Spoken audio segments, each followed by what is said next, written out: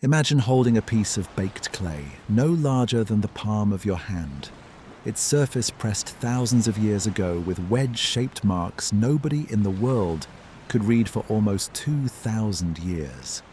And imagine learning, once those marks were finally decoded, that they were not a king's boast or a farmer's grain tally, but an account of your own species being made, deliberately, on purpose, out of clay and blood, to do a job the gods no longer wanted to do themselves. That is not a metaphor, and it is not this channel's own paraphrase dressed up for dramatic effect.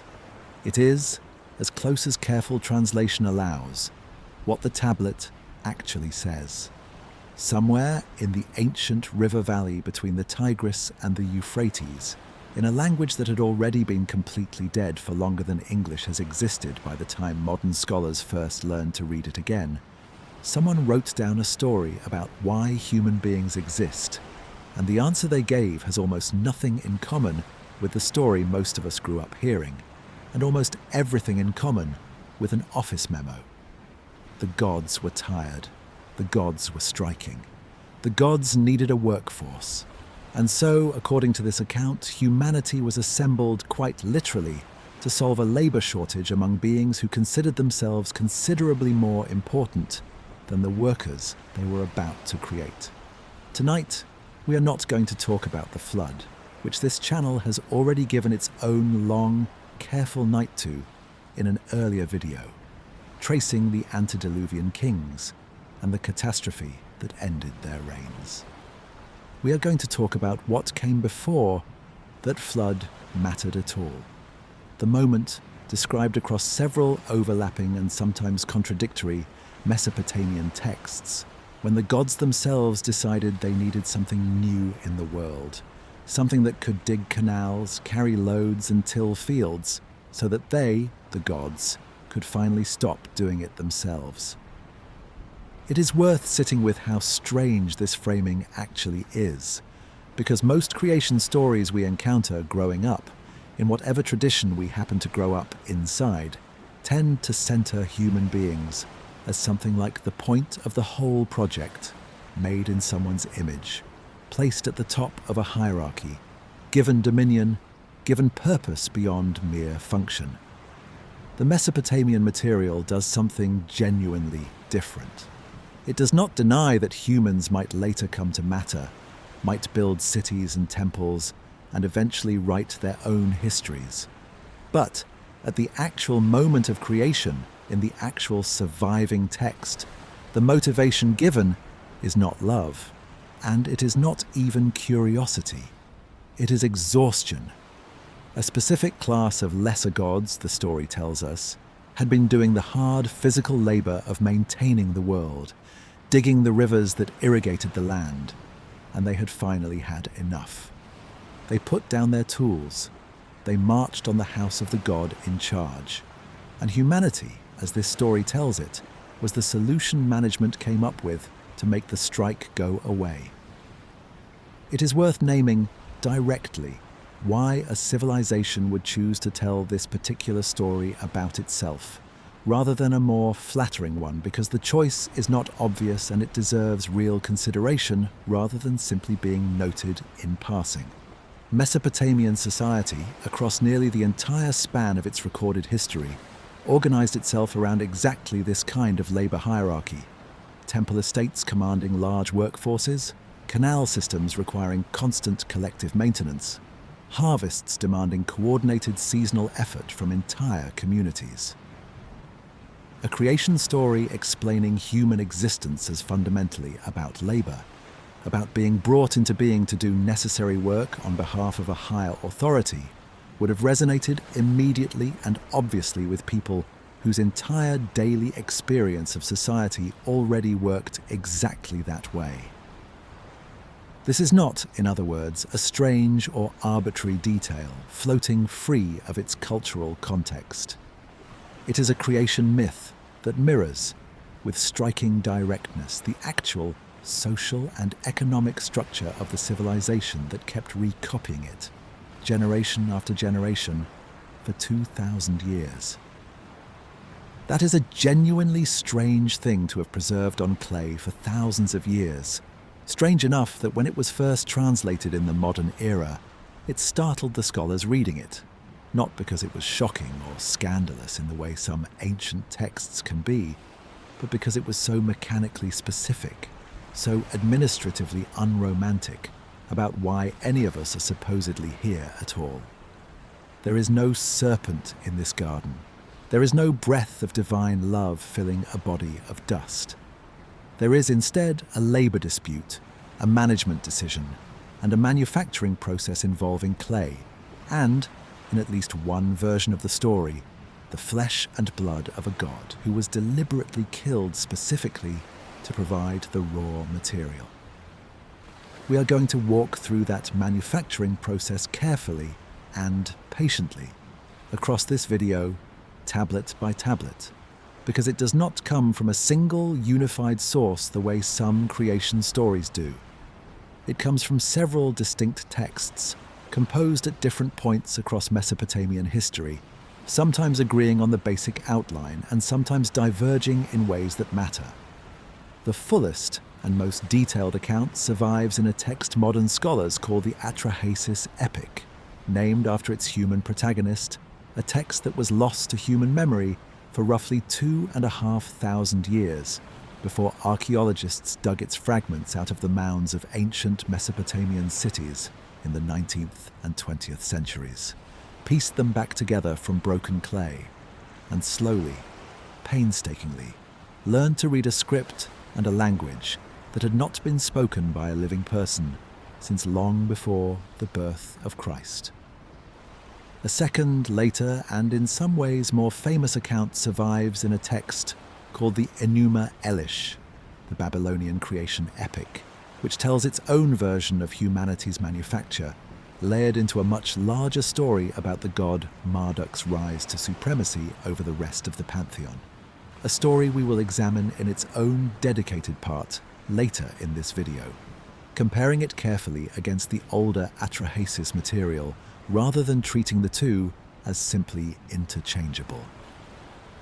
And running alongside both of these, in fragments and in later retellings, is material that connects this creation account directly to the flood story this channel has already walked through in careful detail, suggesting that in the minds of the people who first wrote these things down, the creation of humanity and the near destruction of humanity were not separate stories at all, but two chapters of the same continuous account, the gods first building a workforce and then, later, nearly deciding to unmake it entirely. My name is Arthur. If you are new here, welcome. Arthur's Sleepy History is a place for the small hours, for questions from the deep past examined slowly and carefully, the kind of questions that don't resolve easily. If you want more videos like this, please click subscribe to show your support. It costs nothing and genuinely makes a difference in keeping this channel going. And leave a comment if you feel moved to. Tell me where you are and what time it is. So let's begin properly with the tablets themselves, because before we can trust what they say about the creation of humanity, we need to understand where they came from, how badly damaged they actually are, and how confident modern scholarship genuinely is that we are reading what the original scribes actually intended to preserve. The most complete surviving copy of the Atrahasis epic was recovered from the site of ancient Nineveh, in the ruins of a library assembled by the Assyrian king Ashurbanipal in the 7th century before the Common Era. A collection of tens of thousands of clay tablets that 19th century excavators uncovered largely by accident while searching for something else entirely. Ashurbanipal's library was not itself the original composition of the Atrahasis story. By the time his scribes copied it onto their own tablets, the text was already ancient, its original composition dating back, on the evidence of older fragmentary copies found at other sites, to at least the early 2nd millennium before the Common Era, meaning the version Ashurbanipal's librarians preserved was already, from their own perspective, a text over 1,000 years old, copied and recopied across a span of time considerably longer than the distance separating us from the fall of Rome. That detail matters enormously for how we should think about this material tonight. We are not looking at a fresh, first-generation account of a belief someone had just invented. We are looking at a text that Mesopotamian civilization itself considered old, worth preserving, worth recopying generation after generation, across kingdoms that rose and fell, across languages that shifted and evolved, across an almost unimaginable span of continuous scribal tradition. Whatever we make of its content, the sheer durability of this story, its persistence across roughly 2,000 years of active Mesopotamian civilization before it was finally lost, tells us something important about how central this account of human origins was to the people who kept choosing, generation after generation, to write it back down. It is worth comparing that span of continuous transmission to something more familiar, since 2,000 years can be difficult to hold in the mind as anything more than an abstract number. 2,000 years is roughly the distance separating the founding of the Roman Empire from the present day, a span encompassing the entire rise and fall of Rome itself, the medieval period, the Renaissance, and the whole of the modern era, still ongoing. The Atrahasis epic was copied and recopied by scribes who considered it already ancient at the start of that span, across a stretch of time fully comparable to that entire sweep of Western history. And it was still being actively preserved,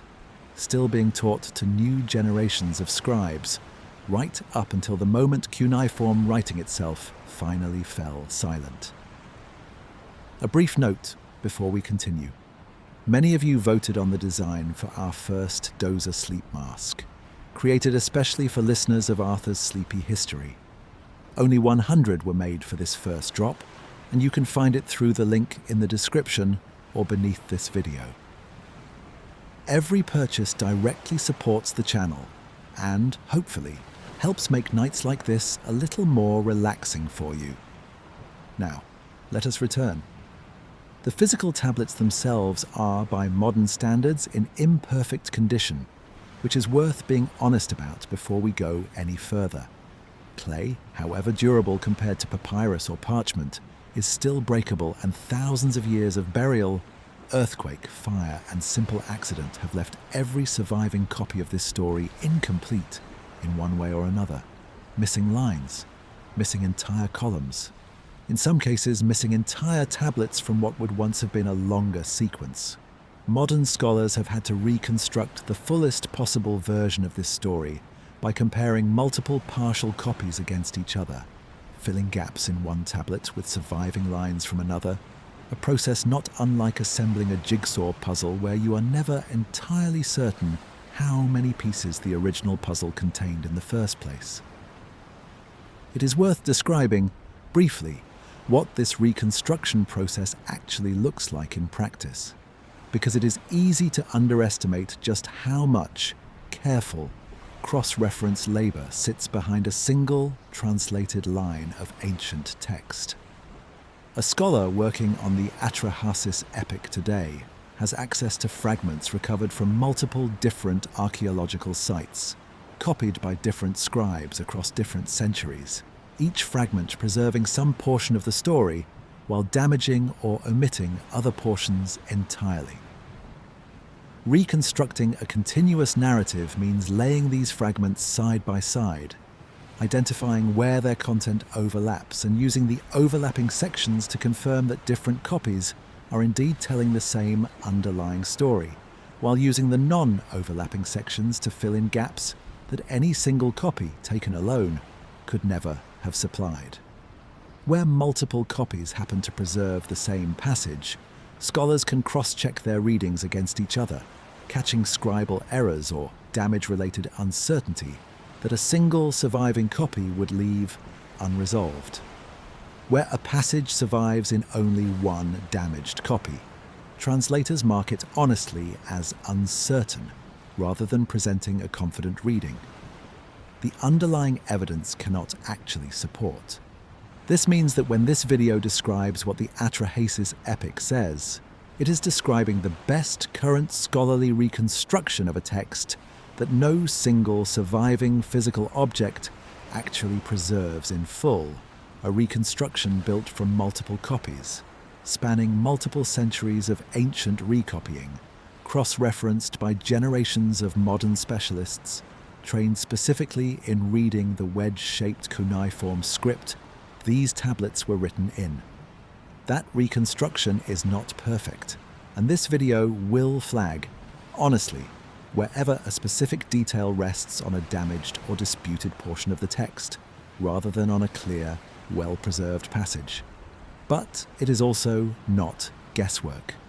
It is the product of over a century of careful, cross-checked philological work, and it deserves to be treated with the same seriousness this channel has tried to bring to every other ancient source examined across its previous videos. That is where we are going to begin properly in the next part of this video, with the specific crisis the text describes, the moment when the lesser gods, exhausted from generations of digging and hauling on behalf of their superiors, finally put down their tools and marched, and the decision that followed, made in the council of the gods, to solve their labor problem permanently by creating something entirely new. It is worth pausing before we close this first part on the broader story of how any of this became readable at all, because the decipherment itself is almost as remarkable as the content it eventually revealed. Cuneiform script, the wedge-shaped writing system used across Mesopotamia for roughly 3,000 years, fell out of use sometime in the early centuries of the Common Era,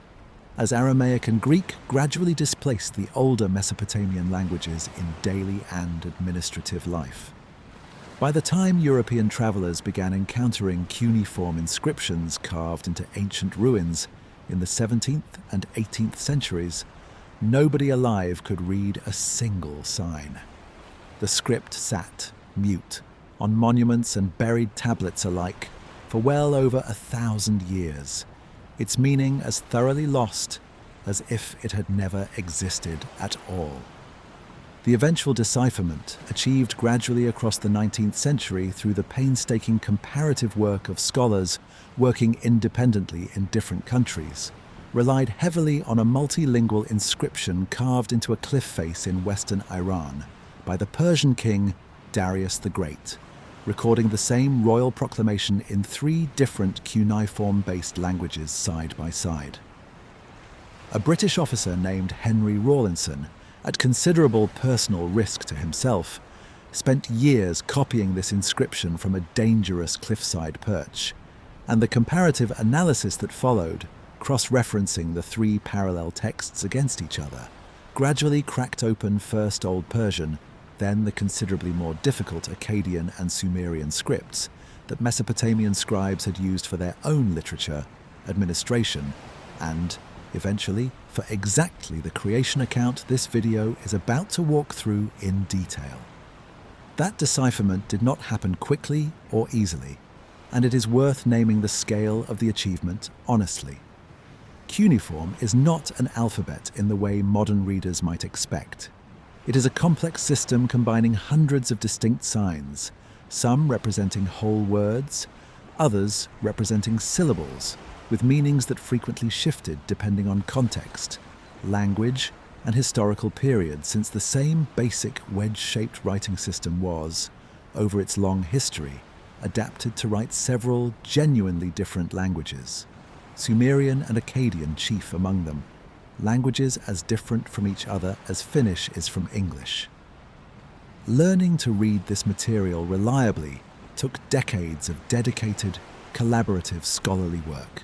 verified repeatedly against multiple independent inscriptions before the field as a whole trusted its own translations with any real confidence, a level of rigor worth remembering whenever this video quotes or paraphrases what a given tablet actually says, and worth holding onto as a kind of reassurance against the more casual, less careful summaries of this material that circulate elsewhere. Imagine being a god, but not one of the gods anyone remembers. Not one of the great names carved into temple walls and invoked in royal inscriptions, but one of the countless lesser divine beings assigned at the very beginning of the world to do the actual physical labor the universe required,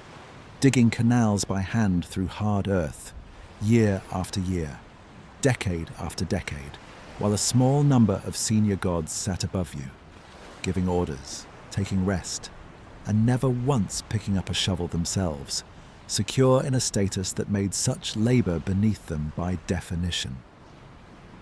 That is the position the Atrahasis epic places a specific class of divine beings squarely in, right at the start of its account,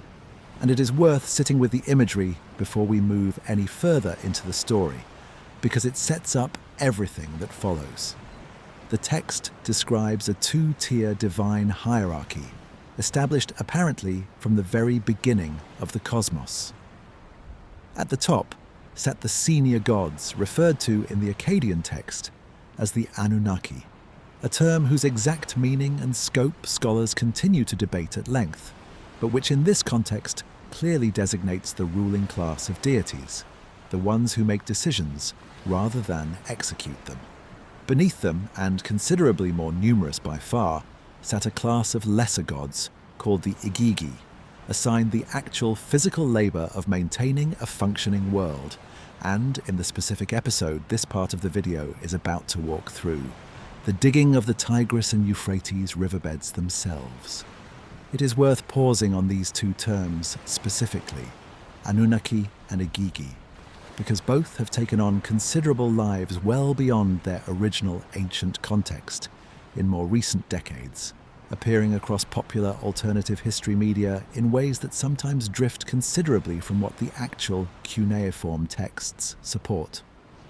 Within the ancient material itself, the usage of both terms is genuinely not perfectly consistent across every surviving text. A detail-honest scholarship has to acknowledge openly rather than paper over for the sake of a tidier, more confident-sounding explanation.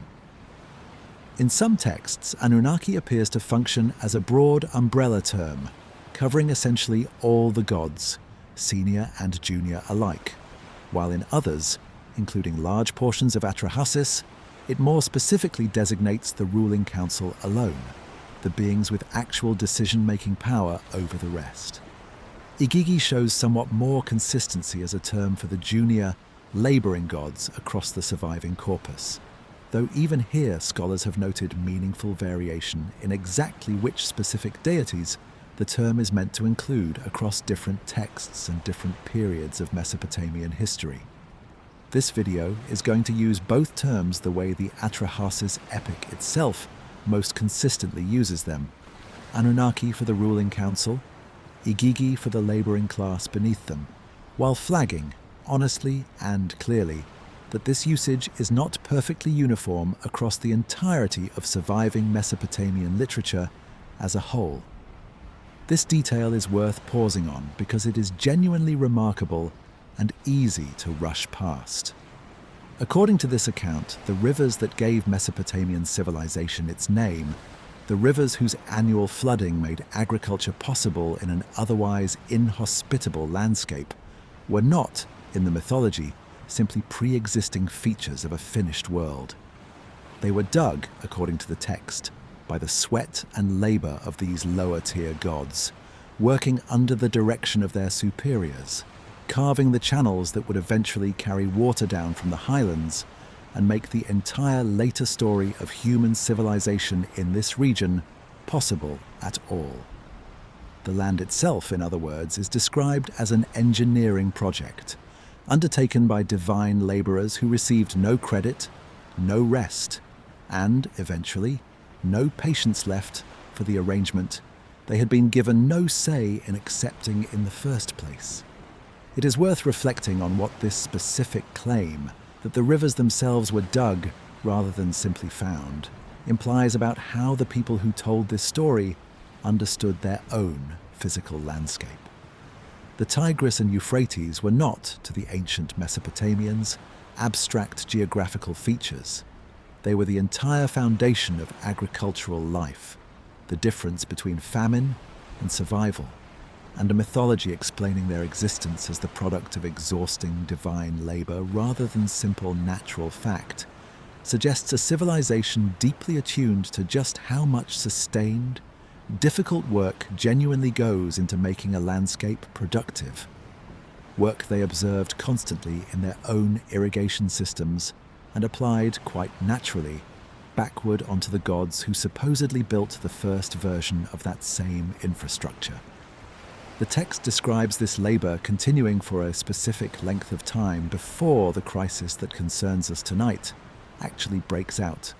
a period the tablets describe using a formulaic number, 40 years, a figure worth noting without over-interpreting.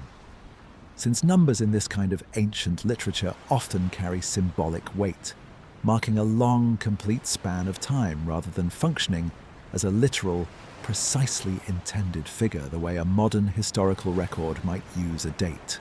Whatever its exact intended meaning, the number signals duration, a genuinely long stretch of unbroken, exhausting labor, digging and hauling and maintaining, with no indication in the text that any relief was ever offered or any end was ever in sight. It is worth noting briefly that this same number, 40, recurs across a striking range of ancient Near Eastern literature well beyond this specific text, appearing in contexts ranging from periods of wandering to periods of rainfall to periods of rain, a pattern that has led generations of scholars to treat it as a conventional marker of a complete, significant span of time within this broader literary tradition, rather than a number any ancient audience would have understood as a precise, countable figure, the way we might count years today. Recognizing this convention matters for how we should weigh the number here. It is not telling us with any real precision exactly how long the Igigi labored. It is telling us in the shared symbolic language of its own literary tradition that it was a long time, long enough to be genuinely unbearable.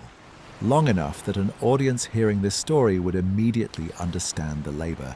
as having crossed well past any reasonable threshold before the rebellion finally broke out. And then, according to the surviving tablets, the Igigi had simply had enough. In language that modern translators have rendered in terms strikingly close to a labor dispute, the lesser gods are described gathering together, putting down their digging tools and marching, collectively, toward the dwelling of Enlil, the senior god most directly responsible for overseeing their work. This was not, as the text presents it, a quiet individual complaint whispered privately. It was a coordinated collective action, gods acting together in concert, refusing to continue laboring under conditions they had apparently decided, after decades had become intolerable. That collective character of the protest is worth emphasizing on its own terms, because it distinguishes this episode from countless other ancient stories in which a single figure, mortal or divine, challenges authority and suffers the consequences alone. This is not one aggrieved individual acting out of personal frustration. It is an entire class of laboring beings, acting together in a way that reads, even filtered through thousands of years and multiple stages of careful translation, as something closer to organized labor action than to the isolated defiance more common in comparable ancient literature from elsewhere in the region. Whatever else this text is doing theologically, it is preserving a genuinely unusual narrative structure, a strike undertaken collectively by workers whose grievance the text goes on to treat, at least in part, as entirely legitimate, rather than a simple insubordination deserving swift punishment. It is worth being precise about what the text actually says happened next, because the specific details matter, and because this is exactly the kind of moment where later retellings, ancient and modern alike, have sometimes smoothed over or embellished what the original tablets actually preserve. According to the surviving lines, the Igigi gods surrounded Enlil's dwelling at night, having first set their tools on fire in what reads, even across the distance of thousands of years and multiple layers of translation, as a genuinely dramatic and pointed act of protest, less a quiet resignation than a furious symbolic destruction of the very implements of their unwanted labor. Enlil, waking to the sound of this uprising, is described as alarmed and uncertain, at first who was responsible, and summoning his own attendant to investigate the disturbance outside his door. It is worth dwelling on the burning of the tools specifically,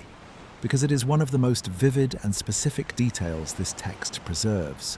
and it deserves considerably more attention than it usually receives in shorter, more casual summaries of this story. Tools in the ancient Mesopotamian world were not casually replaceable objects. They represented real labor and real resources to produce, and destroying them deliberately,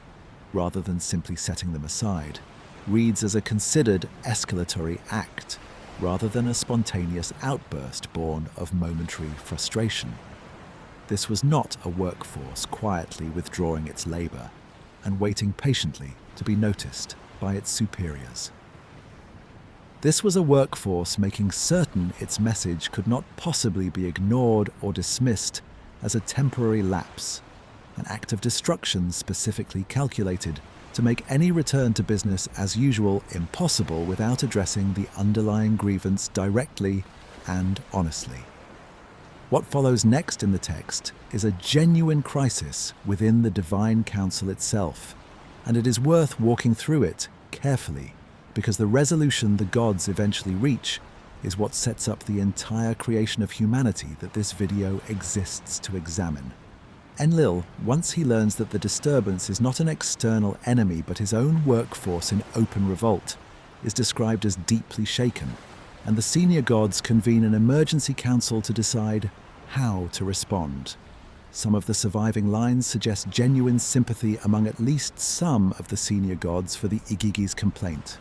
an acknowledgement, however grudging and reluctant, that the labor being demanded of them truly had become excessive over time, that 40 years of unbroken digging was, in fact, an unreasonable burden to have placed on any laboring class,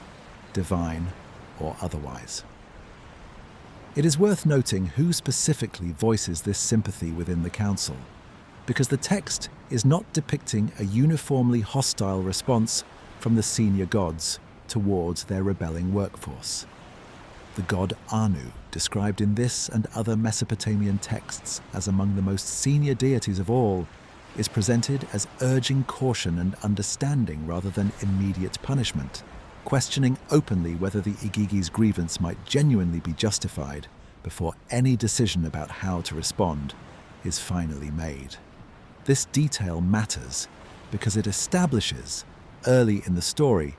that the text is not simply constructing a straightforward narrative of rightful authority crushing an unjustified rebellion. It is presenting something closer to a genuine labor negotiation, conducted among divine beings who, whatever their power and status, are shown here debating a real grievance on something resembling its actual merits. This sympathy matters for how we should read the story that follows, because it means the eventual creation of humanity is not presented in this account as an arbitrary decision made for no reason, or as a punishment inflicted on the Igigi for their rebellion. It is presented as a genuine, if imperfect, solution to a genuine grievance, an attempt by the senior gods to address a real crisis in their own labor system by introducing an entirely new category of worker, one specifically designed, as the story will go on to describe in considerable physical detail, to absorb the burden the Igigi had finally refused to carry any longer. The god who proposes the actual solution, according to the text, is Enki, sometimes called Ea in later Babylonian versions of similar material, a deity consistently associated across Mesopotamian mythology with wisdom, craft, and, crucially for this story, with the successful management of difficult problems through clever, practical intervention rather than force. It is Enki who suggests in the emergency council convened to address the Igigi's revolt that the solution lies not in punishing the rebellious gods and not in simply forcing them back to their labor, but in creating something new entirely. A being that could take on the physical burden of maintaining the world, freeing the Igigi from their exhausting labor permanently, while still ensuring that the essential work, the canals, the fields, the offerings the gods required to sustain themselves, continued to be done. It is worth situating Enki's role here within his broader character across Mesopotamian mythology more generally, because his involvement in this specific crisis is entirely consistent with how he appears across a much wider body of surviving literature, spanning multiple cities, multiple centuries, and multiple distinct textual traditions. Enki is associated again and again across different texts, different periods, and different cities with fresh water, with craftsmanship, with magic, and, most relevantly, for tonight, with a particular kind of problem-solving intelligence that other gods in this pantheon are rarely credited with in quite the same way. Where Enlil, the god whose dwelling the Igigi surrounded and besieged, is more consistently associated with raw authority and the enforcement of order, Enki repeatedly appears in Mesopotamian literature as the god who finds the clever workaround, the god who negotiates rather than commands, the god whose solutions tend to reshape the fundamental rules of a situation rather than simply reasserting control within the existing rules. His proposal to solve a labor crisis by inventing an entirely new category of being fits. This established pattern precisely, and it is one of several reasons scholars studying this material read the Atrahasis epic as drawing on an already well-established, internally consistent understanding of who Enki was and what kind of solutions he characteristically offered. It is worth naming, honestly, how strikingly pragmatic this entire sequence reads, even across the distance of thousands of years and the inevitable losses of translation. There is no grand cosmic plan being unveiled here, no long-foreseen destiny for humanity being revealed. There is a labor crisis, a sympathetic but practically minded response from the god most associated with clever solutions, and a proposal that, at its core, treats the eventual creation of human beings as an act of workforce planning, a response to an immediate, specific, and genuinely sympathetic grievance among an exhausted class of divine laborers who had simply run out of patience with an arrangement nobody had ever bothered to make sustainable. That pragmatism is, in its own way, one of the most genuinely distinctive features of this entire creation account, when set against other ancient origin stories this channel has examined or will examine in future videos. There is no serpent testing anyone's obedience here. There is no single dramatic act of divine will speaking the world into being from nothing. There is, instead, something considerably closer to an emergency meeting, called because a specific, identifiable problem needed a specific, practical fix, and the fix that was ultimately proposed happened to be us. It is worth pausing briefly on what this framing might tell us about the people who actually composed and preserved this story, since a creation account this pragmatic, this administratively grounded, was clearly a deliberate, literary and theological choice, rather than an inevitable or obvious way to explain human origins. Scribes working within temple institutions, themselves embedded in elaborate hierarchies of labor and management, service and command, appear to have found something genuinely compelling, worth preserving across 2,000 years of continuous recopying in a creation story that mirrored their own lived experience of how large, complex institutions actually functioned. A crisis emerges. A council convenes. A practical solution involving new categories of labor gets proposed and implemented. This is not the language of miracle. It is, in a genuinely striking way, the language of administration, applied to the single largest administrative problem imaginable: how an entire cosmos gets its ongoing physical maintenance done year after year without any single class of workers ever again being pushed past what they could reasonably bear. We are going to spend the next part of this video walking through exactly how that fix was carried out, the specific materials the text says were required, the specific god whose flesh and blood were needed to complete the process, and the goddess whose role in the actual manufacture of humanity the tablets describe in more physical, more visceral detail than almost any other ancient creation account this channel has ever had occasion to examine before we can properly understand every layer of what these tablets are actually claiming happened at the very beginning of our own species' existence. And what, exactly, that first act of creation was designed from the outset to accomplish. Imagine a workshop, not of ordinary wood and metal, but of clay and something considerably stranger, presided over by two figures, one a god, known across Mesopotamian tradition for his cleverness, the other a goddess whose entire domain was birth itself.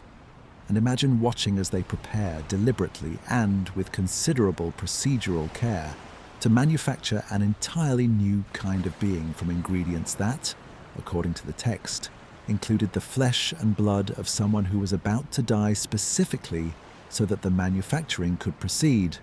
an act of divine sacrifice carried out not in anger or in war, but as one carefully considered step in an orderly production process. That is where the Atrahasis epic takes us next.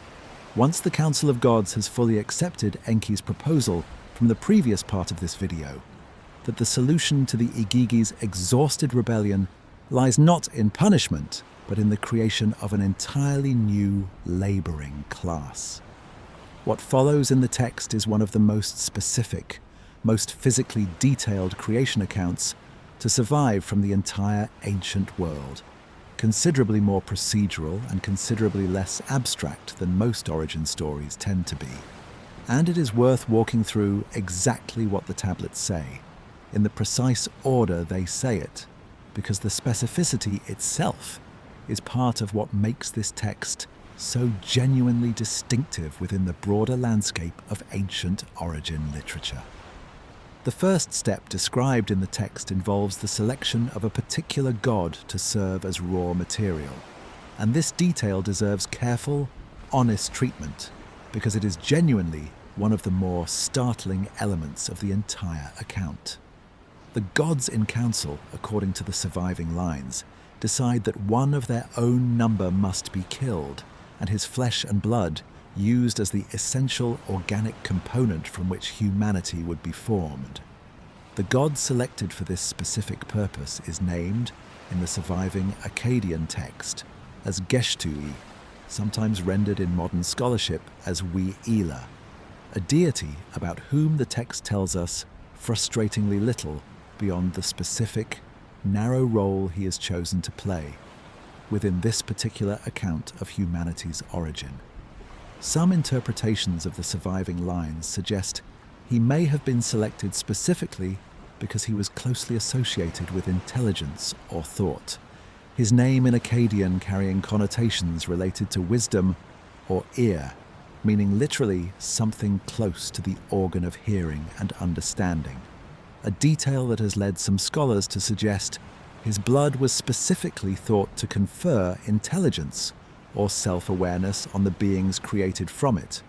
though this particular interpretation rests on genuinely fragmentary evidence and deserves to be flagged as one reading among several rather than a fully settled conclusion. It is worth considering, briefly, why the text might have needed to select any particular god at all for this purpose, rather than simply describing humanity as created from clay alone, the way some later, simpler retellings of Mesopotamian material occasionally present it. The insistence on a specific divine sacrifice, rather than a purely material creation, suggests the original composers of this text were working with a theological assumption that clay alone, however carefully shaped, could not produce a being capable of genuine thought, labor, and self-directed action. Something more was required. Some element of the divine itself had to be physically incorporated into the mixture.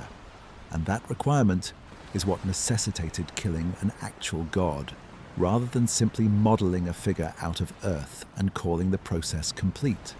This detail positions the Mesopotamian creation account as making a fairly specific claim about the nature of consciousness itself, that awareness and capability require a literal fragment of divinity woven into otherwise inert material, a claim considerably more metaphysically loaded than the simple manufacturing framing this video has emphasized so far might initially suggest. This claim that mere clay could never have been sufficient on its own to produce a functioning, thinking being deserves to be sat with a little longer, because it reveals something about how the ancient composers of this text understood the boundary between living, thinking beings and simple, inert matter. In a civilization that worked constantly with clay, shaping it into bricks, into pottery, into the very tablets this story itself is written on, the choice to insist that clay alone could not produce a functioning human being carries real, considered weight.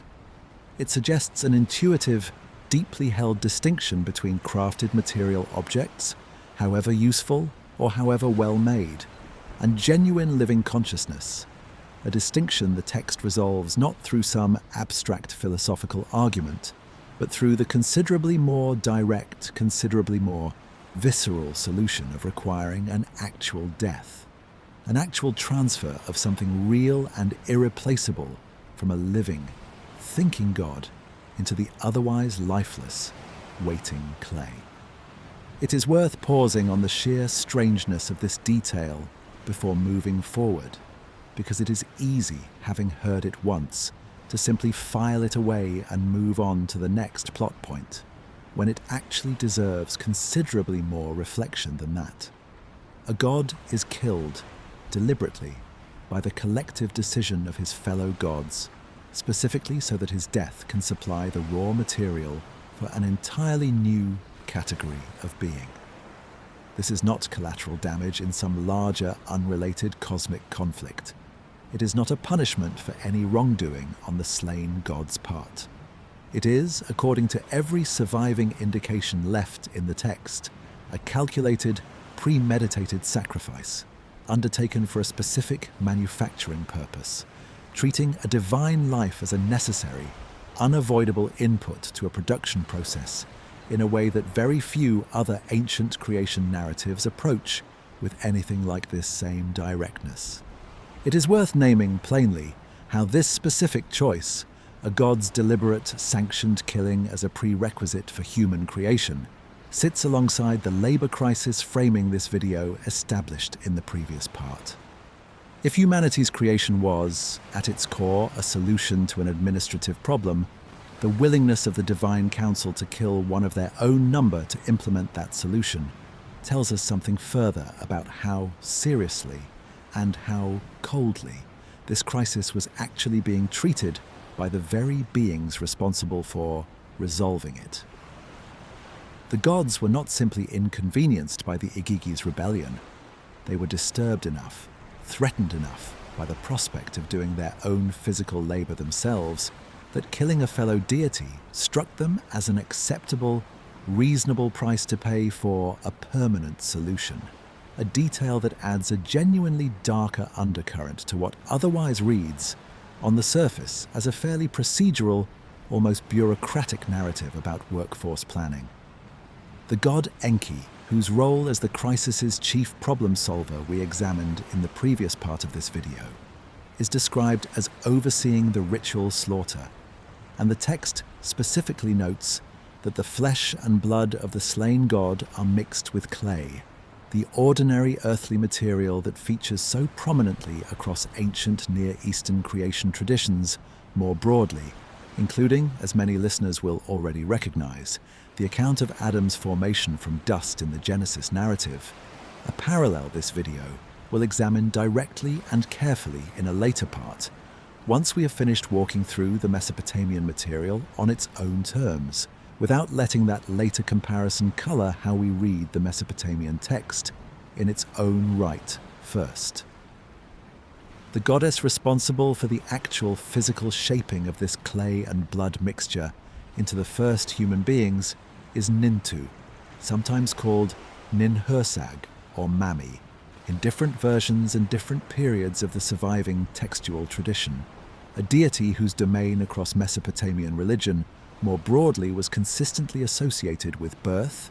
motherhood, and the physical creation of living things. Her involvement in this account is worth dwelling on, because it establishes something important about how this creation myth divides labor even among its divine participants. Enki provides the intelligence and the initial planning, the clever solution to an administrative crisis. The unnamed council provides the sanction for the sacrifice, but it is Nintu, the birth goddess, who actually performs the physical act of creation, pinching and shaping the mixed clay, according to the surviving lines, in a manner the text describes with genuine specificity. 14 pieces of clay divided out, 7 destined to become male, 7 destined to become female,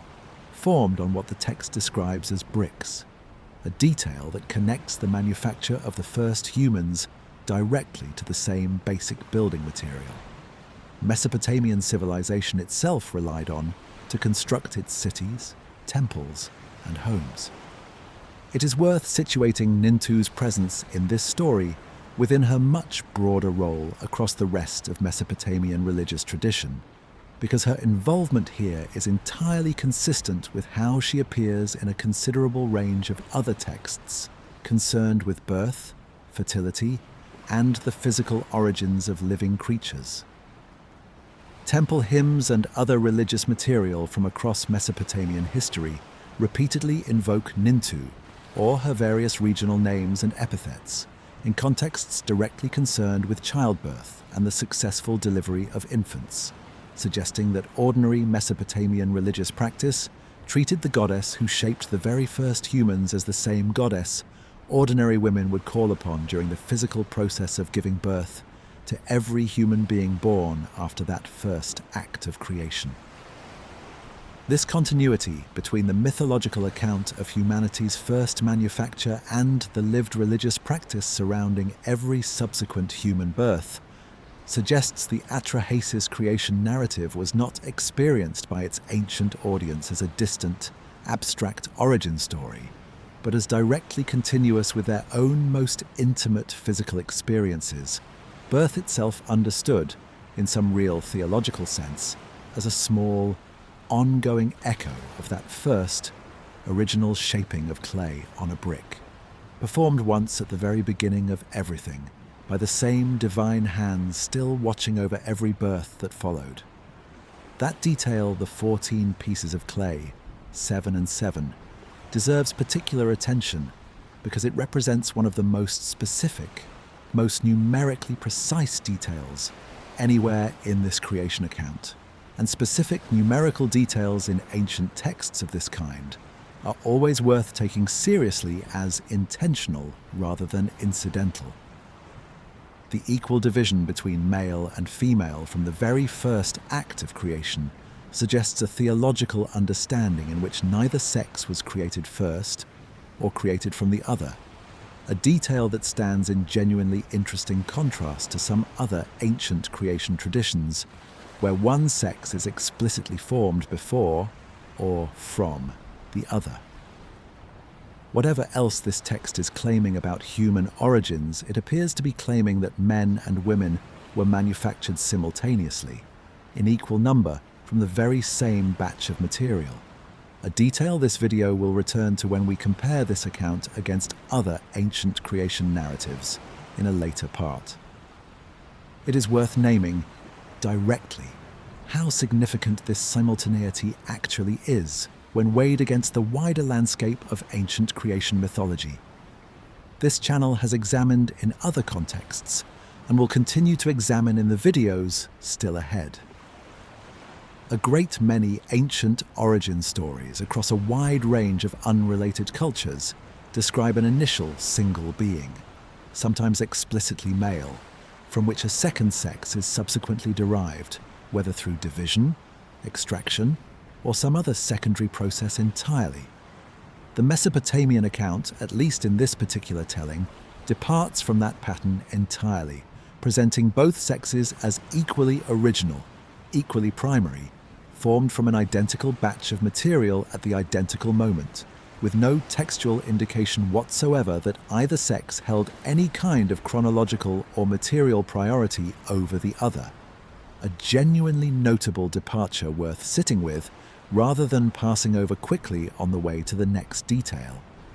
Whether this detail reflects anything about the actual social status of women within Mesopotamian civilization more broadly is a genuinely separate and considerably more complicated question.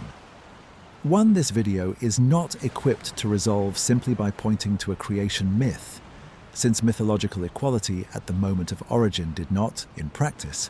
translate into equal social, legal, or economic status across the many centuries this civilization actually existed. And honest scholarship has generally been careful not to overstate the connection between a text's theological claims and the lived reality of the society that produced it.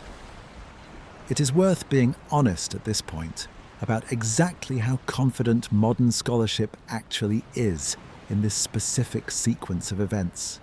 because the tablets preserving this section of the story are, like much of the Atrahasis material, imperfectly preserved, and different surviving copies occasionally present slightly different details or emphases. The core elements, the killing of a god, the mixing of his flesh and blood with clay, Nintu's role in physically shaping the resulting mixture, and the equal division into male and female are consistently enough attested across the surviving fragments that scholars treat them as reliable, well-established features of the story, rather than speculative reconstruction. Some of the finer details, including the precise significance of Geshtu-e's name and the exact ritual procedure by which his death was carried out,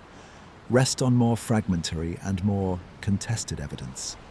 And this video has tried, throughout, to flag exactly that distinction wherever it matters. There is a detail worth adding here that often gets lost in shorter, more casual summaries of this material, and it concerns what precisely the blood and flesh of the slain god were understood to contribute to the resulting mixture.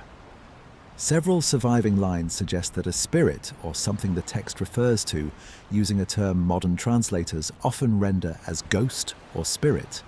an Akkadian concept called etemu, remained present within the clay after the god's flesh and blood had been incorporated into it, providing humanity, according to this reading,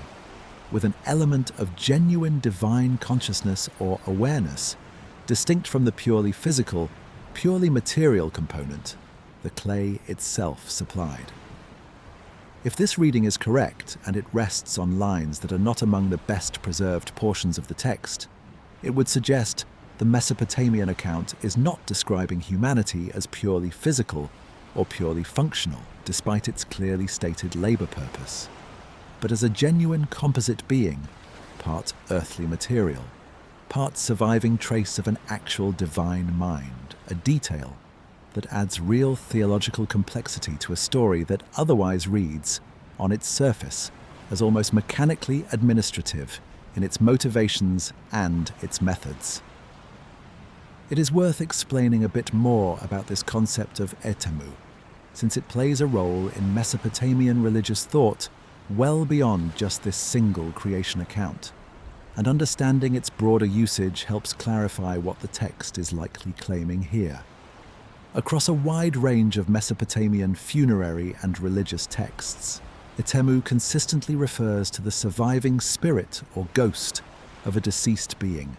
the part of a person or god that persists in some form after physical death, requiring ongoing care and offerings from the living to remain at peace rather than becoming a source of misfortune.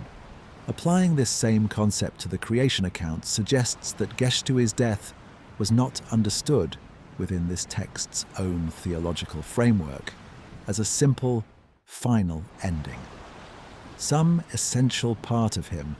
the text seems to suggest, survived his physical death and became permanently woven into the fabric of humanity itself, meaning every human being who has ever lived carries, according to this ancient account, a literal fragment of that original slain god's persisting spirit within them,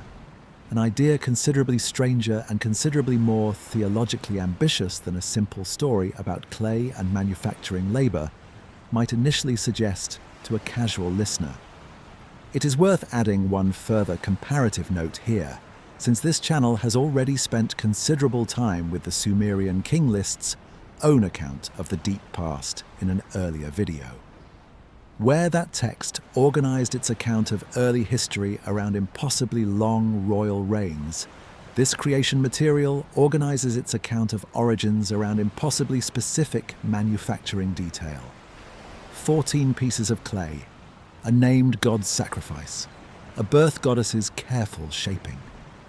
Both texts in their own distinct ways share a preference for concrete, countable specificity over vague, unmeasured mythological gesture,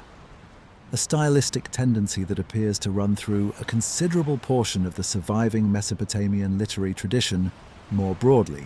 whatever the specific subject matter any individual text happens to address. That composite nature, part clay, part divine blood, part lingering divine spirit, is worth carrying with us as we move into the next part of this video, where we will examine exactly what purpose this newly created being was meant to serve, in the god's own stated words, and how quickly, according to the text, humanity was put to work once its manufacture was finally complete,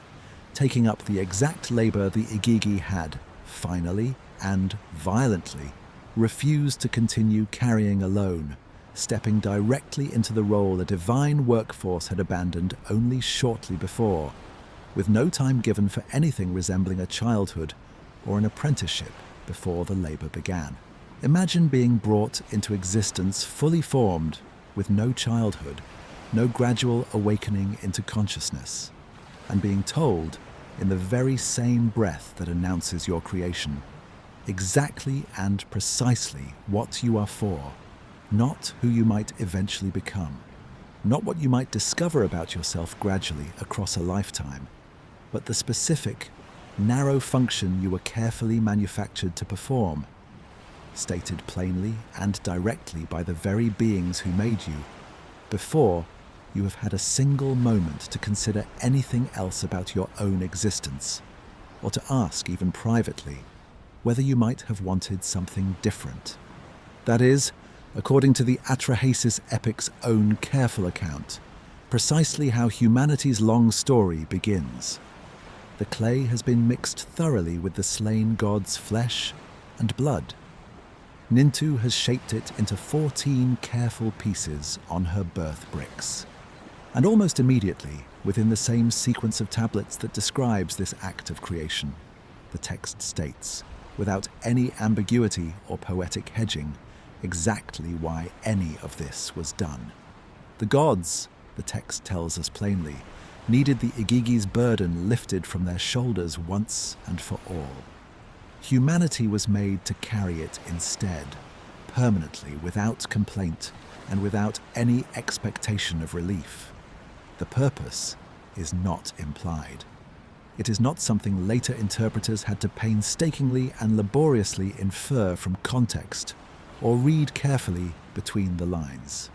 It is stated as the explicit, foundational reason for our entire species' existence, embedded directly into the earliest surviving lines describing what happened immediately after our creation,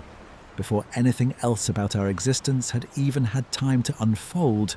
or take shape. It is worth naming how unusual this directness genuinely is, when weighed against comparable creation literature from other ancient traditions this channel has examined, or will examine in future videos to come. Many origin stories leave humanity's ultimate purpose deliberately vague, open to theological interpretation, debated by generations of later religious scholars, precisely because the founding text itself never states the answer plainly. The Atrahasis epic takes the opposite approach entirely,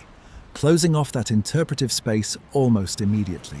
offering its audience a stated, explicit purpose rather than an open question to wrestle with across subsequent generations of theological reflection and debate, a directness that leaves comparatively little room for the kind of centuries-long doctrinal disputes that have characterized so many other religious traditions grappling with their own, considerably vaguer founding texts. It is worth being precise about what kind of labor the text actually describes humanity as taking up, because the details matter and because they connect directly back to everything this video has already established about the Igigi's original grievance. The specific tasks assigned to this newly created workforce include digging and maintaining irrigation canals continuously, the exact labor that had driven the Igigi to their breaking point in the first place, tilling and working agricultural fields, and, critically, providing the gods with regular offerings of food and drink, ensuring that the divine council itself would never again need to trouble itself with the physical labor of sustaining its own existence. Humanity, in other words, was not simply created to relieve one specific, temporary crisis alone. It was created to permanently absorb an entire category of labor that the gods had, collectively and deliberately, decided was beneath them, an arrangement the text presents as intended to be entirely permanent, ongoing and unquestioned from that point forward. It is worth walking through each of these tasks individually, because they were not chosen arbitrarily, and each connects to a specific, essential function within the broader Mesopotamian understanding of how a functioning world actually operated day to day. Canal maintenance ensured the continued flow of water that made agriculture possible at all in a region that received minimal direct rainfall throughout most of the year. Work that had to be performed continuously, season after season, since silt and erosion would gradually degrade any canal system left unattended for even a short stretch of time.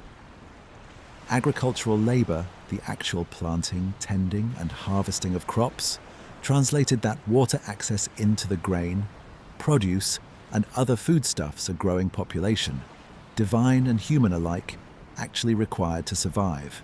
and, in the case of the offerings, to sustain the temple economy that gave this entire theological system its practical, everyday expression across every city and every season of the agricultural calendar. And the offerings themselves, the food and drink presented to the gods, closed the loop, transferring the fruits of human agricultural labor directly back to the divine beings. The entire system existed, according to this creation account, specifically and exclusively to serve a closed cycle of production and consumption that gave the entire Mesopotamian agricultural and religious economy its coherent, self-reinforcing internal logic. This detail that humans were specifically tasked with feeding the gods deserves particular attention because it connects this creation account directly to the actual, observable religious practice of ancient Mesopotamian civilization across its entire recorded history. Mesopotamian temples were not, in ordinary practice, simply places of quiet worship. They functioned as households, in a very literal sense, for the gods believed to reside within them, staffed by priests whose daily responsibilities included preparing and presenting actual meals to statues representing the deities the temple was built to honor. Meals that were prepared, served, and eventually removed according to a schedule not unlike the domestic routine of any wealthy human household. This was not a metaphorical or purely symbolic practice from the perspective of the people carrying it out. Ancient Mesopotamian religious texts describe these offerings in terms that suggest a genuine belief that the gods required this sustenance, that failing to provide it would constitute a genuine failure of humanity's basic, foundational obligation. It is worth describing this temple offering system in a bit more physical detail, because its scale and formality are easy to underestimate from a modern vantage point, where organized religion rarely involves literal, daily meal preparation for a deity's physical benefit. Temple records from across Mesopotamian history, preserved on their own surviving tablets, catalogue enormous quantities of bread, beer, meat, and other foodstuffs allocated specifically for these divine meals, prepared in dedicated temple kitchens by trained staff, presented before the cult statue at set times of day, and only afterward redistributed in a practice scholars have documented across multiple periods and multiple cities to the human priests and temple staff who had prepared them in the first place. The gods in this system were understood to consume the essence or the presence of the offering, after which the physical substance became appropriate for human consumption, a practical arrangement that meant the temple's enormous agricultural surplus, produced by exactly the kind of human labor this creation account describes as our foundational purpose, ultimately sustained both the theological system and the very real human population working within it. Understanding this actual, lived religious practice transforms how we should read the Atrahasis creation account, because it means the story is not simply describing an abstract mythological arrangement confined to the distant past of the god's own council chamber. It is describing, in mythological terms, the theological justification for something ordinary Mesopotamians were doing, in some form, every single day, across every temple in every city, for the entire multi-thousand-year span of their civilization's existence. When a Mesopotamian priest prepared an offering meal and presented it before a temple statue, he was not performing an arbitrary ritual invented for its own sake. He was, according to his own civilization's foundational understanding of why humanity existed at all, fulfilling the literal purpose for which his entire species had been manufactured in the first place, continuing an obligation established at the very moment of creation, and never, in the theological framework this text lays out, meant to end. It is worth pausing on how thoroughly this reframes the everyday religious experience of an entire civilization across thousands of years. We are not talking about a handful of specialists engaged in a niche theological practice. We are talking about an entire, sprawling temple economy, employing enormous numbers of people across agriculture, craft production, and religious service. All of it oriented, at least according to this creation account's own explicit logic, toward the fulfillment of humanity's original, stated purpose. The pyramids of labor this civilization built, quite literally in some cases, the canals, the fields, the temple storehouses filled with grain destined for offerings, all of it traces back, in the theological self-understanding this text preserves, to a labor arrangement struck in a divine council chamber, before a single human being had ever actually been born into the world it would eventually maintain, generation after generation, without complaint or organized resistance. It is worth considering, too, what this framing meant for how ordinary Mesopotamians likely understood their own daily labor, well beyond the specific context of temple service. A farmer working his own fields, a laborer maintaining a section of irrigation canal, was not necessarily performing an act of temple worship in any direct, ritualized sense. But the underlying theological logic this creation account establishes, that human labor exists fundamentally to sustain a cosmic order.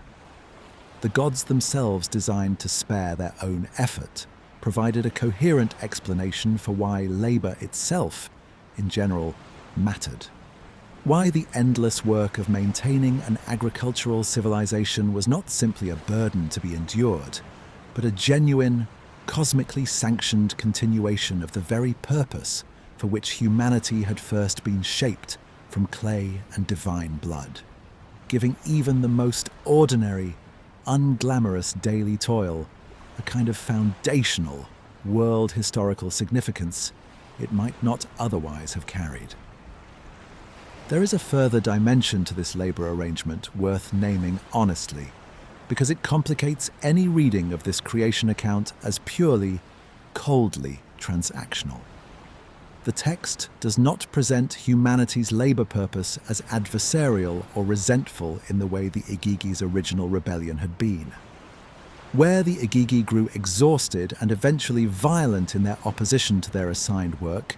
the text gives no indication that humanity, once created, ever similarly rebelled against its own labor purpose, at least not within the portion of the story concerned with creation itself. This absence is worth sitting with. It suggests the text's composers understood humanity's relationship to its divinely assigned labor differently than they understood the Igigi's relationship to theirs, perhaps because humanity, unlike the Igigi, had never known any alternative existence, had never experienced a version of reality in which this labor was not simply what existence itself consisted of, from the very first moment of consciousness onward.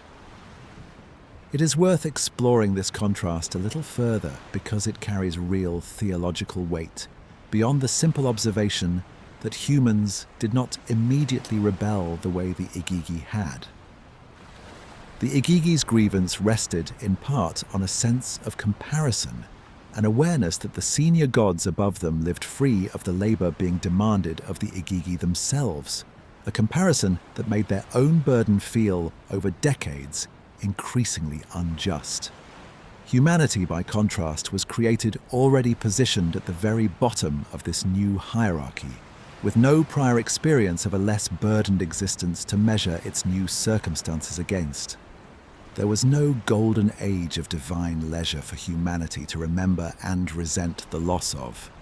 Labor was, from the very first instant of human consciousness, simply what existence was,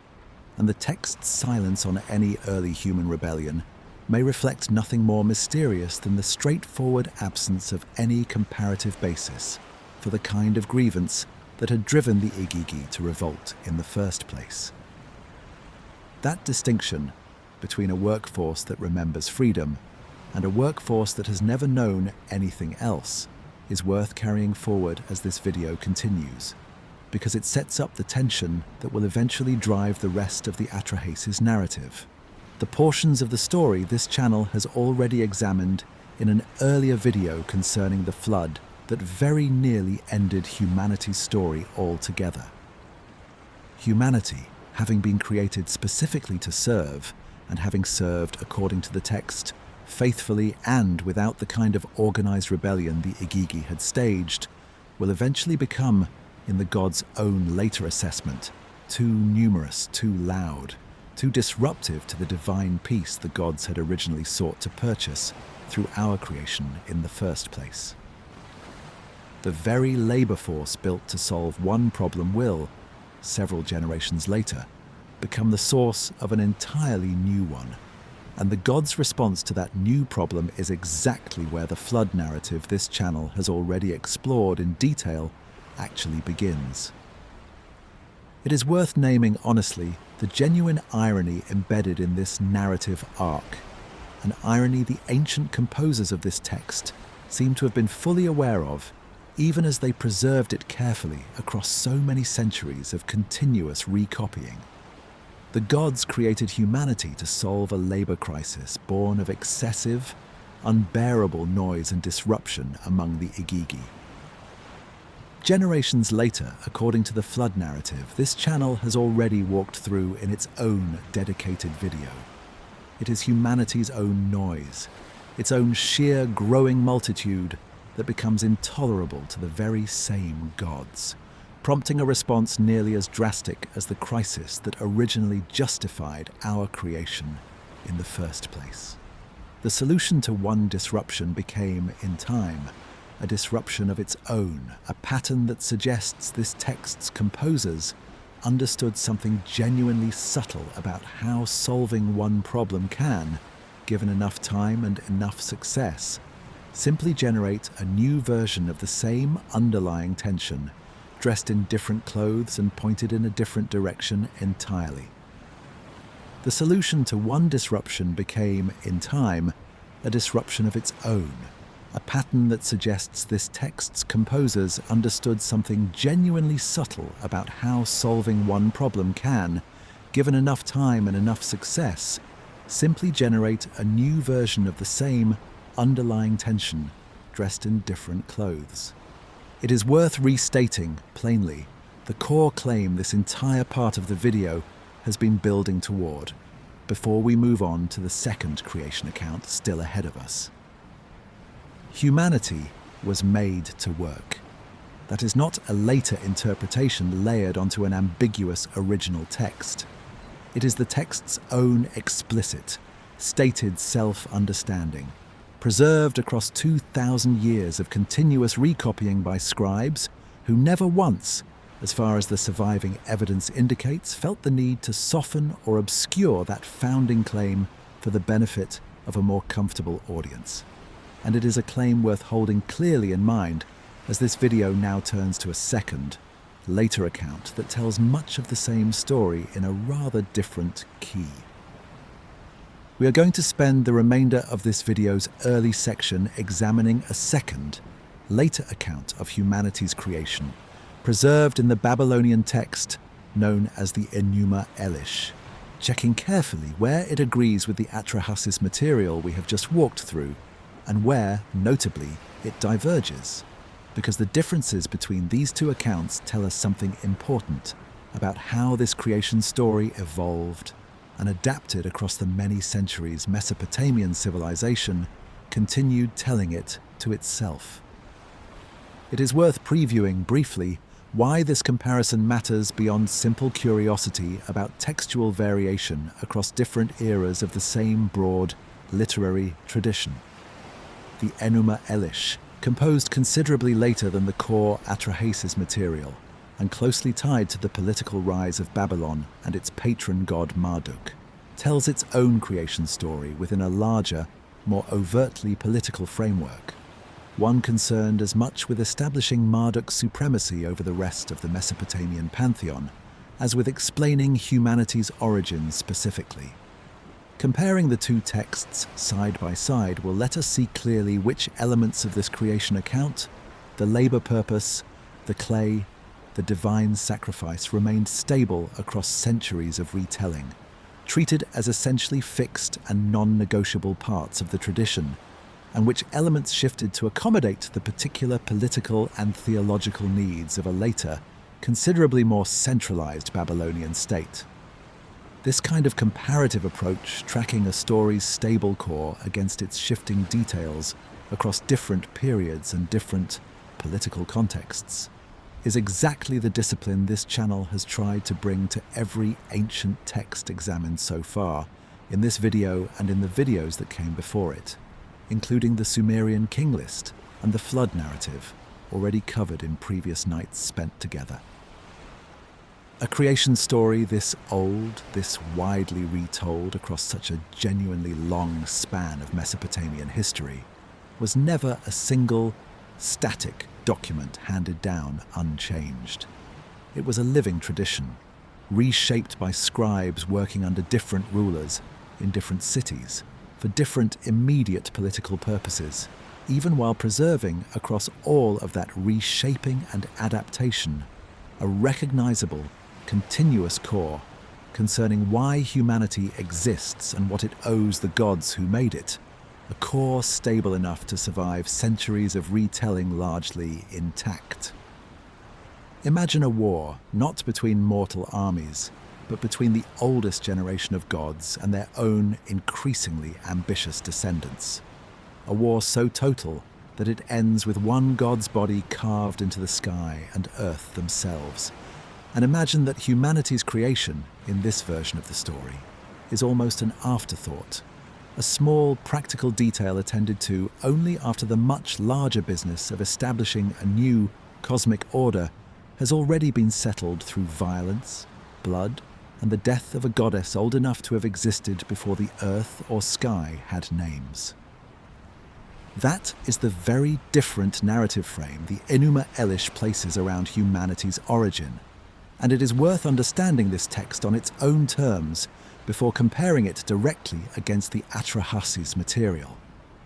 This video has spent its previous several parts walking through, carefully,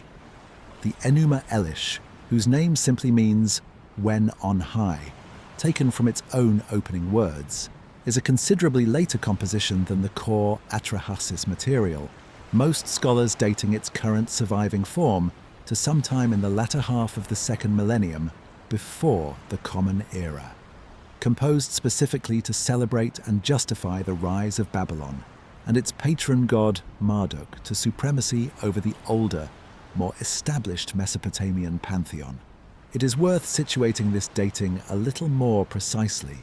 because the political context genuinely matters for understanding why this text takes the shape it does.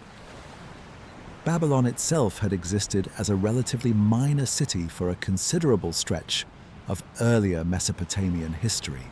overshadowed by older, more established religious and political centers, whose own patron deities, Enlil chief among them, had long held senior positions within the broader Mesopotamian pantheon.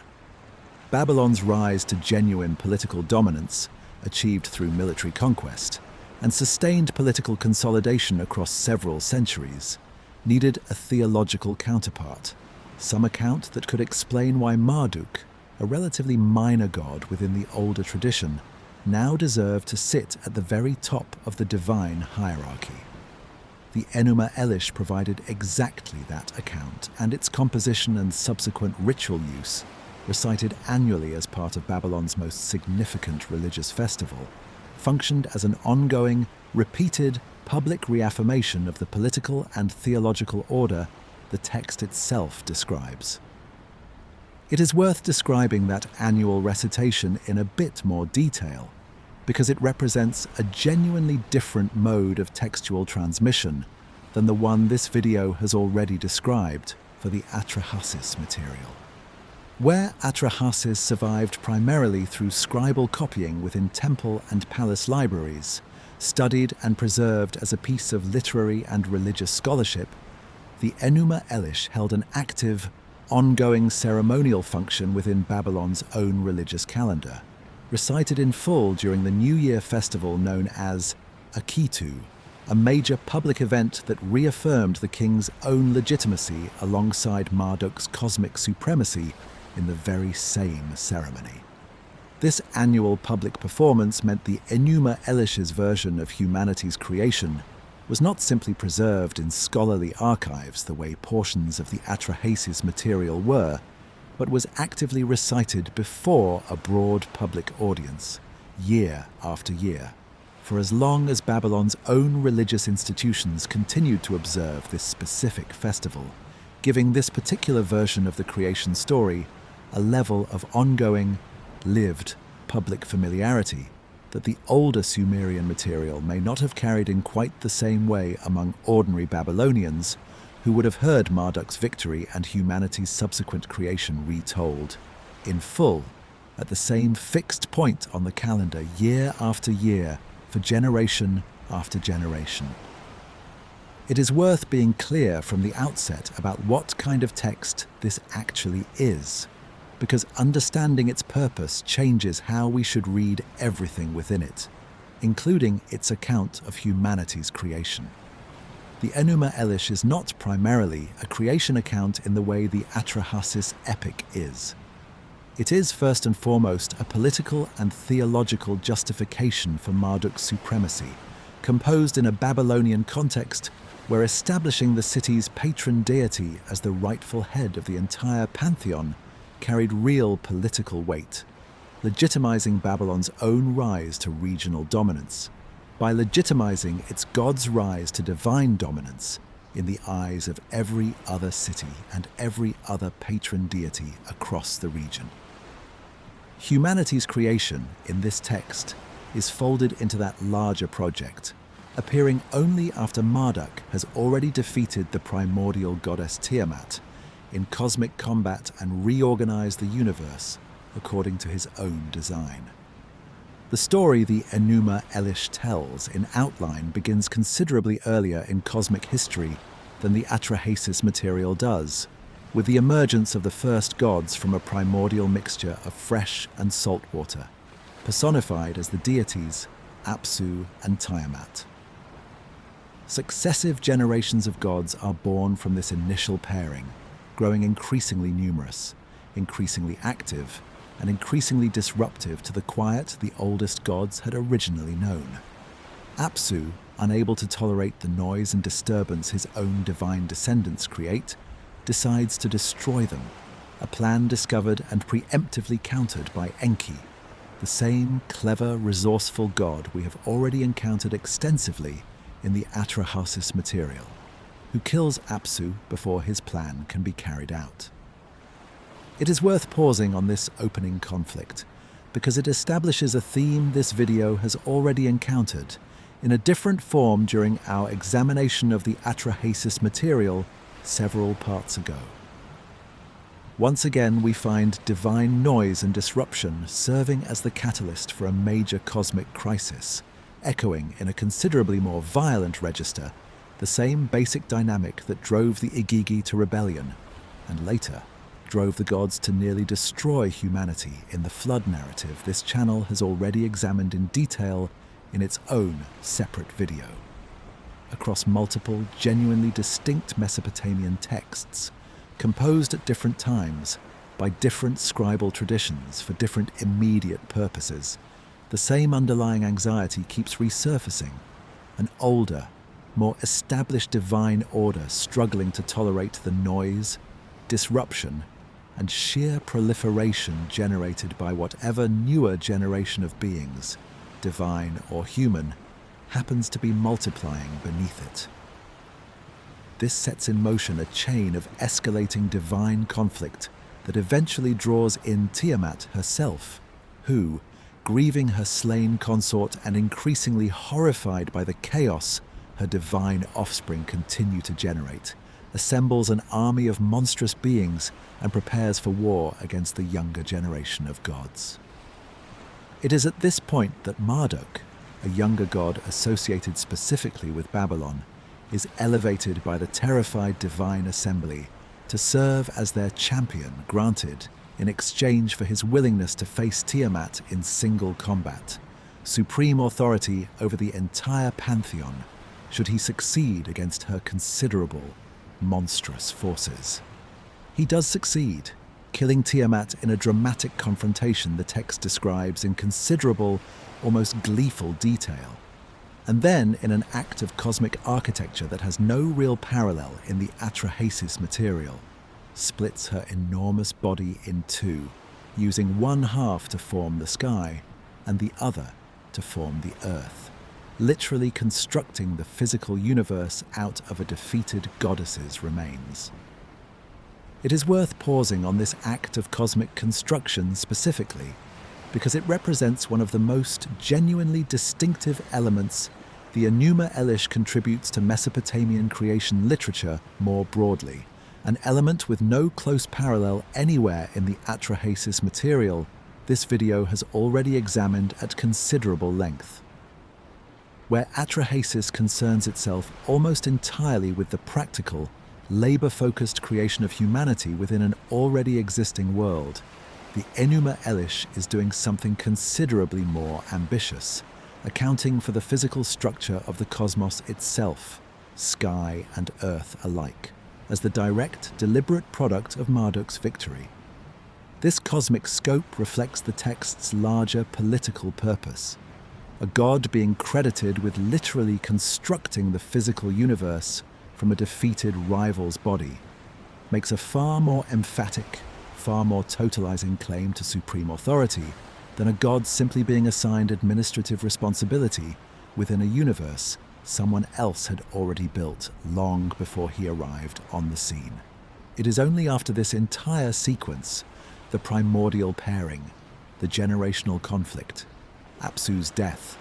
Tiamat's rebellion, Marduk's rise and his defeat of Tiamat, and the physical construction of heaven and earth from her body, that the text finally turns to the creation of humanity. And it is worth noting, honestly, how much smaller and more procedural this moment feels within the Enuma Elish, compared to the sustained, detailed attention the Atrahasis epic devotes to the same basic event. Marduk, having reorganized the cosmos according to his own design, is described as turning his attention to the practical matter of who will maintain the temples and provide offerings for the now triumphant gods. And it is in addressing this practical, almost administrative question that humanity's creation finally occurs, in language and circumstance that will feel immediately familiar to anyone who has followed this video through the Atrahasis material already. It is worth dwelling on this proportional difference a little longer, because it tells us something genuinely important about how differently these two texts prioritize the same basic subject matter. The Atrahasis epic, as this video has already established across several of its earlier parts, devotes sustained, careful attention to the mechanics of humanity's creation, the specific god selected, the goddess who performs the shaping, the precise division into male and female, the lingering divine spirit within the clay. The Enuma Elish, composed for a different purpose entirely, treats the identical basic event, a god's blood mixed with clay to form humanity, in a comparatively brief passage, subordinated within a much larger narrative, concerned primarily with establishing Marduk's supremacy. This is not because the Enuma Elish's composers considered humanity's creation unimportant. It is because within this particular text's own priorities, humanity's creation functions as a supporting detail in service of a larger political and theological argument, rather than as the central subject the entire composition exists to explore. This distinction in emphasis is worth connecting back to something this video discussed several parts ago, when we first noted how the Atrahasis epic's entire narrative structure organizes itself around the practical, administrative logic of workforce planning.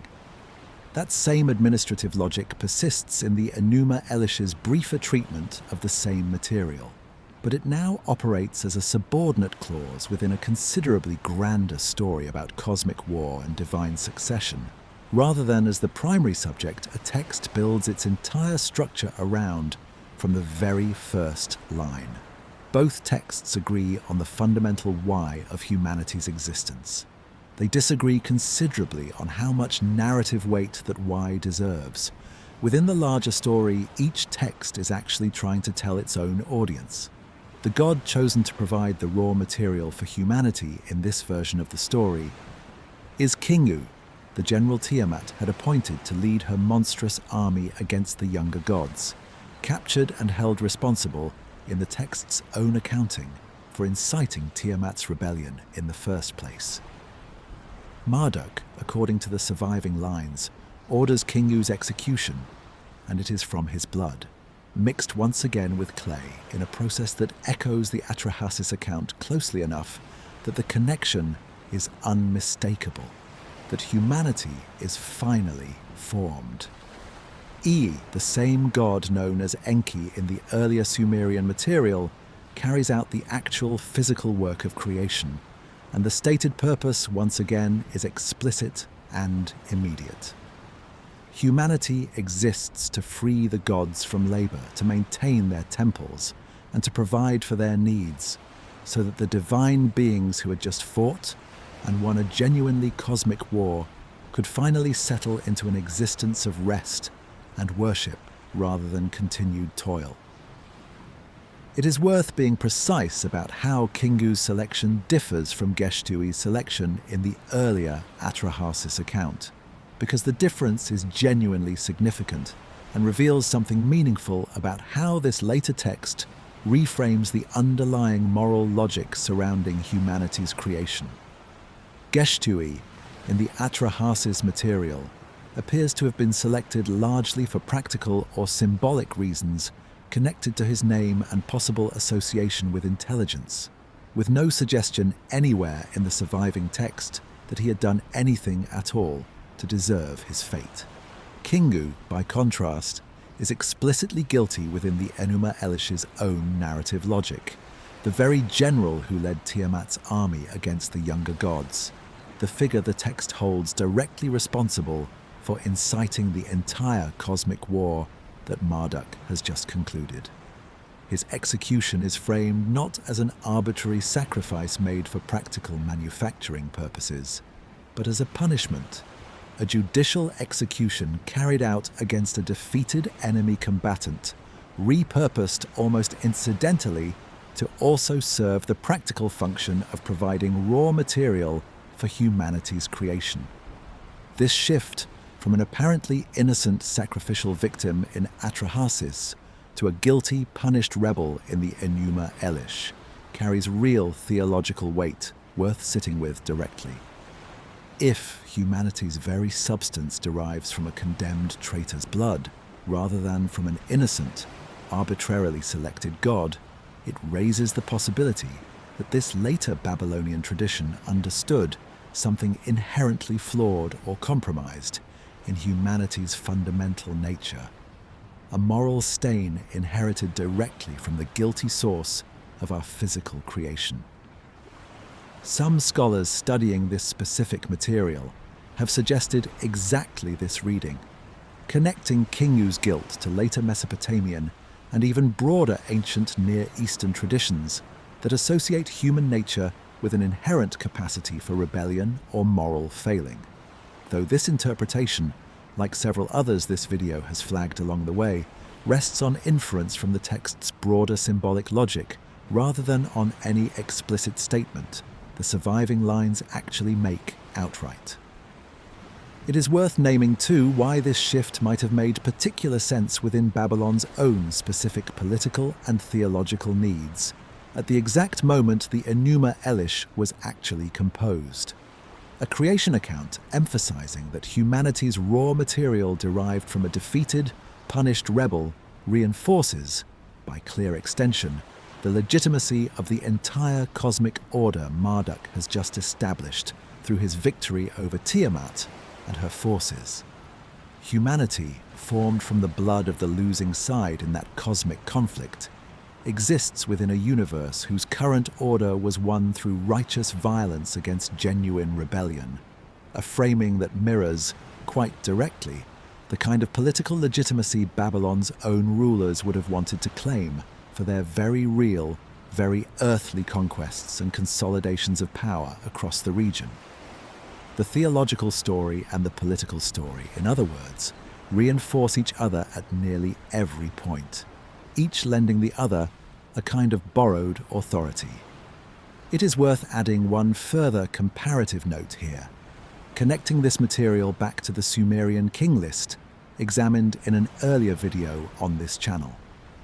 Both that text and the Enuma Elish share a concern with legitimizing a specific, currently dominant political power through appeal to deep cosmic or historical precedent, whether through impossibly long antediluvian reigns or through a god's literal cosmic victory. Mesopotamian political legitimacy across multiple genres of surviving literature appears to have consistently required this kind of deep, often dramatically embellished historical or mythological grounding, a pattern this channel has now observed across several genuinely distinct bodies of ancient text. That convergence, two separate texts composed centuries apart in different political contexts for different immediate purposes, arriving at essentially the same core claim about why humanity exists, is exactly what we are going to examine carefully in the next part of this video, weighing where the Enuma Elish's version genuinely agrees with the older Atrahasis material, where it meaningfully diverges, and what those specific points of divergence can tell us about how Mesopotamian civilization's understanding of its own origin story evolved and adapted across the centuries separating these two accounts. It is worth adding one final observation before this part closes, concerning what these two accounts, taken together rather than separately, tell us about Mesopotamian religious thought's tolerance for genuine multiplicity. Modern readers, accustomed to traditions that generally insist on a single authoritative account of creation, sometimes find it strange that Mesopotamian civilization apparently maintained two genuinely distinct creation narratives simultaneously, each preserved, copied, and in the Enuma Elish's case actively performed, without either account being formally suppressed or declared the sole correct version. This tolerance for coexisting only partially reconciled sacred narratives appears to have been characteristic of Mesopotamian religious practice more broadly, a genuinely different approach to sacred textual authority than many later traditions would adopt. It is worth previewing briefly the shape that comparison is going to take, so that the details examined in the next part land against a clear enough framework. Both texts agree that humanity was formed from clay mixed with a slain god's blood. Both agree that a birth or wisdom deity performed the actual shaping. Both agree, explicitly and without ambiguity, that the stated purpose was labor, freeing the gods from work and providing for their sustenance. Where the texts diverge is in the framing surrounding that shared core. Innocent sacrifice versus punished rebellion, a modest administrative crisis versus a full cosmic war, a text focused tightly on humanity's creation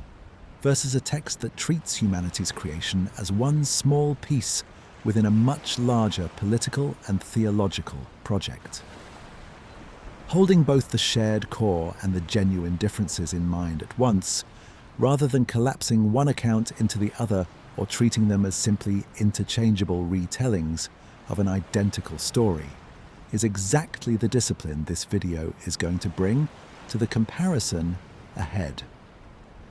Imagine laying two ancient tablets side by side on a table, one considerably older than the other, both claiming to describe the same fundamental event, the moment humanity first came into existence, and imagine tracing your finger down each account in parallel, checking line by line exactly where the two stories agree, exactly where they quietly diverge, and exactly what those points of divergence might reveal about the centuries that separated the people who first told each version of this same foundational story.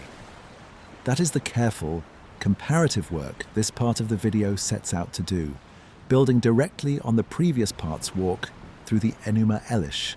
and the earlier part's detailed examination of the Atrahasis material. This is not simply an academic exercise in textual criticism for its own sake. Comparing these two accounts carefully tells us something genuinely important about how a civilization's foundational stories evolve, which elements get preserved as essentially sacred and non-negotiable across centuries of retelling, and which elements prove flexible enough to be reshaped in service of whatever political or theological need a later generation happens to bring to the material. Let's begin with what the two accounts genuinely share in common, because the areas of agreement are, in their own way, just as informative as the differences, telling us which elements of this ancient creation story, Mesopotamian civilization, apparently considered too foundational to significantly alter, even across the genuinely substantial span of time and political change separating the composition of these two texts. Both accounts agree that humanity was formed from a combination of clay and the blood of a slain god, a detail preserved with remarkable consistency despite everything else that changed around it. Both accounts agree that a deity associated with wisdom, cleverness, or skilled craft, Enki in the Sumerian material, Ea in the Babylonian, oversaw or directly performed the actual physical process of creation. Both accounts agree, explicitly and without meaningful ambiguity, on humanity's clearly stated purpose to relieve the gods entirely of labor,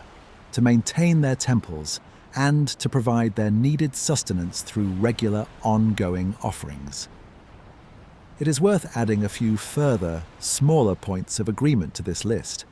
details that are easy to overlook once the larger shared claims have been established, but that reinforce just how genuinely continuous this tradition actually was across the centuries separating these two texts. Both texts locate humanity's creation at a moment of transition, a resolution to an immediately preceding crisis, rather than an act undertaken for its own sake or out of simple divine curiosity. Both texts treat the creation as a deliberate, planned act, carried out by named, specific deities working with clear intention, rather than as an accident or an unplanned byproduct of some other, unrelated divine activity. And both texts, notably, decline to describe humanity's creation in purely miraculous, unexplained terms, grounding the process instead in physical materials, clay and blood, mixed and shaped through what reads, in both accounts, as recognizable, almost craftsman-like labor rather than an unexplained act of pure, unmediated divine will.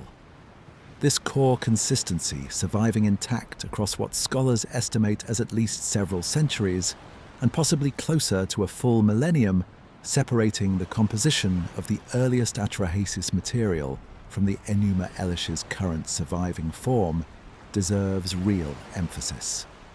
Creation myths across many different cultures this channel has examined or will examine in future videos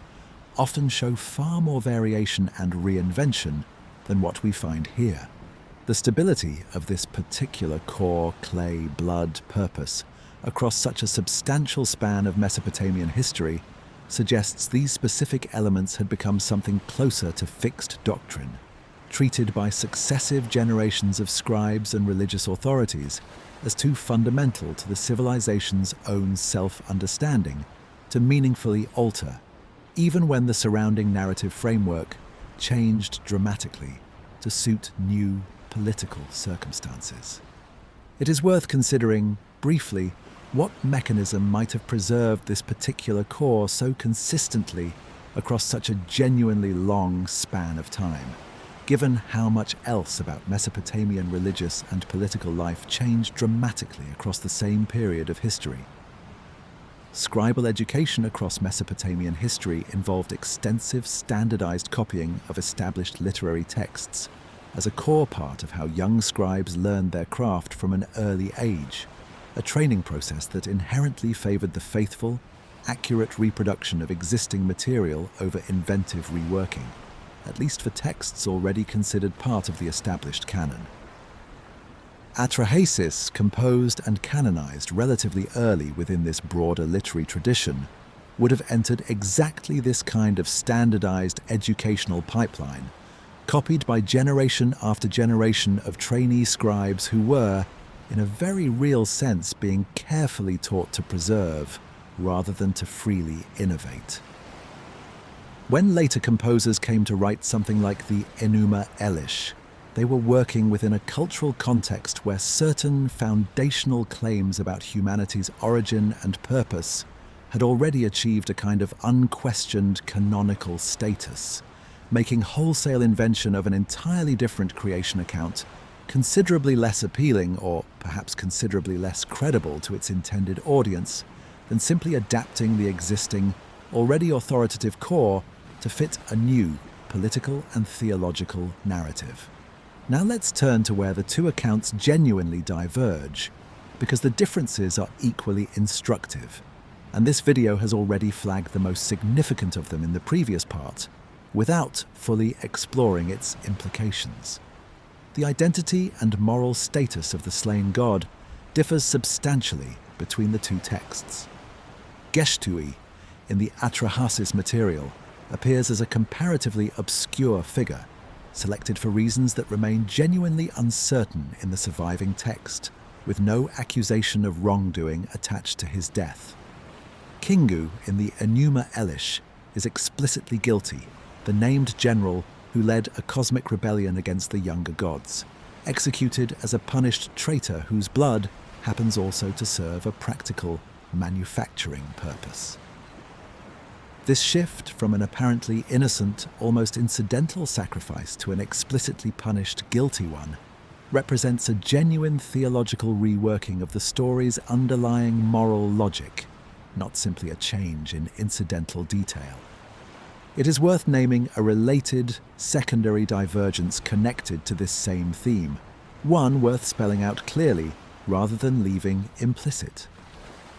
In the Atrahasis account, the entire divine council appears to share collective responsibility for Geshtu-e's death, a decision reached through group deliberation and, at least according to some readings of the fragmentary text, genuine sympathy for the underlying Igigi crisis that necessitated the sacrifice in the first place. In the Enuma Elish, by contrast, Kingu's execution is carried out unilaterally by Marduk himself, following his own personal victory in single combat, an act of individual judgment rather than collective council decision, exercised by a single triumphant god answerable, in that specific moment, to no one else. This shift from collective to individual authority mirrors, in an almost too tidy way, the broader political shift the Enuma Elish is working to justify, away from an older model of shared, negotiated divine and political authority, and toward a considerably more centralized single-ruler model, consistent with the increasingly consolidated form Babylonian kingship itself was taking, during the period this text achieved its final, surviving form, a mirroring too consistent and too politically convenient to dismiss as pure coincidence. It is worth considering what this specific shift might tell us about how Mesopotamian theological thinking evolved across the centuries, separating these two texts. The earlier Atrahasis framing, in which an apparently innocent god's death provides the raw material for humanity, carries a genuinely different emotional and moral weight than the later Enuma Elish framing,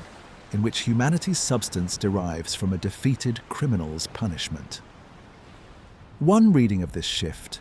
and it deserves to be offered honestly as one plausible interpretation among others rather than a settled scholarly consensus, suggests that later Mesopotamian religious thought, developing within an increasingly centralized, increasingly hierarchical Babylonian political context, found it theologically convenient to root humanity's origin in judicial punishment rather than arbitrary sacrifice, mirroring, in cosmic terms, the kind of state authority Babylon's own rulers were simultaneously asserting over their very real human subjects here on Earth. It is worth naming the alternative explanations scholars have proposed for this same shift, since a single interpretation should not be presented as though it were the only reasonable possibility available. Some researchers have suggested the shift reflects nothing more theologically loaded than simple narrative convenience, that a text already telling an extended story about cosmic war and rebellion naturally reached for a defeated rebel as its sacrificial victim, since the narrative had already established Kingu as a significant, named figure whose fate the audience would already be tracking closely, rather than introducing an entirely new, previously unmentioned character purely to serve as raw material for humanity's creation. This more modest explanation does not require assuming any deliberate theological statement about human moral nature at all, and it is worth holding both explanations, the politically motivated reading and the narratively convenient reading, in mind simultaneously, rather than committing too firmly to either one on the basis of evidence this fragmentary and this genuinely open to competing interpretation. There is a second major point of divergence worth examining carefully, concerning the overall narrative scale and context surrounding humanity's creation in each text. The Atrahasis epic treats humanity's creation as Essentially, the central event, its entire narrative structure is organized around a crisis, a proposed solution, and the detailed execution of that solution receiving sustained, careful narrative attention across a considerable portion of the text's total length. The Enuma Elish, by contrast, subordinates humanity's creation to a much larger story about cosmic war, generational conflict among the gods, and Marduk's rise to supreme authority, treating the actual moment of human creation as a comparatively brief, almost administrative detail attended to, only after the far more dramatically extensive business of establishing a new cosmic and political order has already been settled through violence.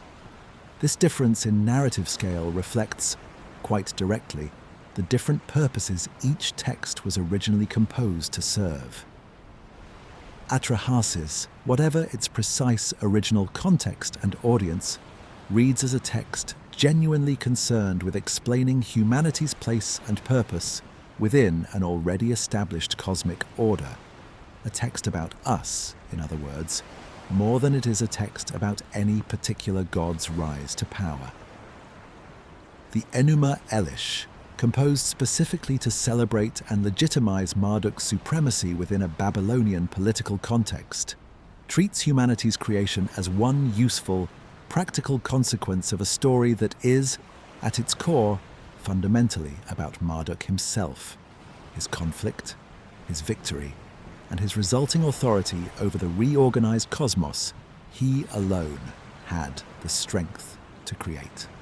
It is worth exploring what this difference in scale might tell us about the relative audiences and functions each text likely served within Mesopotamian religious life more broadly, beyond simply cataloguing the narrative difference itself. Atrahasis, with its sustained focus on humanity's own origin, purpose, and eventual near destruction in the flood, reads as a text well suited to explaining and justifying the human condition itself, the labor, the mortality, the relationship to the divine that every listener, regardless of social status or standing, would have shared and needed some kind of explanation for in their own daily life. The Enuma Elish, with its cosmic scope and its direct entanglement with Babylon's own specific political claims, reads as a text considerably more tied to state and royal interests. Its annual recitation during the Akitu festival reinforcing not just cosmic order in the abstract, but the very concrete, very political authority of Babylon's own reigning king, whose own legitimacy the festival's rituals were explicitly designed to reaffirm alongside Marduk's. This distinction between a text oriented toward ordinary human self-understanding and a text oriented toward state political legitimacy is worth holding onto as this video continues,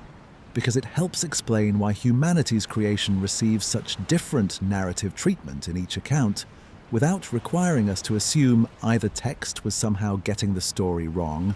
or failing to preserve some single, correct original version that one of them simply forgot or corrupted along the way. Both texts are doing exactly what they were composed to do, faithfully and effectively, within their own distinct contexts. Atrahasis explains humanity to itself. The Enuma Elish explains Marduk, and by extension Babylon, to everyone, with humanity's creation folded in as one small but genuinely necessary piece of that considerably larger explanatory project. It is worth naming, honestly, what this comparative exercise does and does not allow us to conclude with real confidence. We cannot say with certainty that the Enuma Elish's composers were consciously, deliberately revising the Atrahasis account point by point as they wrote, reshaping specific details for calculated political effect.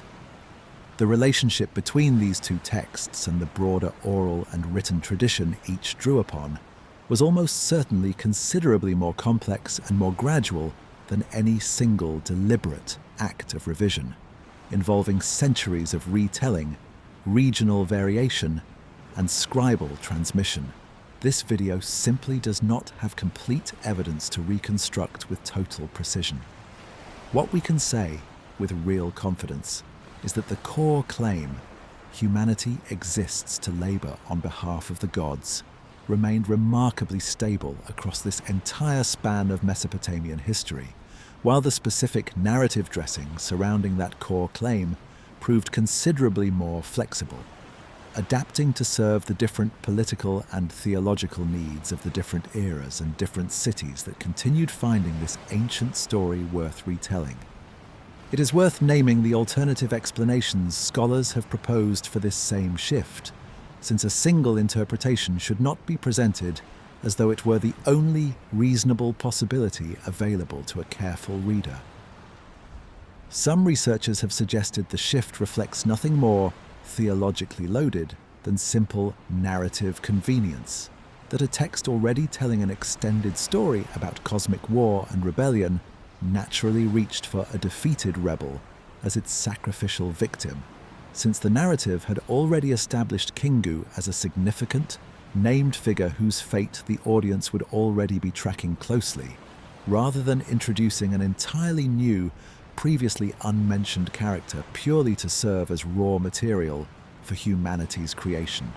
This more modest explanation does not require assuming any deliberate theological statement about human moral nature at all, and it is worth holding both explanations, the politically motivated reading and the narratively convenient reading, in mind simultaneously, rather than committing too firmly to either one on the basis of evidence this fragmentary and this genuinely open to competing scholarly interpretation. It is worth being equally honest about the limits of what this comparative method can achieve more generally, since this video has now applied it, in one form or another, across several different pairs and clusters of ancient texts spanning multiple earlier videos. Comparing two surviving accounts tells us about the relationship between those two specific texts, at those two specific points in a much longer, largely unrecorded oral and scribal tradition. It cannot on its own tell us with certainty what the original, earliest version of this creation story actually said, since both Atrahasis and the Enuma Elish are themselves already the products of considerable prior development. Each drawing on earlier material, this video simply does not have direct, surviving access to. What survives to us today is a snapshot, or more precisely two separate snapshots, of a tradition that was almost certainly already old, already reworked many times over, by the time either surviving text reached the specific form modern scholars have been able to recover and translate. That stability, a core claim about human purpose, surviving essentially intact across a millennium of political upheaval, cultural change, and shifting imperial fortunes, is worth carrying forward as this video now turns toward a comparison this channel's own audience has likely been anticipating. Since this video's very first part, the striking parallels between this Mesopotamian material and the considerably more familiar creation account found in the Book of Genesis, a comparison we are finally ready to undertake carefully, now that both major Mesopotamian versions of this story have been examined thoroughly and fairly, on their own separate terms. It is worth previewing briefly the specific shape that comparison will take, so that the parallels examined in the next part land against a properly prepared foundation. Genesis, like both Mesopotamian accounts, describes the first human formed from earthly material, animated by a divine element breathed or infused into otherwise inert matter, echoing the clay and spirit combination this video has already traced carefully through both Atrahasis and the Enuma Elish. Whether these parallels reflect direct literary borrowing, a shared regional cultural inheritance stretching back further than any single surviving text, or simply the independent convergence of separate ancient peoples reasoning toward broadly similar answers to the same universal human questions, is a genuinely contested question among biblical scholars and Assyriologists alike. One this video intends to treat with exactly the same careful, evidence-weighing honesty it has applied to every other comparison and every other contested claim examined across the parts that came before this one. Imagine two accounts of a single, momentous event, separated by centuries, perhaps composed in entirely different languages by people who may never have directly read each other's own texts, and yet describing the formation of the very first human being in terms so specifically, structurally similar that the resemblance is difficult to dismiss as pure coincidence. Dust or clay taken from the ground, a divine breath or spirit animating otherwise lifeless material, and a being brought into existence not for its own sake alone, but positioned, from its very first moment, in relationship to a purpose set by the power that made it, a purpose it did not choose and was never asked to consent to. That is the comparison this part of the video has been carefully building toward across the 6 parts that came before it, and it deserves to be handled with real care and considerable patience, because this is exactly the kind of territory where documentaries and popular retellings alike tend to overreach badly. Either claiming a direct, deliberate borrowing this evidence cannot fully and confidently support, or dismissing genuine, striking parallels as meaningless coincidence when the actual pattern of similarity clearly deserves more serious consideration than that. This video is going to try to walk the honest, careful middle path between those two temptations, laying out exactly what the parallels are, exactly how scholars have tried to explain them, and exactly where genuine, unresolved uncertainty still remains, without pretending to a level of confidence the current state of the evidence does not actually, honestly support. It is worth naming, briefly, why this comparison matters, beyond simple antiquarian curiosity about textual borrowing between two ancient literary traditions. For many people encountering this material for the first time, discovering that Genesis shares this much structural common ground with older Mesopotamian creation and flood accounts can feel destabilizing, as though the discovery somehow diminishes or undermines the text's own religious significance. This video would gently push back against that reaction. Recognizing that Genesis draws on, engages with, and substantially reworks an older regional tradition tells us something genuinely interesting about how ancient religious thought actually developed, in conversation and often in active tension with neighboring traditions, rather than springing into existence in complete isolation. That developmental process is, if anything, a richer and more historically grounded story than an account of total, unprecedented originality would be, and it sets up exactly the kind of careful, respectful comparison this video intends to carry into its next part. Let's start with the parallels themselves, stated plainly and without embellishment. The book of Genesis, in its 2nd chapter, describes God carefully forming the first human from the dust of the ground and breathing into his nostrils the breath of life, at which point the man, according to the text's own careful wording, finally becomes a genuinely living being rather than simply inert, shaped earth. This account shares with both Mesopotamian creation texts this video has already examined in considerable detail across the parts that came before this one. A foundational structural pattern that is genuinely difficult to attribute to pure coincidence once you have walked through the Mesopotamian material as carefully and as thoroughly as this video already has. An earthly physical material, dust in Genesis, clay in the Mesopotamian accounts, serves as the base substance.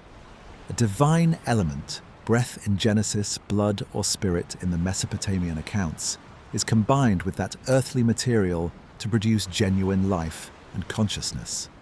And the resulting being is positioned quickly and explicitly in a relationship of service and purpose toward the divine power, responsible for its creation, tasked in Genesis with tending a garden, tasked in the Mesopotamian texts with maintaining canals, fields, and temples.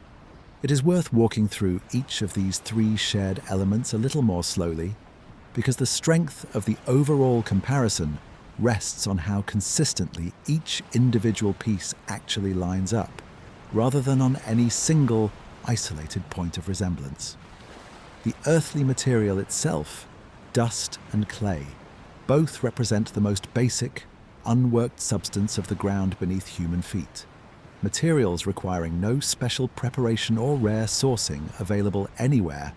emphasizing, in both traditions, humanity's humble, common origin rather than any exotic or privileged raw material. The animating divine element, breath and blood or spirit, both represent something drawn directly from the divine realm itself, transferred into the earthly material through an act of deliberate divine action, rather than occurring automatically or incidentally. And the immediate assignment of purpose, tending a garden in Genesis, maintaining canals and temples in the Mesopotamian texts, both position humanity, from its very first moments, within a framework of obligation and service to the divine power responsible for its existence, rather than simply releasing humanity into the world as a free, unattached being with no assigned role at all. It is worth adding one further point of structural comparison here, concerning the timing of these two elements relative to each other within each narrative account. In both traditions, the animating divine element is added to the earthly material only after that material has already been shaped or gathered. A sequence, form first, life second, that holds consistently across Genesis and both major Mesopotamian accounts alike, without exception. This shared sequencing, a detail easy to overlook amid the more obvious parallels of substance and purpose, reinforces the broader pattern this video has been carefully tracing throughout, that these accounts share not merely isolated thematic similarities, but a genuinely consistent underlying narrative architecture, the same basic steps occurring in the same basic order across multiple, independently surviving textual traditions from across the ancient Near East. It is worth naming a further, more specific parallel that deserves particular attention, because it connects directly to material this video has already examined in considerable detail. The flood narrative found later in Genesis, describing a near-total destruction of humanity followed by a single righteous family's survival aboard a constructed vessel, bears an even more striking structural resemblance to the Mesopotamian flood material. This channel has already walked through in its own dedicated video a resemblance widely acknowledged across biblical scholarship and Assyriology alike, not a fringe or speculative observation, but a well-established mainstream area of comparative study with a considerable body of serious academic literature behind it. It is worth being specific about exactly how detailed this flood parallel actually is, since it goes well beyond the general similarity a listener might expect from two ancient societies, independently telling similar disaster stories. Both traditions describe a deity or council of deities deciding to destroy humanity through a catastrophic flood. Both describe a single, specifically chosen individual receiving advance warning of the coming disaster, in defiance of the broader divine decision to keep the coming catastrophe secret from humanity at large. Both describe that individual constructing a large vessel according to detailed, specific divine instructions, loading it with his family and with representative pairs or groups of animals, and surviving the flood while the rest of humanity perishes entirely. Both describe the vessel eventually coming to rest on a mountain once the floodwaters recede, and both describe the survivor releasing birds at intervals to determine whether dry land had finally reappeared beneath the retreating water. This level of specific, sequential correspondence extending well beyond a general shared theme into matching structural beats occurring in the same order, one after another, is precisely what has led the overwhelming majority of scholars working in this field to treat some form of genuine historical or literary connection between these traditions as considerably more probable than pure, independent coincidence. It would be one thing for two ancient societies to independently develop a general flood myth, a genuinely common motif across many unrelated cultures worldwide, for reasons this video already discussed in its earlier examination of post-glacial sea level changes in a different context. It is another thing entirely for two specific texts to share this many matching sequential details, in this same specific order, a pattern of correspondence that independent invention struggles to explain nearly as convincingly as some form of shared textual or oral tradition does. Given how directly connected the creation and flood material is within the Mesopotamian tradition itself, as this video established several parts ago when discussing how these two events function as two chapters of a single, continuous account, it should not be surprising that Genesis, if it does draw on this broader tradition in some form, would preserve parallels across both events rather than just one. A shared creation account without a correspondingly shared flood account would be the more surprising outcome,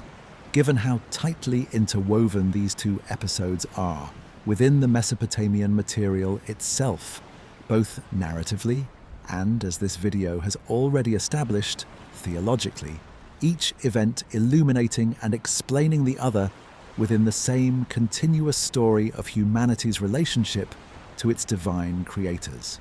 Now, how do biblical scholars and Assyriologists actually explain these parallels? And what does the current state of that scholarship actually support with confidence, as opposed to what remains genuinely speculative? The most widely accepted explanation among mainstream biblical scholars centers on the historical circumstances surrounding the composition and final editing of the Hebrew Bible's early chapters, a process most scholars date, in its final form, to a period that includes the Babylonian exile, when a significant portion of the Judean population was forcibly relocated to Babylon itself following its conquest of Jerusalem in the early 6th century before the Common Era.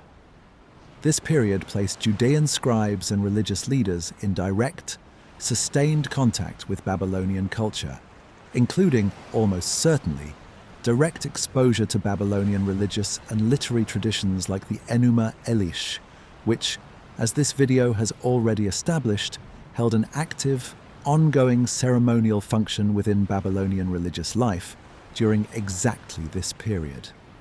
It is worth describing this historical period in a bit more detail, because its specific circumstances matter for weighing how plausible direct cultural contact actually was between these two communities. The Babylonian exile, beginning with Jerusalem's fall and the destruction of its temple, relocated a substantial portion of Judah's political, religious, and intellectual leadership directly into the heart of Babylonian civilization, not as isolated captives cut off entirely from Babylonian society, but as a community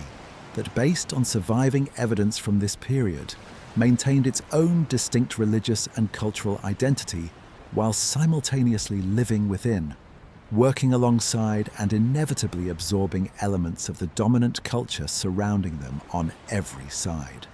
Some members of this exiled community rose to genuine positions of influence within Babylonian administration, according to both biblical and independent extra-biblical sources surviving from the period, positions that would have provided direct, first-hand exposure to Babylonian religious literature, court ceremony, and, quite plausibly, the annual recitation of the Enuma Elish itself during the Akitu festival. This video described carefully in an earlier part.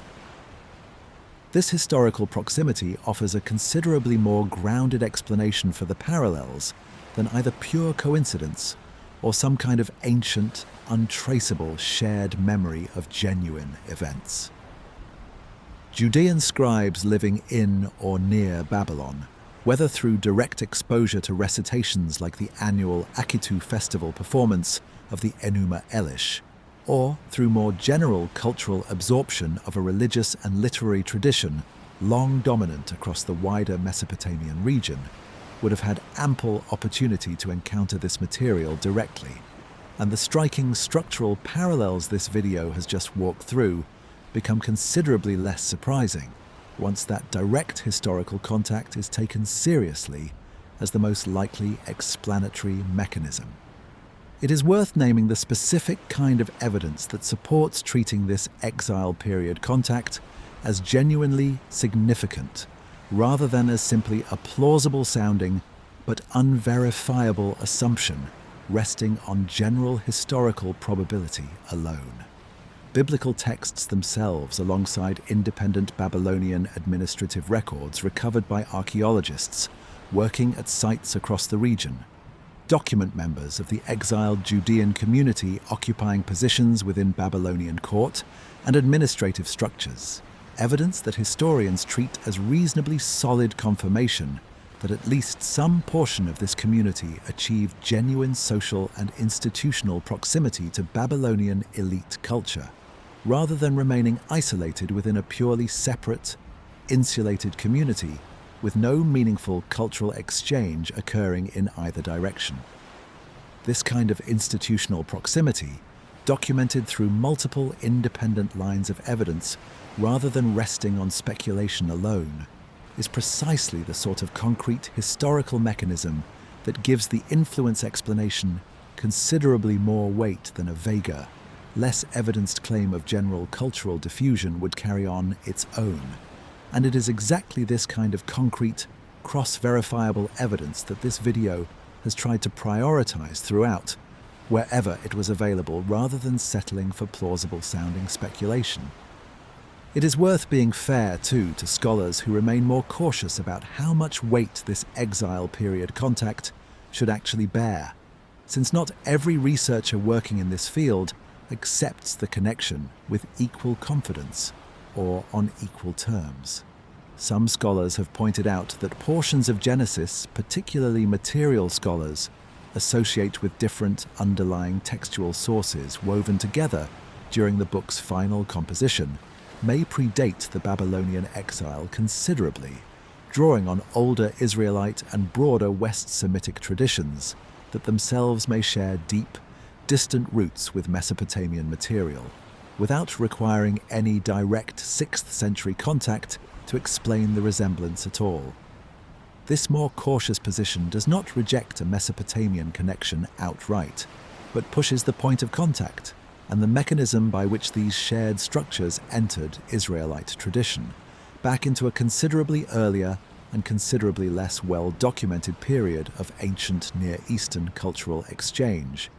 One this video, working from the more securely documented exile period evidence, has chosen to treat as the more historically grounded, more defensible starting point for this particular comparison. It is worth being honest, though, about the genuine scholarly debate that persists around exactly how this influence operated, because the explanation is not as simple as saying Genesis directly copied Mesopotamian material wholesale. The theological content of Genesis differs from the Mesopotamian material in ways this video will examine carefully in the part that follows. Differences significant enough that most scholars reject any simple model of direct, uncritical copying in favor of something closer to deliberate, selective adaptation, in which Judean scribes engaged with a familiar cultural and literary tradition while substantially reworking its theological content to fit their own, quite different understanding of God, humanity, and divine purpose. It is worth naming, specifically, the competing scholarly positions on exactly how deliberate and how conscious this adaptation actually was, since even within the mainstream consensus that some form of connection exists, real disagreement remains about its precise mechanism. Some scholars favor a model of direct, deliberate polemic, arguing that Genesis was composed, at least in part, as a conscious theological response and corrective to Babylonian material its authors knew well and wished to actively argue against, reworking familiar narrative structures specifically to advance a competing theological vision that challenged Babylonian assumptions point by point. Other scholars favor a considerably more diffuse model, in which shared narrative structures circulated broadly across the ancient Near East as a kind of common cultural inheritance, absorbed and reworked by many different communities over long stretches of time without requiring any single deliberate act of direct textual borrowing or conscious argument against a specific rival text. It is worth weighing what each of these two positions would actually predict about the specific differences between Genesis and its Mesopotamian counterparts, since that predictive difference is part of how scholars have tried to adjudicate between them using the textual evidence itself. The deliberate polemic model would predict differences clustered specifically around points where Babylonian and Israelite theology most directly clashed, suggesting a targeted, argumentative reworking rather than a gradual, unfocused drift. The diffuse cultural inheritance model would predict a more even, general pattern of difference, reflecting simply the accumulated effect of a distinct religious tradition developing its own theological vocabulary over time, without any single sharply targeted argument driving the specific pattern of change. As we turn, in the next part of this video, to the actual theological differences separating these traditions, this distinction is worth keeping in mind as a lens for evaluating which model the evidence more plausibly supports. Both positions remain actively defended within current scholarship, and this video is not in a position to declare either one definitively settled, only to note that both sit considerably closer to the mainstream than the more extreme positions of either wholesale plagiarism or complete coincidental independence. Understanding exactly where Genesis's reworking of this shared material occurred, and what it tells us about how ancient Israelite religious thought developed in conversation with, and often in deliberate contrast to, the dominant Mesopotamian traditions surrounding it, is precisely where we are headed in the next part of this video, where we will examine the specific, substantive theological differences that separate Genesis from its Mesopotamian counterparts, differences considerably more significant than the surface-level structural parallels this part of the video has focused on so far. Imagine reading both accounts side by side one final, careful time, not now searching for the many similarities that occupied the previous part of this video, but searching instead, carefully, for the places where the two traditions quietly part ways, where a shared structural skeleton gets carefully filled in with genuinely different theological flesh, because it is precisely in those differences, as much as in the parallels themselves, that we can clearly see two distinct civilizations working out two distinct answers to the same basic, enduring human question of why we exist at all, and what, if anything at all, we owe the power that made us. Let's begin with the most significant divergence, the one this video has been carefully building toward across its previous several parts, because it reframes and colors everything else that follows from it in the discussion ahead. In the Mesopotamian material, humanity exists explicitly and exclusively to labor on behalf of the gods, full stop, with no further elaboration or softening offered anywhere in the surviving text.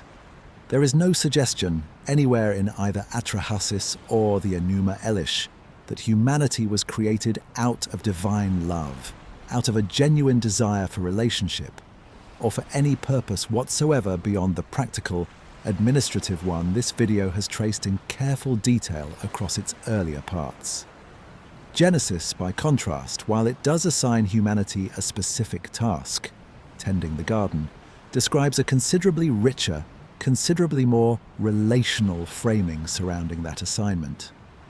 God is described walking in the garden, speaking directly with the humans he has created, establishing what the text presents as something closer to genuine companionship and communication than the purely functional, labor-focused relationship the Mesopotamian material describes between gods and their human workforce. It is worth naming a few of the specific textual details that establish this relational dimension, since the claim deserves concrete support rather than a general impression alone. Genesis describes God personally forming the first human,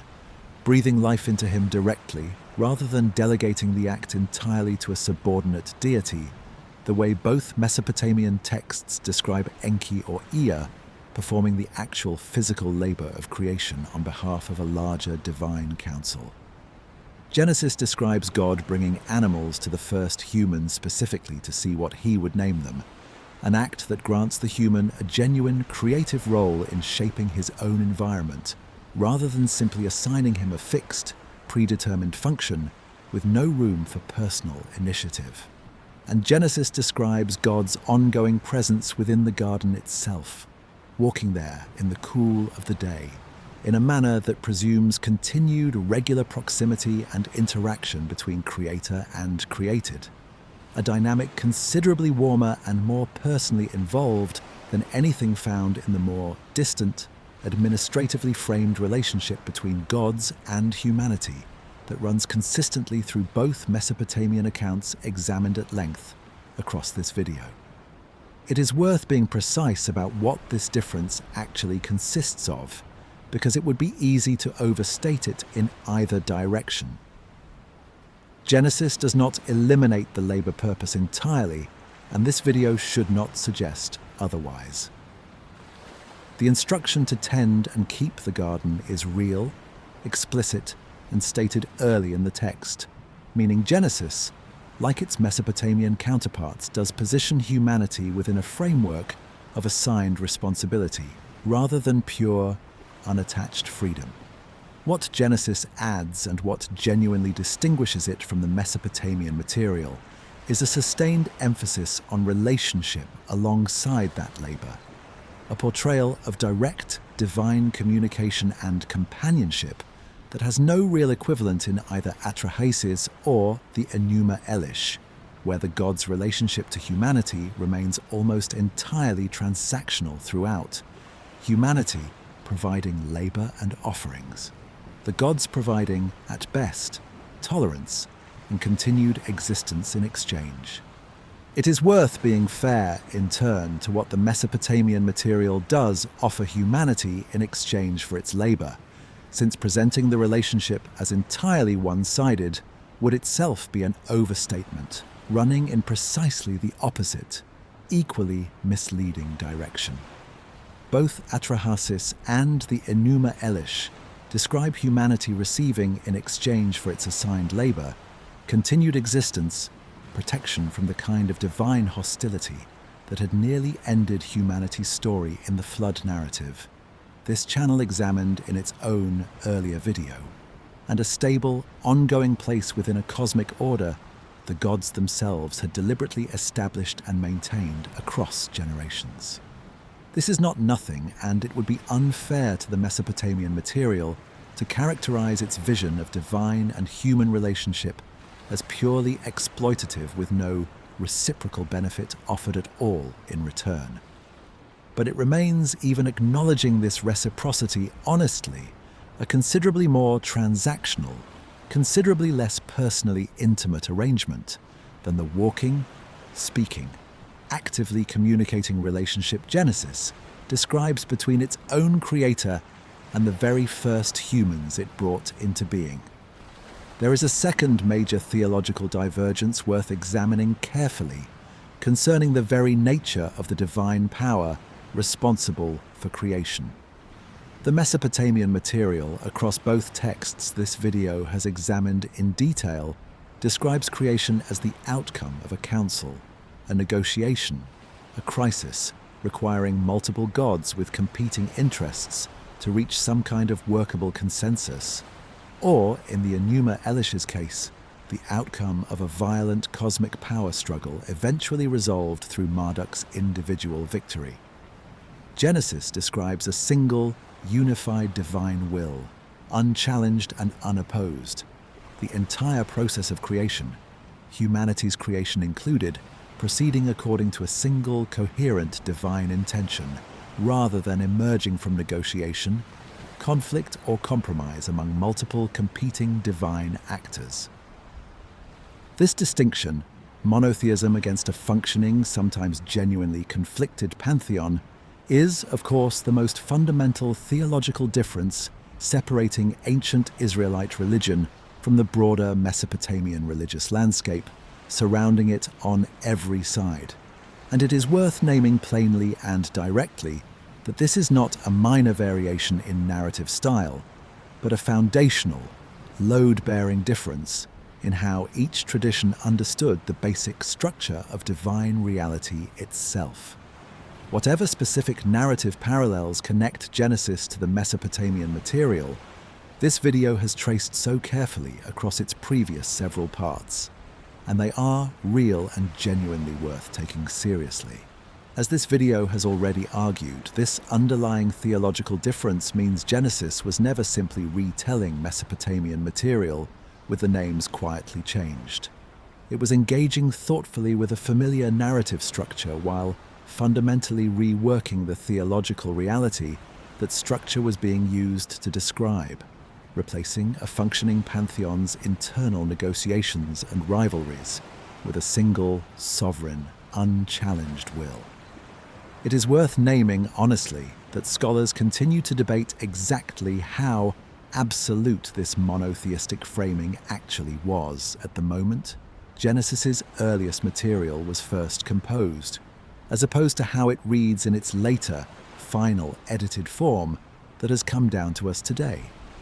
Some scholars point to scattered textual traces elsewhere in the Hebrew Bible that may reflect an earlier stage of Israelite religious thought, closer to a hierarchical arrangement of divine beings under a single supreme God,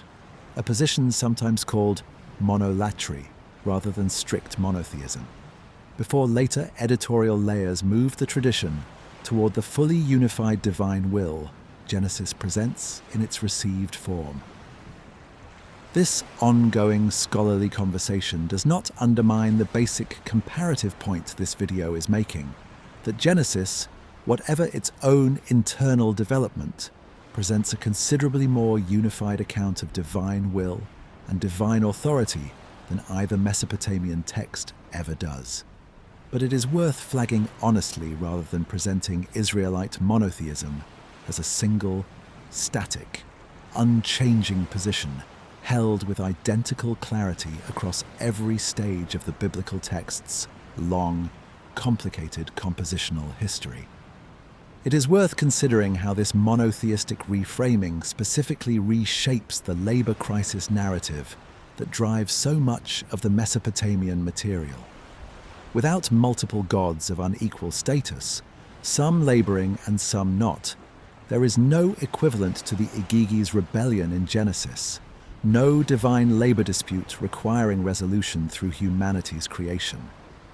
This absence is not simply a narrative gap where Genesis happens to omit a detail present elsewhere. It is a structural necessity, a direct consequence of the theological shift toward a single, unified divine will that has no internal hierarchy of laboring and resting gods to generate this kind of crisis in the first place. The entire causal engine driving the Mesopotamian creation narrative, an unsustainable labor arrangement among unequal gods, simply has no place to exist within a monotheistic framework, and its absence from Genesis is, in that sense, entirely predictable once the underlying theological difference is properly understood. It is worth adding one further comparative observation here, connecting this specific divergence back directly to material examined much earlier in this same long video. The Enuma Elish's own shift, discussed several parts earlier in this video, from Atrahasis's collective divine council toward Marduk's individual unilateral authority, already represented a real, meaningful step within the Mesopotamian tradition itself toward a more consolidated, less distributed model of divine power, driven directly by Babylon's own specific, immediate political needs and interests.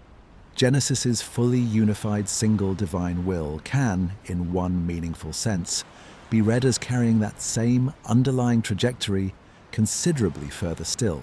from many gods actively negotiating among themselves, to one god ruling supreme among many rivals, to a single god with no rivals or council to answer to at all. Whether this represents a genuinely connected historical development across these traditions, or simply two separate traditions independently discovering that centralized authority makes for a more coherent creation narrative, is, again, a question this video does not have sufficient evidence to settle definitively one way or the other. But the parallel trajectory itself is worth naming honestly as one more thread connecting everything this video has carefully examined across its many earlier parts. It is worth naming what replaces that causal engine within Genesis's own narrative structure, since a story needs some kind of motivating force to explain why creation happens at all, even without a labor crisis to drive it forward. Genesis frames creation, humanity's creation included, as an act of deliberate, unhurried divine intention, unfolding across a structured sequence of days, according to a plan the text presents as good,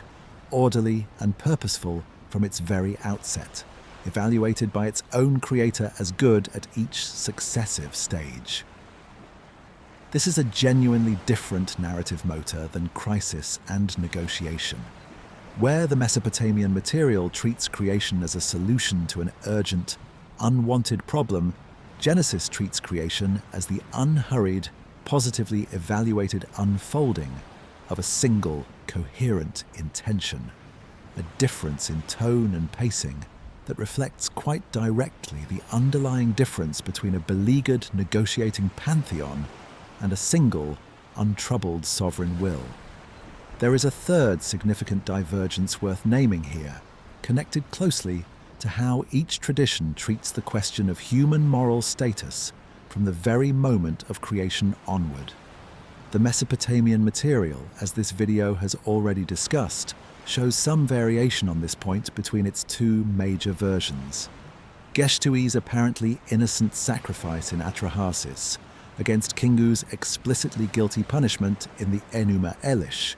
but neither surviving version frames humanity's own subsequent moral conduct as a genuinely central concern at the specific moment of creation itself, in the way Genesis very clearly does just a short while later. Genesis, by clear contrast, moves quickly into an extended narrative concerning human moral choice, disobedience, and consequence, the entire account of the forbidden fruit and its aftermath occupying considerable textual space immediately following humanity's creation, establishing human moral agency and human moral failure as central, genuinely foundational themes, in a way the Mesopotamian material simply does not prioritize in anything remotely like the same sustained, extended way across its own surviving text. It is worth exploring why this difference matters so much for how each tradition ultimately explains human suffering and hardship, since that explanatory function is genuinely one of the most important things any creation narrative is actually being asked to accomplish for the people who tell it, generation after generation, whenever hardship demands some kind of understanding or account. In the Mesopotamian material, human hardship, labor, mortality, the general difficulty of existence requires no further explanation beyond the original labor arrangement itself. Humans suffer because they were made to labor, full stop. A straightforward, almost mechanical explanation requiring no additional moral narrative to account for it. Genesis, by introducing human moral choice and its consequences so early and so prominently, offers a considerably more complex explanatory framework in which hardship and difficulty trace back not simply to an original, assigned function, but to a specific moral failure on humanity's own part, a choice made freely and bearing consequences that ripple forward through the rest of the narrative. This is, in its own way, a genuinely different theory of why life is hard, one rooted in human moral agency and its failures, rather than in an unchangeable, originally assigned function. Nobody involved had any choice about accepting in the first place. It is worth naming what each explanatory framework offers its own audience, and what each one costs them in return. The Mesopotamian framing removes any sense of human moral responsibility for hardship, but at the cost of removing any sense of human moral agency at all. Humanity's difficult existence simply a fixed, unchosen condition imposed entirely from outside. The Genesis framing restores human moral agency, but at the cost of introducing human responsibility, even a kind of collective guilt for the hardship that follows, a trade that later generations of readers within both religious and secular traditions have continued to wrestle with earnestly, weighing which framework, agency paired with responsibility, or freedom from responsibility paired with a lack of genuine agency, ultimately offers a more livable, more honest account of the human condition as it is actually lived. Taken together, these three divergences, relationship alongside labor rather than labor alone, a single divine will rather than a negotiated pantheon, and an early sustained focus on human moral agency, paint a picture of genuine substantive theological reworking rather than simple, uncritical copying. Whatever historical contact and narrative borrowing connects Genesis to the Mesopotamian material, this video has examined at length, and this video has argued that connection is real and worth taking seriously. The people responsible for Genesis's final composition were doing something considerably more sophisticated than transcription. They were taking a familiar, culturally dominant narrative structure and using it to advance a theological vision that differed from its source material in ways too fundamental to dismiss as incidental variation. It is worth reflecting briefly on what this comparative exercise ultimately teaches us about how ancient religious traditions actually develop over time, well beyond the specific case of Genesis and Mesopotamia examined across this and the previous part of this video. Religious and mythological traditions rarely emerge in complete isolation, springing fully formed from nothing with no reference whatsoever to surrounding cultural material. They far more commonly develop through exactly this kind of engaged, critical conversation with existing traditions, borrowing familiar structures while substantially reworking their content to reflect new or different theological commitments. Recognizing this pattern here in the specific relationship between Genesis and its Mesopotamian predecessors offers a genuinely useful lens for thinking about religious and mythological development more broadly, a pattern this channel may well have real occasion to revisit when examining other ancient traditions in future videos still to come, wherever a similarly rich body of comparative textual evidence happens to survive. It is worth previewing, briefly, why Berossus matters as the next stop in this video's ongoing examination of how this creation story traveled and changed across time, place, and language, since his particular position within this story's long transmission history is genuinely unique among everything this video has examined so far. Where Atrahasis and the Enuma Elish represent the Mesopotamian tradition speaking directly in its own original cuneiform script and its own original ancient languages, Berossus represents something entirely different.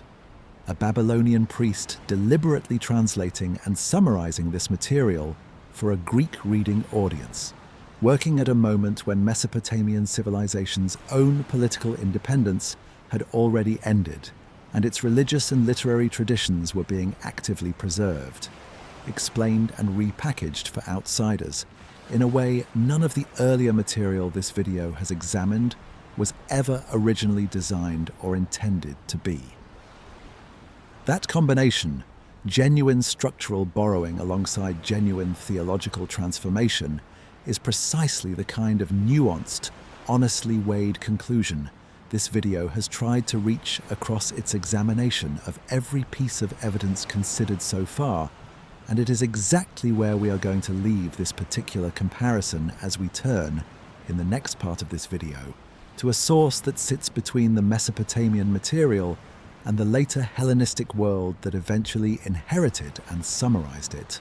the Babylonian priest Berossus, whose own account of this ancient creation story survives only in fragmentary quotation by later Greek writers, offering yet another lens through which to view a story that, by the time Berossus wrote it down, had already been told and retold for well over 2,000 years. Imagine being the last generation of a priesthood that has maintained an unbroken tradition of learning, stretching back thousands of years, watching that tradition's own political world finally, permanently dissolve, absorbed into a foreign empire speaking a foreign language, and deciding, in response, not to let the accumulated knowledge simply fade away with your own generation, but to write it all down, carefully and deliberately, in the conqueror's own tongue,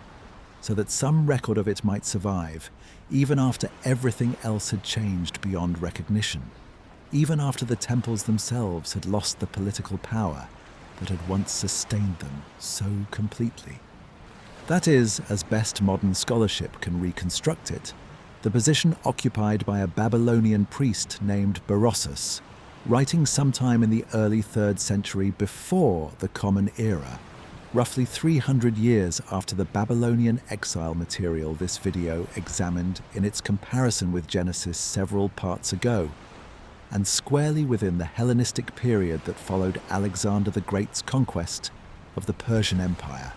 an empire that had itself, generations earlier, absorbed Babylon following the collapse of its own native dynasties.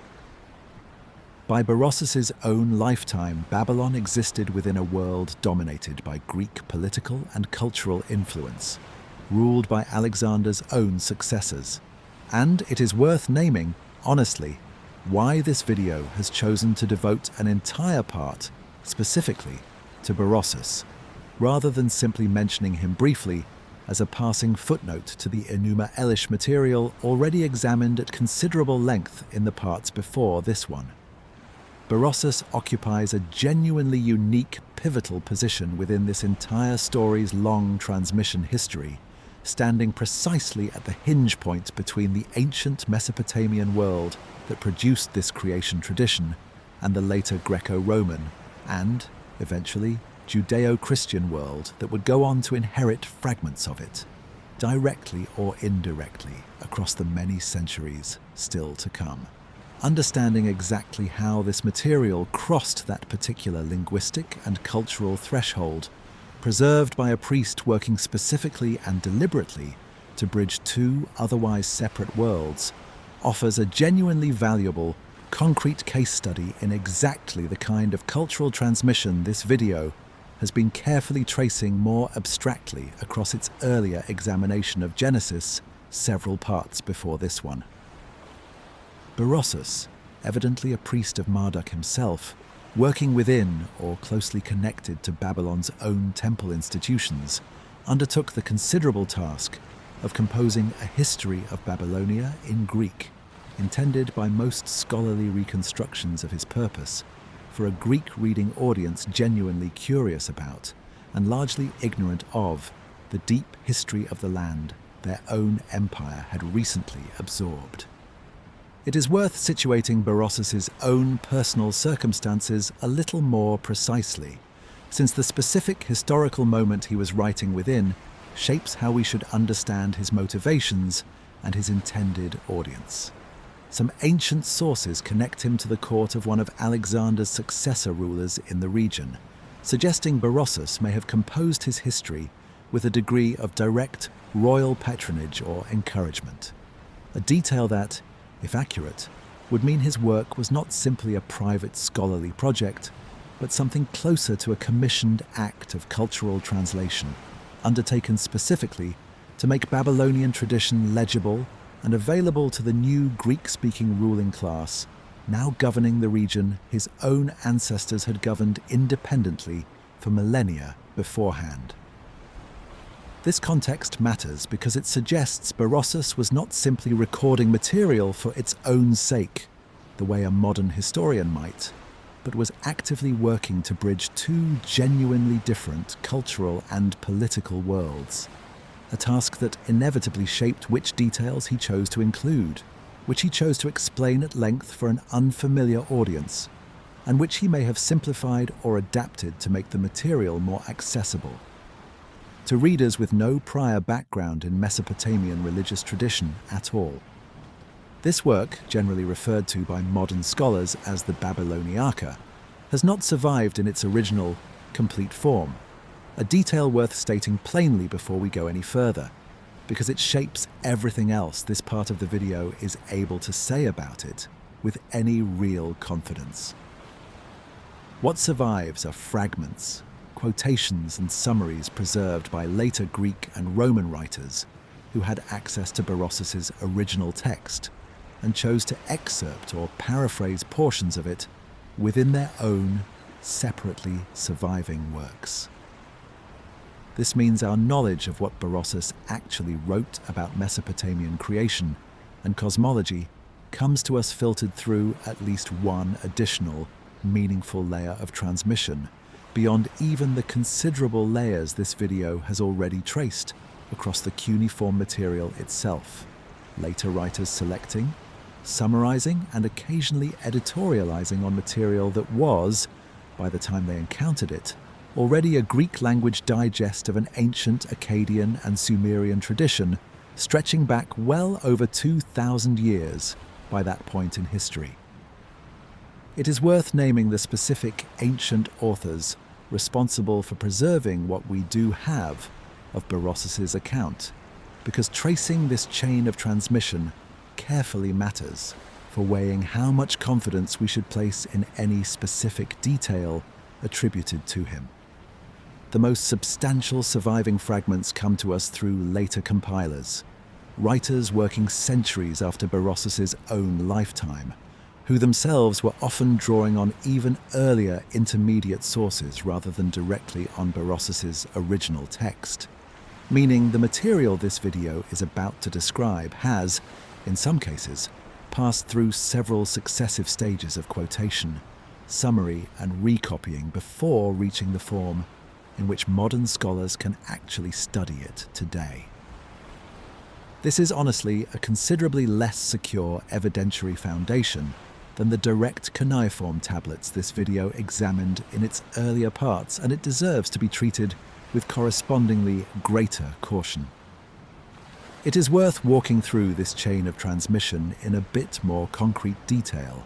because the specific mechanics matter for understanding exactly how much distance separates Berossus's own original words from what modern readers actually have access to today, sitting many centuries and many hands removed from his original composition. Later, ancient historians and chronographers, writing across a span of several centuries following Berossus's own lifetime, drew on his work when compiling their own broader histories of the ancient world, sometimes quoting him directly and carefully, sometimes paraphrasing or summarizing his account in their own words, and sometimes relying on intermediate compilations that had already condensed and reorganized his original material before these later authors ever encountered it themselves at all. Modern scholars reconstructing Berossus's account have had to work backward through this entire layered chain, cross-referencing multiple, partially overlapping later sources against each other to identify which details likely reflect Berossus's own original wording and which likely reflect later editorial addition simplification, or outright error introduced somewhere along this considerable chain of transmission. Despite these real limitations, what survives of Berossus's account of creation is genuinely valuable, precisely because it offers an independent, if imperfect, window into how Mesopotamian religious tradition was being understood and transmitted at a specific, datable moment centuries after the original composition of both Atrahasis and the Enuma Elish. According to the surviving fragments, Berossus's creation account describes an initial period of watery chaos personified by a figure closely resembling Tiamat from the Enuma Elish, ruled over by monstrous hybrid beings,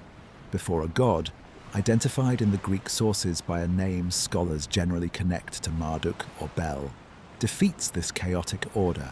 splits the primordial female figure's body in the same manner the Enuma Elish describes, and uses the resulting material to construct the heavens and the earth.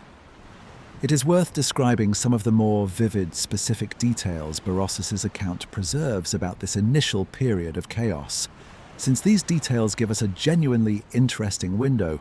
into how this material was being presented to an unfamiliar Greek audience centuries after its original composition and initial ritual use.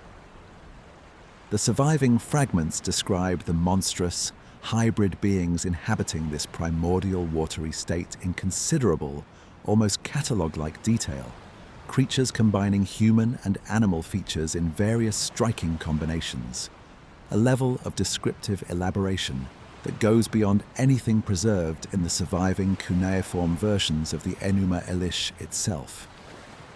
Whether this elaboration reflects genuine additional detail from Berossus's own original Babylonian sources, material perhaps drawn from now lost cuneiform texts, unavailable to modern scholars, or whether it reflects Berossus's own embellishment, added specifically to make the material more vivid and engaging.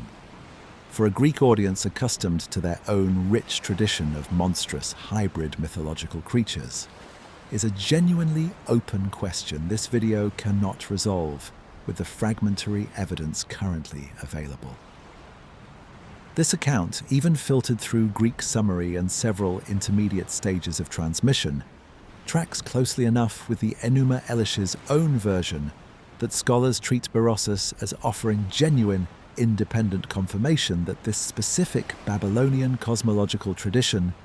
remained actively known and actively taught within Babylon's own priestly circles well into the Hellenistic period, centuries after the Enuma Elish's own composition, and long after Babylon's political independence had permanently ended. That continuity is itself worth pausing on. A tradition first composed to celebrate and legitimize an independent Babylonian king's political supremacy continued being taught, preserved, and apparently considered worth explaining to outsiders by priests serving within a Babylon that had not been politically independent for centuries, suggesting the religious and cosmological content of this material had, by Berossus's own time, become genuinely separated from the specific political circumstances that had originally motivated its composition, valued for its own sake as inherited religious tradition, rather than as an active piece of contemporary political propaganda. It is worth reflecting on what this separation between original political function and later religious continuity tells us about how ancient religious traditions can genuinely outlive the specific circumstances that first produced them, a pattern this video's own earlier examination of the Enuma Elish's Akitu festival recitation already hinted at without fully exploring in detail. A text composed specifically to justify Marduk's supremacy in service of Babylon's own political rise had, by Berossus's time, become simply the accepted, traditional explanation for how the world came to be in the first place, recited and preserved by priests serving a Babylon that no longer needed political justification in quite the same urgent way, because Babylon's own independent political existence had already, by that point, permanently ended. The theological content had, by this point, genuinely outlasted its original political function, becoming in effect pure inherited religious tradition, valued and carefully preserved for its own sake, rather than for any ongoing propagandistic purpose. It might once have actively served in an earlier, politically independent era. It is worth naming, too, why Berossus would have chosen to preserve and transmit this specific material at all, given that Babylon's political circumstances had changed so dramatically since the Enuma Elish's original composition. The most straightforward explanation, and the one most consistent with what little we know of Berossus's broader purpose in writing his Babylonica, is that he understood himself to be preserving and explaining a genuinely ancient, genuinely venerable tradition, one that carried real cultural and religious authority within Babylon's own surviving priestly institutions, regardless of the city's current political status. Presenting this material to a Greek audience was, in that sense, an act of genuine cultural preservation, as much as it was an act of translation, an attempt to ensure that Babylon's own deep intellectual and religious heritage would survive and be respected within the new, Greek-dominated political order, even as that same order had already, in practical political terms, thoroughly absorbed and superseded Babylon's own independent existence entirely, leaving religious and cultural memory as one of the only forms of continuity still genuinely available to a conquered but not forgotten civilization. Berossus's account of humanity's creation specifically, as carefully preserved in the surviving fragments, follows this same broad pattern. Humanity formed from clay, mixed with the blood of a defeated, sacrificed deity,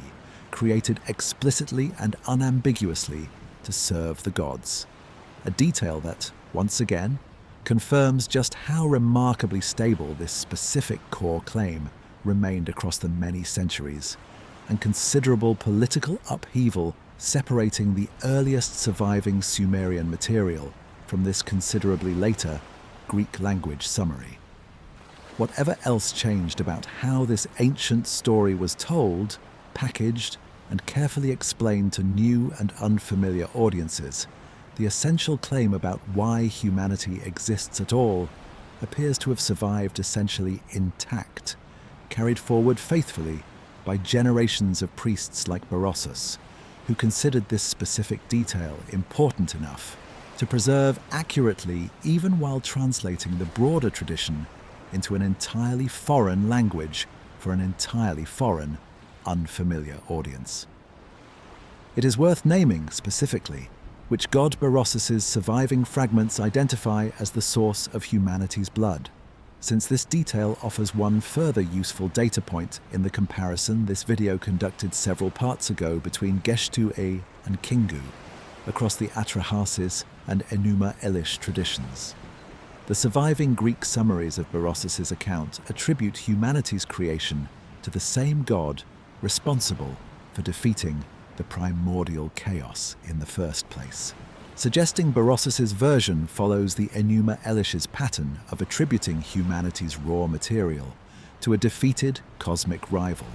rather than Atrahasis's older pattern of an apparently innocent, incidentally selected sacrificial victim chosen for reasons the text itself never fully explains. This is worth noting as further evidence that by the time Berossus was writing,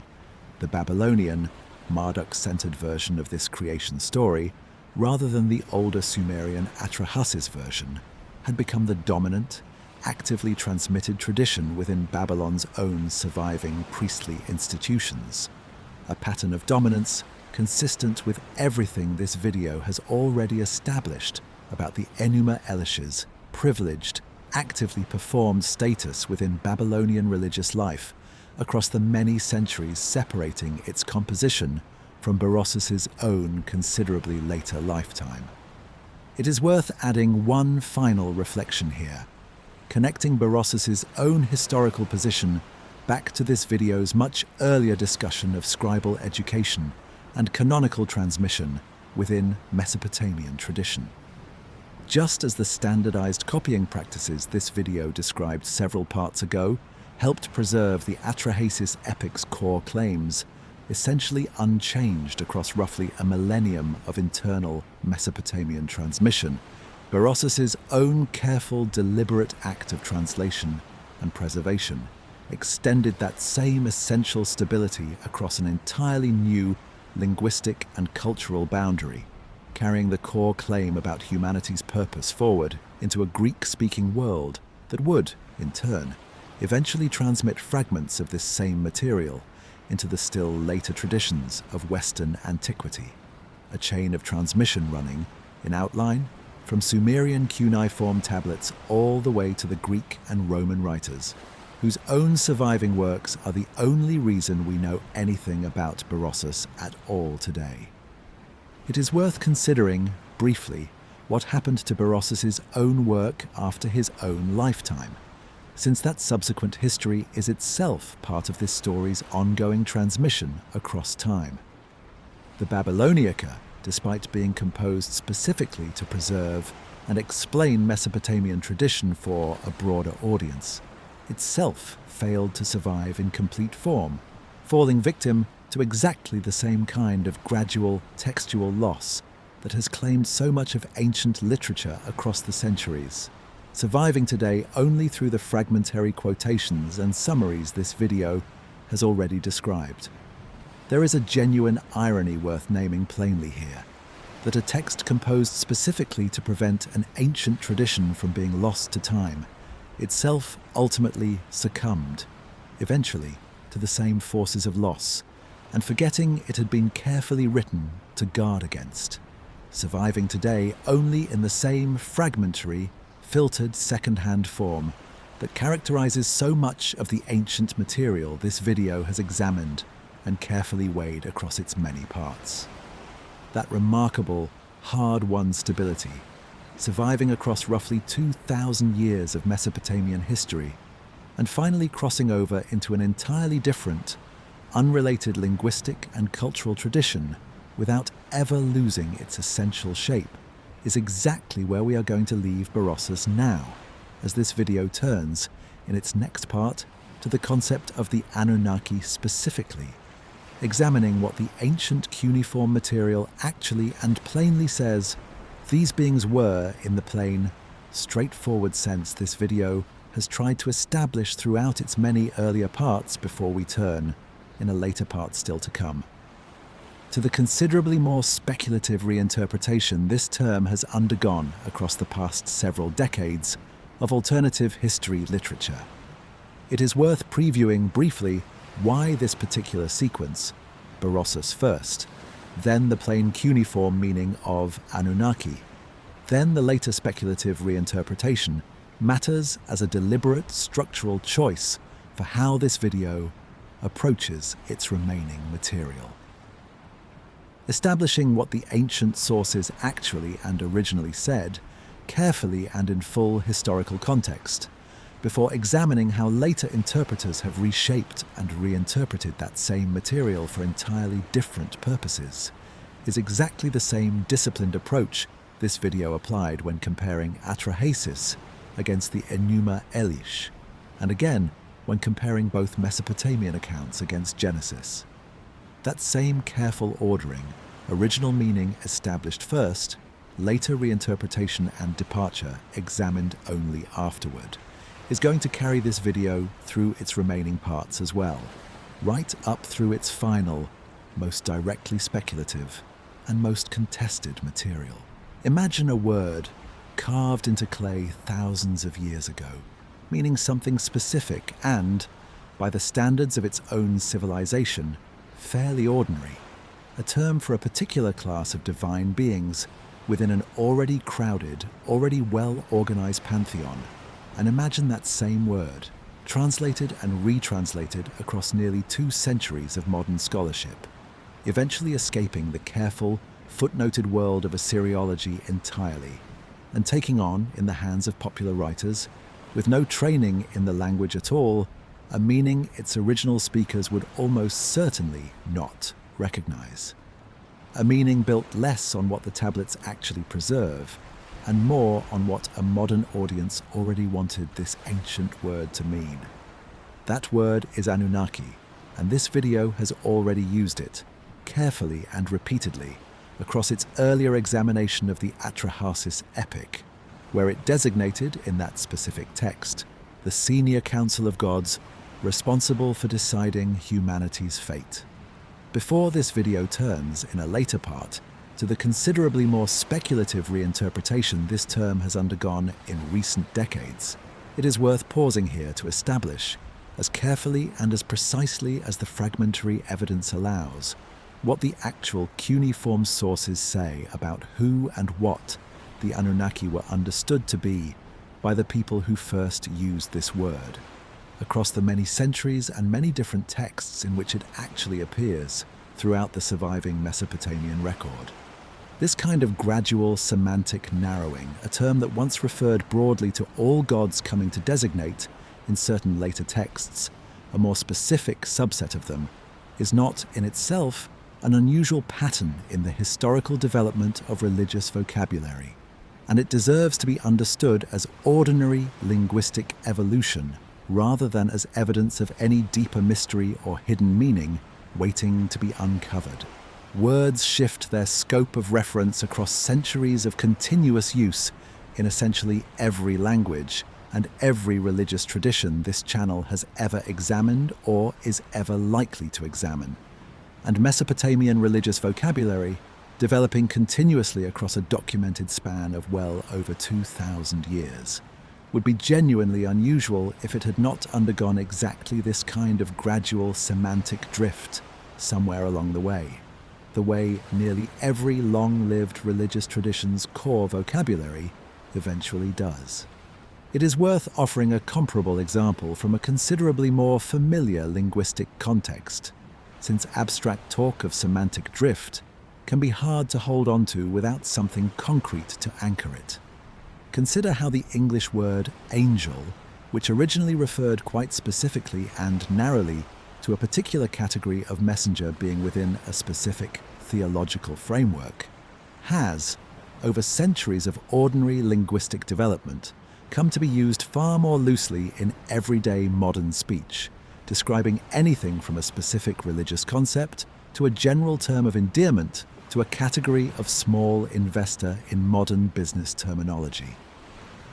Nobody encountering this kind of broad linguistic drift in a familiar, living language treats it as evidence of some hidden, deliberately obscured meaning behind the word angel.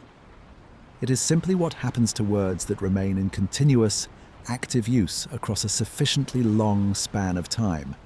and there is no principled reason to treat Mesopotamian religious vocabulary as somehow exempt from this same, entirely ordinary linguistic process. The honest answer, and it is worth stating plainly from the outset, is that the term's meaning was not perfectly stable even within ancient Mesopotamian usage itself. A detail this video already flagged briefly when first introducing the term several parts ago, and that deserves considerably fuller, more careful treatment now. Across the very long span of Mesopotamian textual history, spanning multiple languages, multiple regions, and well over 2,000 years of continuous use, Anunnaki appears in contexts that do not always agree with each other about precisely which gods the term includes, how many of them there were supposed to be, or exactly how they related to the other major categories of divine being this video has already discussed at length, the Igigi chief among them. It is worth naming honestly why this kind of instability across such a long span of textual history should not surprise or trouble us, and should not be treated as some kind of embarrassing gap in the evidence requiring an exotic explanation. Nearly every ancient religious tradition this channel has examined across its various videos, the Sumerian king list's own variable regnal figures, the Atrahasis and Enuma Elish's differing treatment of the sacrificed god, Genesis's own layered compositional history, shows exactly this same kind of internal variation once examined closely enough, and honestly enough. Religious traditions maintained across millennia by many different communities, in many different political circumstances using many different specific texts, are simply never perfectly uniform documents speaking with one single, unchanging voice, and treating this variation as a problem to be explained away, rather than as an entirely expected feature of how long-lived oral and textual traditions actually develop over time, sets an unreasonable and historically uninformed standard that essentially no ancient religious tradition anywhere in the world could ever actually meet. In its earliest attested usage within Sumerian language texts predating the Akkadian material, this video has focused on most closely, Anunnaki appears to function as a broad, general term for the gods collectively, without the specific senior versus junior hierarchical distinction the Atrahasis epic later applies to it. Some of the oldest Sumerian texts referencing this term use it in contexts that suggest it once encompassed essentially the entire pantheon, senior and junior deities alike, a usage considerably broader than the specific, narrower meaning this video adopted when walking through Atrahasis several parts ago. It was only in later texts, composed as Mesopotamian religious thought, continued developing and formalizing its own increasingly elaborate divine hierarchies, that Anunnaki narrowed in at least some contexts to specifically designate the senior, ruling tier of gods, distinguished from the Igigi as their subordinate, laboring counterparts. It is worth walking through this development a little more carefully, since the specific mechanics of how a broad term narrows into a more specific one deserve concrete illustration rather than a general assertion alone. Sumerian religious texts from the earliest well-documented periods of Mesopotamian civilization use Anunnaki in ways that scholars have compared to how a modern speaker might use a word like divinities or deities, a broad, inclusive category with no particular implication about relative rank or status among the beings it describes. As Mesopotamian religious and political institutions grew more elaborate and more hierarchically organized over subsequent centuries, a development that ran in parallel with the increasingly complex temple economies and administrative structures this video has already described at length in earlier parts, the religious vocabulary used to describe the divine world appears to have grown correspondingly more differentiated, distinguishing between categories of gods in ways the earliest texts simply had not needed to bother with. It is worth naming the specific historical periods scholars associate with this shift, since attaching approximate dates to this development helps ground it in the same kind of concrete historical timeline this video has tried to maintain throughout its examination of every other piece of Mesopotamian material. The broader, more inclusive early usage of Anunnaki appears predominantly in texts from the earlier periods of Sumerian civilization, while the narrower, hierarchically distinct usage this video encountered in the Atrahasis epic belongs to a considerably later period, closer to the early second millennium before the Common Era, by which point Mesopotamian religious thought had already developed the kind of elaborate, formalized divine bureaucracy this video's earlier parts have described in careful detail,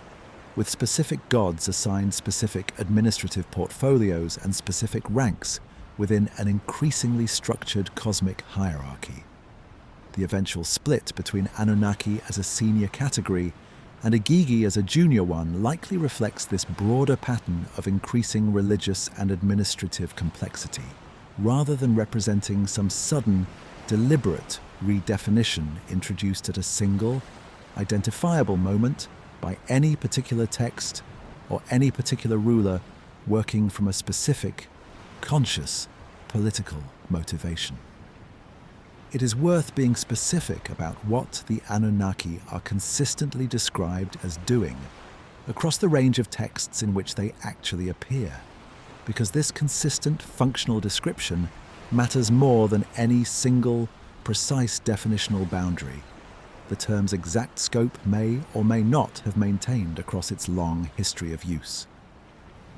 In the Atrahasis epic specifically, as this video has already established, the Anunnaki function as the ruling council responsible for major decisions affecting the cosmos and its inhabitants, meeting, deliberating and reaching consensus, or, in moments of genuine crisis like the Igigi's rebellion, working through genuine disagreement before arriving at a workable resolution. In other Mesopotamian texts, Anunnaki appear in contexts connected to the underworld specifically, described as judges or overseers of the dead in certain funerary and religious material, a role that sits somewhat apart from their more administrative, cosmos-managing function in Atrahasis, further illustrating the genuine variation in how this term was actually deployed across different texts, different periods and different specific religious contexts. It is worth expanding a little further on this underworld connection specifically, since it represents a genuinely distinct thread within the broader Anunnaki tradition that this video's earlier focus on Atrahasis and the Enuma Elish has not yet had occasion to address directly or in any real detail. Several surviving Mesopotamian texts concerned with death, burial, and the fate of the deceased describe the Anunnaki as presiding over judgment in the underworld, a role that connects them to broader Mesopotamian beliefs about mortality and the afterlife that this channel has not yet examined in detail, but that formed a genuinely significant, deeply woven part of Mesopotamian religious life across its entire recorded history, touching nearly every family at some point through funerary ritual and practice. This underworld role does not obviously connect to the labor-focused, cosmos-managing role the Anunnaki play in the Atrahasis material, and scholars have generally treated these as two related but functionally distinct traditions concerning the same broad category of senior divine beings, rather than assuming any single unified job description covering everything the term Anunnaki was ever used to describe across the many centuries and many contexts in which it appears throughout the surviving Mesopotamian textual record. It is worth naming too what the ancient sources do not say about the Anunnaki, because this negative evidence matters as much as the positive descriptions this video has just walked through, particularly given how far some later reinterpretations of this term have traveled from what the actual cuneiform material actually supports. Nowhere in the surviving cuneiform corpus do the Anunnaki appear described in physically distinct terms, suggesting anything other than the same basic anthropomorphic divine form attributed to every other major deity in the Mesopotamian pantheon. No unusual physical descriptions, no explicit associations with unfamiliar technology, and no textual indication that ancient audiences understood them as anything categorically different from the broader class of gods Mesopotamian religion had always recognized and worshipped across its entire recorded history. Whatever the Anunnaki were, to the people who actually wrote and read these texts across 2,000 years of continuous Mesopotamian civilization, they were gods, understood and described using exactly the same religious vocabulary and exactly the same basic conceptual framework applied to every other deity this video has already discussed at length: Enki, Enlil, Marduk, Nintu, and the rest of the wider Mesopotamian pantheon. It is worth naming explicitly why this video has chosen to spend an entire part on what might seem, at first glance, like a narrow, purely definitional question about a single ancient word. The Anunnaki, more than almost any other term this video has examined across its many parts, have become genuinely central to a large and active body of modern alternative history claims this video intends to examine fairly and in detail in a later part, rather than dismissing out of hand. Doing that examination responsibly requires exactly the kind of careful, patient groundwork this part of the video has just completed, establishing clearly and thoroughly what the ancient sources actually say before any comparison with later reinterpretation can be conducted fairly. It is worth being specific about the kind of physical descriptions Mesopotamian texts and art actually do provide for gods more broadly, since this comparative context helps establish just how unremarkable the Anunnaki's own physical depiction genuinely is within the surviving evidence taken as a whole. Mesopotamian religious art, preserved across an enormous range of surviving cylinder seals, temple reliefs, and statuary spanning the entire length of Mesopotamian civilization, from its earliest periods through its final centuries, consistently depicts gods in recognizably human form, sometimes distinguished by specific symbolic attributes, particular headdresses, particular objects held in their hands, particular animals associated with their specific domain, but never in a manner suggesting anything other than an idealized human appearance rendered with considerable artistic skill. Where the Anunnaki do appear in surviving Mesopotamian art, and such depictions do exist, though they are considerably less common than depictions of the more individually prominent gods, this video has already discussed by name across its earlier parts. They follow this exact same convention, rendered as dignified, robed, recognizably human figures, indistinguishable in their basic visual presentation from any other deity within the broader Mesopotamian pantheon this channel has examined so far. It is worth adding a final observation here about how scholars have approached the genuine ambiguity in the Anunnaki's precise number and precise membership across different texts, since this specific detail has become a particular point of fascination in some of the more speculative modern reinterpretation this video will examine in a later part still to come. Some surviving texts specify a particular number of Anunnaki, most commonly figures in the range of several dozen, while other texts leave the number entirely unspecified, or use the term in a way that suggests an open, potentially larger category rather than a fixed, closed membership with a definite, countable total. This numerical inconsistency across different texts is entirely consistent with the broader pattern of semantic variation this video has already traced across the term's long history of use, and it should be understood as further evidence of ordinary linguistic and religious development over an extremely long span of time, rather than as some kind of coded, deliberately obscured information waiting to be decoded by a sufficiently determined modern interpreter working many centuries after the fact. That established plain and thoroughly documented meaning, a specific class, or, depending on period and context, a broader category of divine beings within an already well-developed ancient pantheon, is exactly the baseline this video needs firmly in place before we can properly and fairly evaluate the considerably more speculative reinterpretation of this same term that has developed across the past several decades. A reinterpretation this video will examine carefully and honestly in a later part,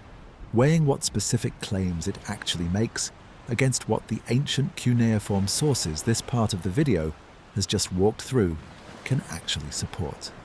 It is worth naming plainly why establishing this baseline so carefully and at such length matters so much for how this video is going to handle its remaining, more speculative material. Every single one of the specific claims this video has walked through. In this part, the term's broad early usage, its later narrowing, its consistent depiction as ordinary anthropomorphic gods, its variable numerical membership, rests on the same body of primary cuneiform evidence and the same century-plus tradition of careful, cross-checked Assyriological scholarship this video has relied on across every one of its previous parts. When this video eventually turns to the more speculative reinterpretation of this term, it will be measuring that reinterpretation against precisely this carefully established baseline, not against a vague general impression of what ancient Mesopotamian religion might have involved, but against the specific, documented, textually supported understanding this part of the video has just laid out in careful detail. It is worth adding one further,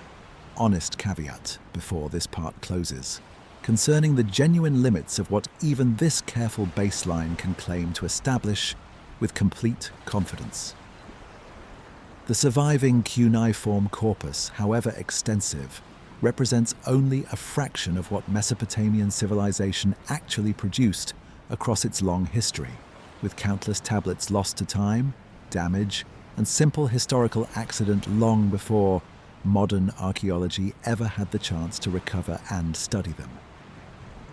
It remains possible, in principle, that some now lost text once described the Anunnaki in terms genuinely different from anything preserved in the surviving material this video has examined, a possibility no honest treatment of this topic can rule out entirely. What this video can say with confidence is that among everything that has actually survived and been carefully studied by generations of trained scholars, the picture is remarkably consistent. Ordinary gods, understood in ordinary religious terms, playing the specific administrative and judicial roles this part of the video has carefully traced across the surviving textual record. Imagine reading the same clay tablets this video has spent 10 parts walking through carefully, but reading them with an entirely different set of assumptions already firmly in place. Not assumptions about ancient religion or ancient labor economics, but assumptions about extraterrestrial visitors, genetic engineering, and a hidden history. Modern science has supposedly failed to recognize and imagine how differently every single detail this video has already examined might suddenly appear once filtered through that considerably more dramatic, considerably more cinematic lens. That is, in broad outline, what the writer Sitchin did across a series of books beginning in the late 1970s and continuing for decades afterward, proposing a reinterpretation of Mesopotamian creation literature that has become, by a considerable margin, the most widely circulated popular understanding of the Anunnaki, reaching an audience many times larger than the specialist Assyriological scholarship this video has drawn on throughout its previous 10 parts. This video is going to treat Sitchin's work fairly and specifically, laying out exactly what he claimed, exactly what evidence he offered in support of those claims, and then, just as carefully, weighing that evidence against the plain cuneiform, meaning this video established in its previous part. Because this comparison deserves the same honest, evidence-first treatment this video has tried to bring to every other piece of contested material examined so far across every prior part of this long, careful night. Sitchin's core claim, stated as plainly as his own considerable body of published work allows, holds that the Anunnaki were not gods in any metaphorical or purely religious sense, but literal extraterrestrial beings, arriving on Earth many hundreds of thousands of years ago from a planet Sitchin identified, through his own idiosyncratic, highly individual reading of Mesopotamian astronomical texts,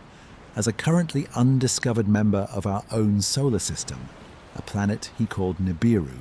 following on an orbit so extended that it would only periodically pass close enough to Earth to explain the Anunnaki's intermittent presence in the deep human past, this theory proposes. According to Sitchin's own account, these extraterrestrial Anunnaki arrived on Earth seeking to mine gold, required, in his account, for some unspecified but critical purpose, connected to their own home planet's atmospheric or environmental needs, and finding this mining labor exhausting and unsustainable, much the way this video's earlier parts describe the Igigi finding their own assigned labor unsustainable, decided to genetically engineer a new laboring species by combining their own genetic material with that of an existing terrestrial primate, producing modern humanity as a deliberately created hybrid workforce. It is worth naming specifically how directly Sitchin's theory borrows its underlying narrative structure from the very Mesopotamian material this video has already examined in careful detail across its earlier parts, because this borrowing is itself genuinely revealing about how his theory was likely constructed. The basic shape of Sitchin's story: an exhausted laboring class, a crisis requiring a solution,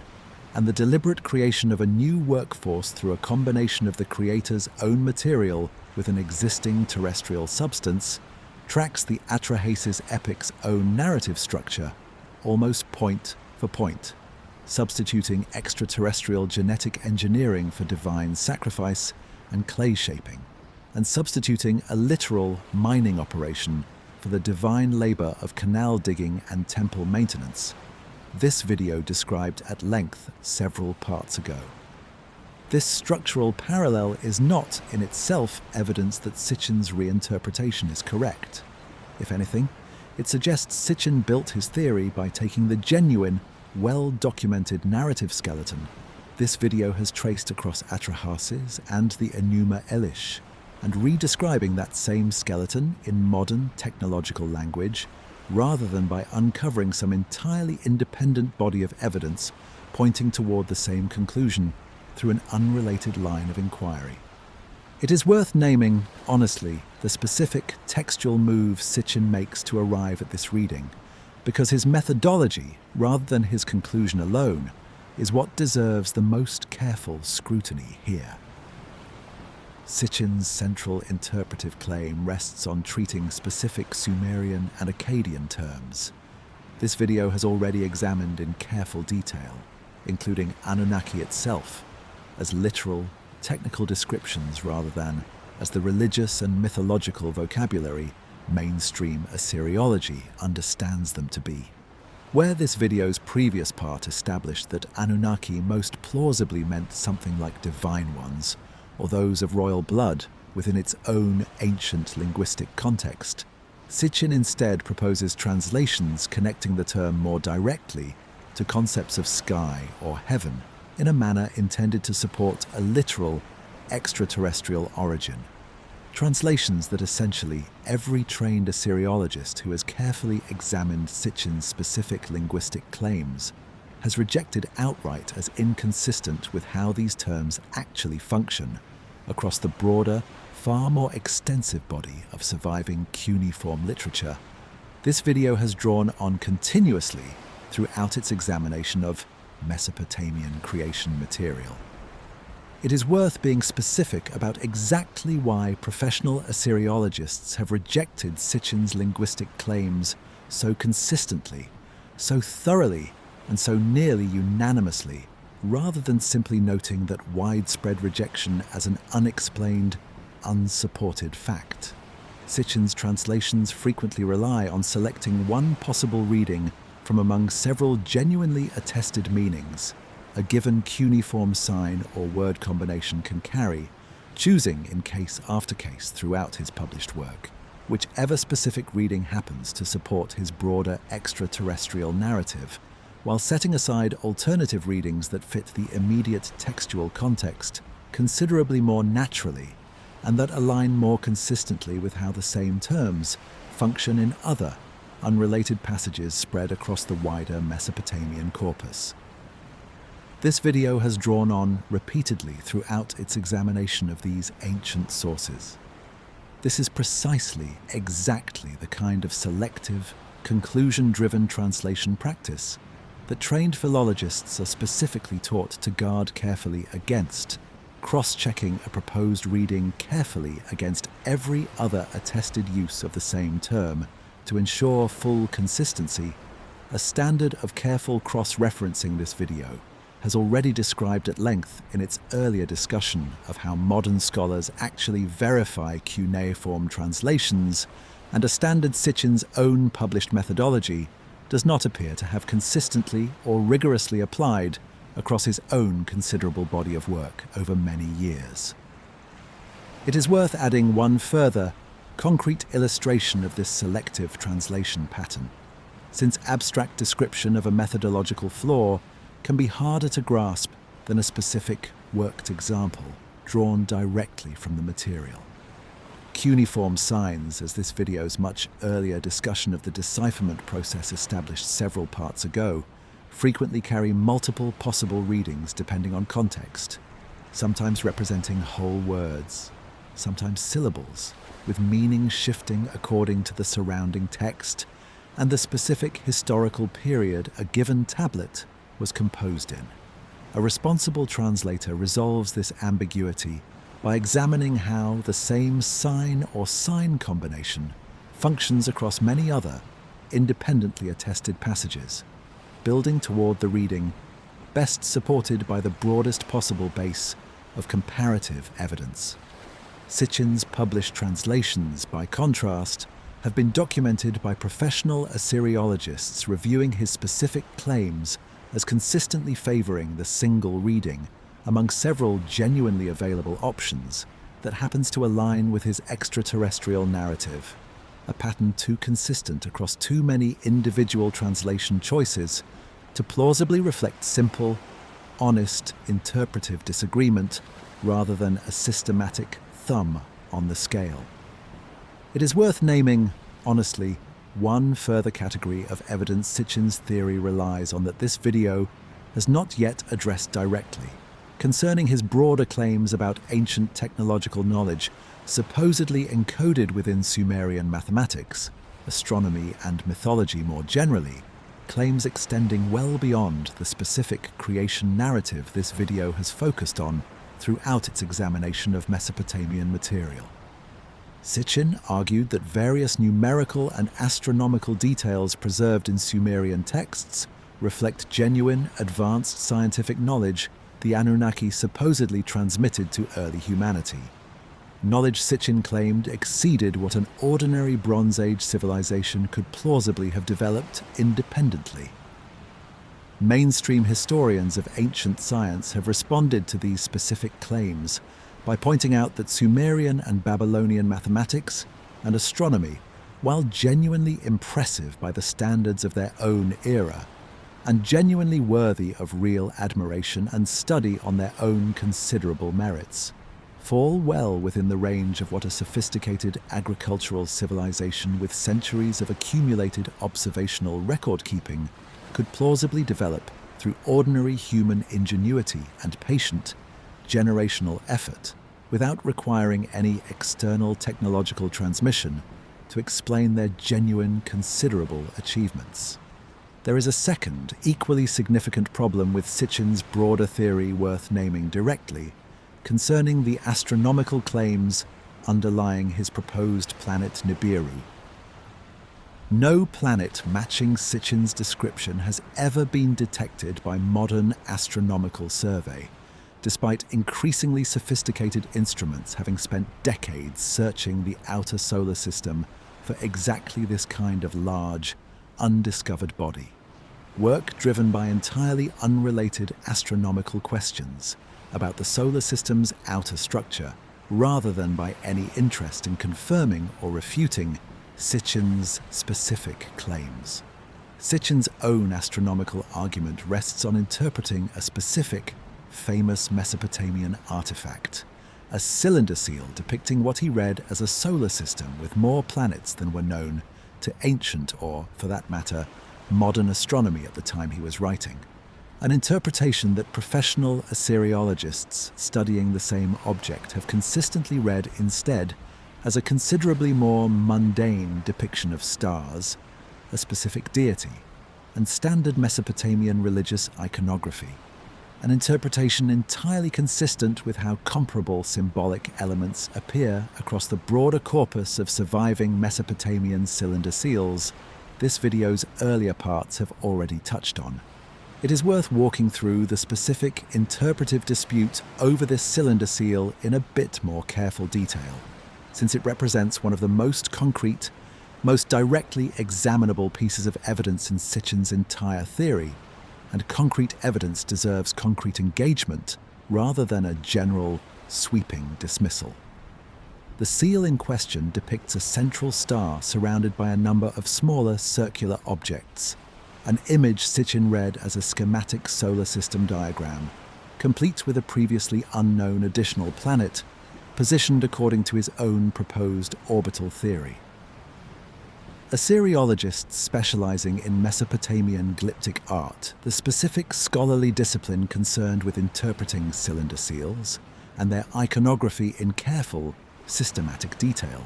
have pointed out that this same basic compositional arrangement, a central symbol surrounded by smaller subsidiary symbols, appears across numerous other surviving Mesopotamian seals, in contexts that have nothing whatsoever to do with astronomy, representing instead standard religious and decorative conventions well documented and cross-referenced across the broader corpus of surviving Mesopotamian glyptic art,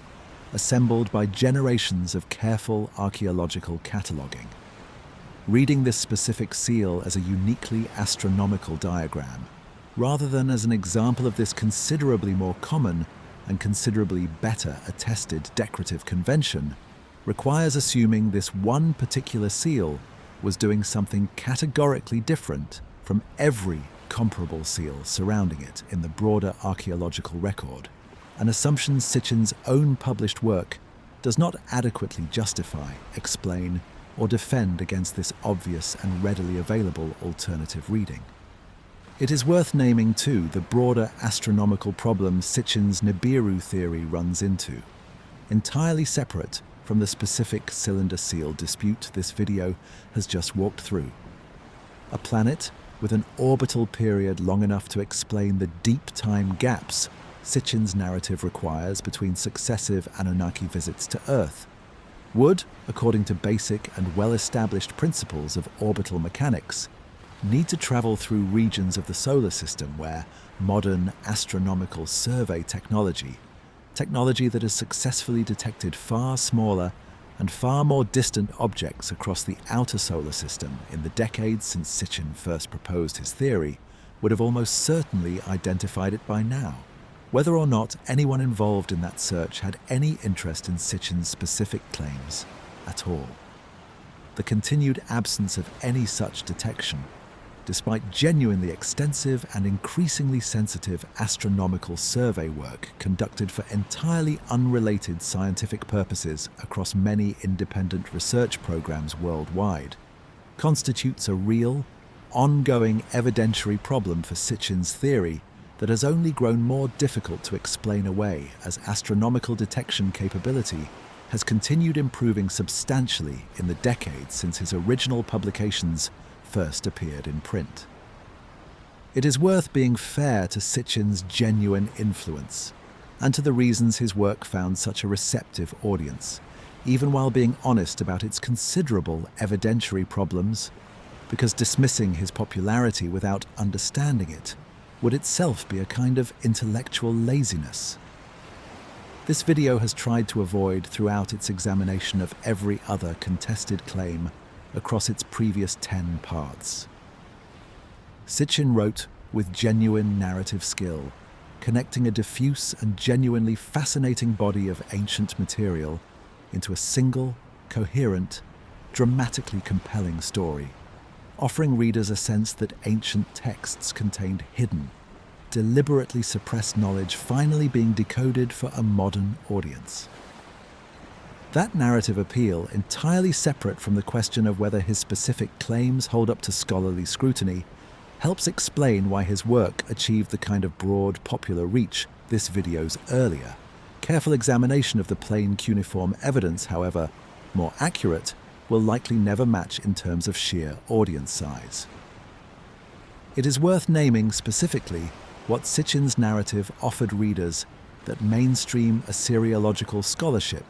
however rigorous and however carefully documented across generations of careful, cross-checked work, has generally struggled to offer in quite the same immediately accessible way. Sitchin's account gave ancient Mesopotamian material a direct, legible connection to modern scientific concepts, genetics, space travel, planetary astronomy, presenting the ancient world not as a genuinely different, genuinely alien way of thinking about reality, but as an early, garbled attempt to describe the same basic scientific concepts modern readers already understood and valued. This framing, whatever its evidentiary problems, offers a considerably more immediately accessible entry point into ancient material than the more difficult,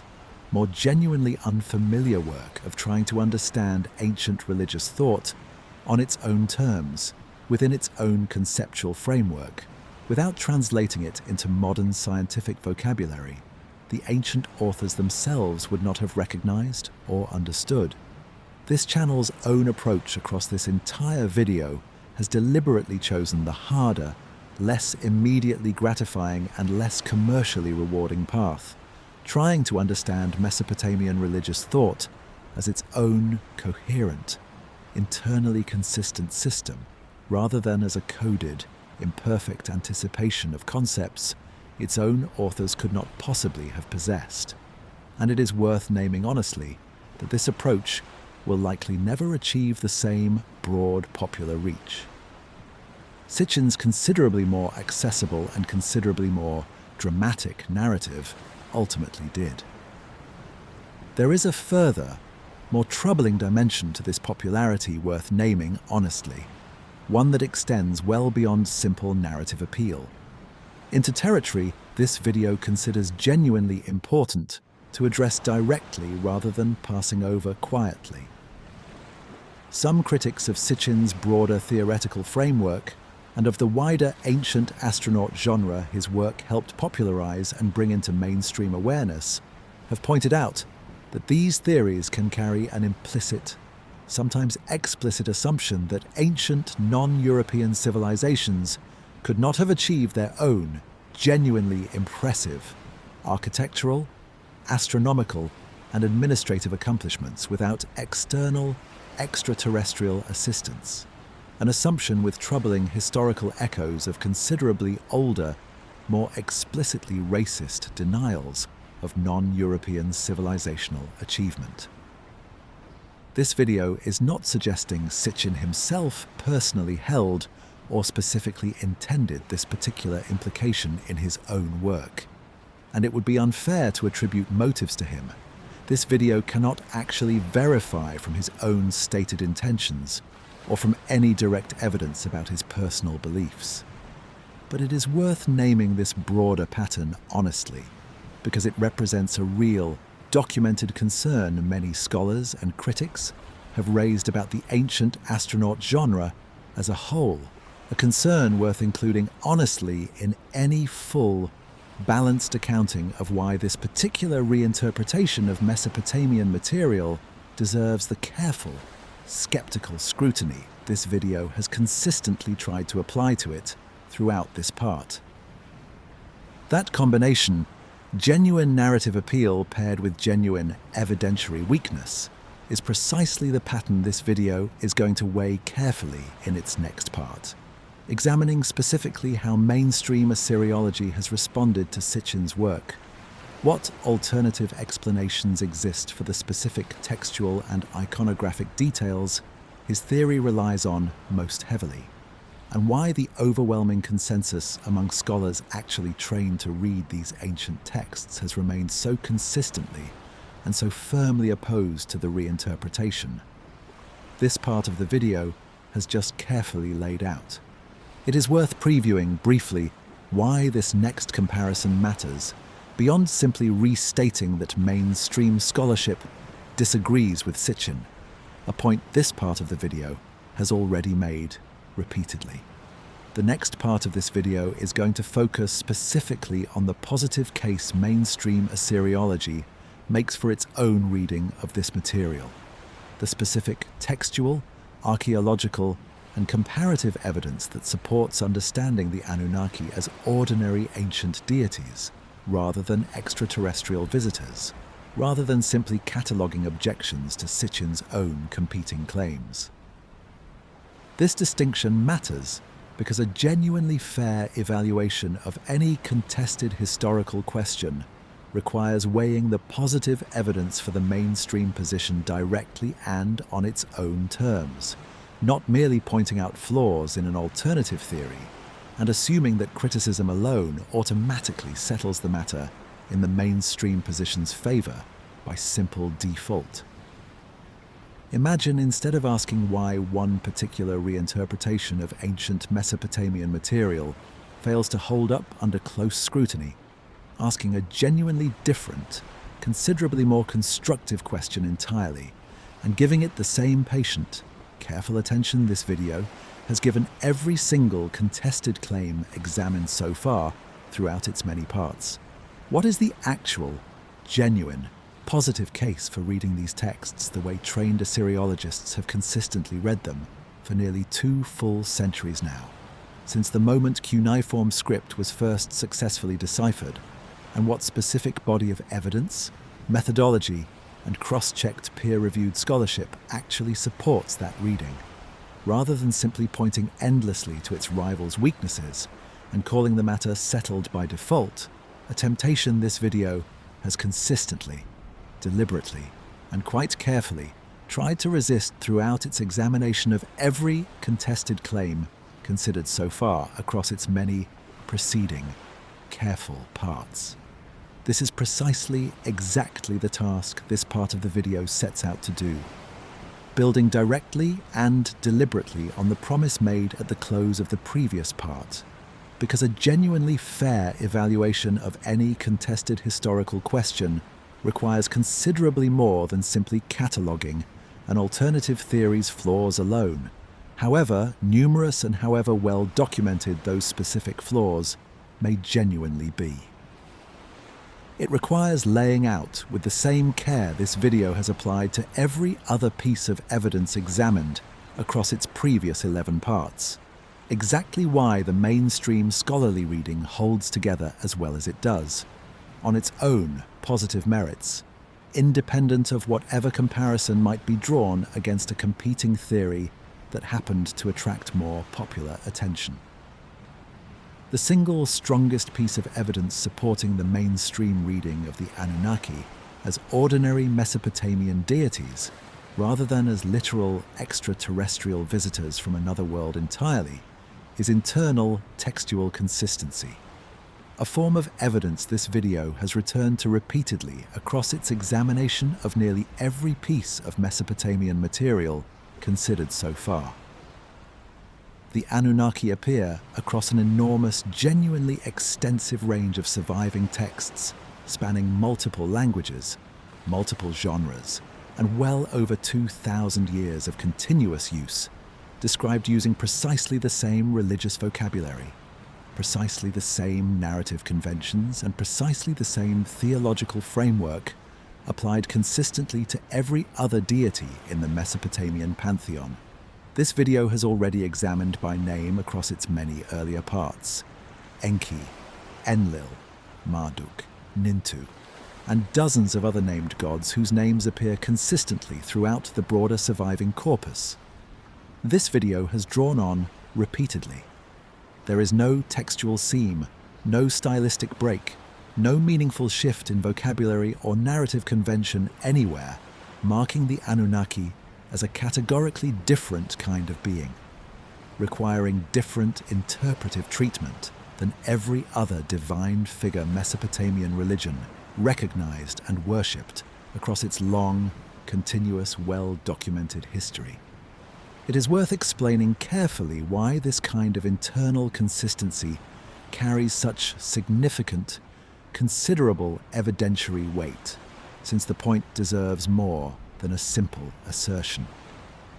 If the Anunnaki genuinely represented something categorically different from ordinary Mesopotamian deities, literal visitors from another world entirely, we would reasonably expect ancient scribes, across the many centuries and many independent scribal traditions, in which this material was carefully composed and faithfully recopied, to have marked that difference somehow, clearly, through distinct vocabulary, distinct narrative treatment, or some acknowledgement that these particular beings required separate, special explanation compared to the rest of the pantheon they were otherwise consistently grouped alongside throughout the surviving textual record. Instead, what the surviving textual record actually and consistently shows is seamless integration, the Anunnaki participating in councils alongside other gods, receiving the same kinds of offerings, subject to the same kinds of narrative conventions governing divine behavior throughout, indistinguishable in their basic textual treatment from every single other deity this video has already discussed at length across its earlier parts. It is worth adding a further, more technical dimension to this consistency argument, one grounded specifically in the linguistic training this video has already described at length when discussing how modern scholars actually verify cuneiform translations several parts ago. Trained Assyriologists reading a newly discovered tablet featuring the Anunnaki approach, that text, using the exact same grammatical and contextual analysis they would apply to a tablet featuring any other deity. And this analysis consistently produces coherent, internally sensible readings without requiring any special interpretive framework reserved specifically for passages involving this particular term. This methodological uniformity is itself a form of confirming evidence. If the Anunnaki required a genuinely different interpretive approach to make sense of the surviving texts describing them, that requirement would show up as a persistent, recognizable pattern of interpretive strain across the scholarly literature. Gaps and inconsistencies scholars would have flagged and struggled with openly in published peer-reviewed work, subject to exactly the same kind of cross-checking. This video has described throughout its examination of Mesopotamian material.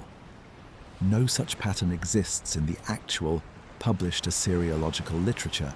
This video has drawn on throughout its examination of this material. A genuinely meaningful absence given how many independent scholars, working across many decades and many different academic institutions, have had ample opportunity to notice and report exactly this kind of interpretive difficulty, had it actually existed anywhere in the surviving corpus. There is a second major line of positive evidence worth examining carefully, concerning the archaeological and art historical record this video touched on in its previous part, when discussing cylinder seal iconography specifically.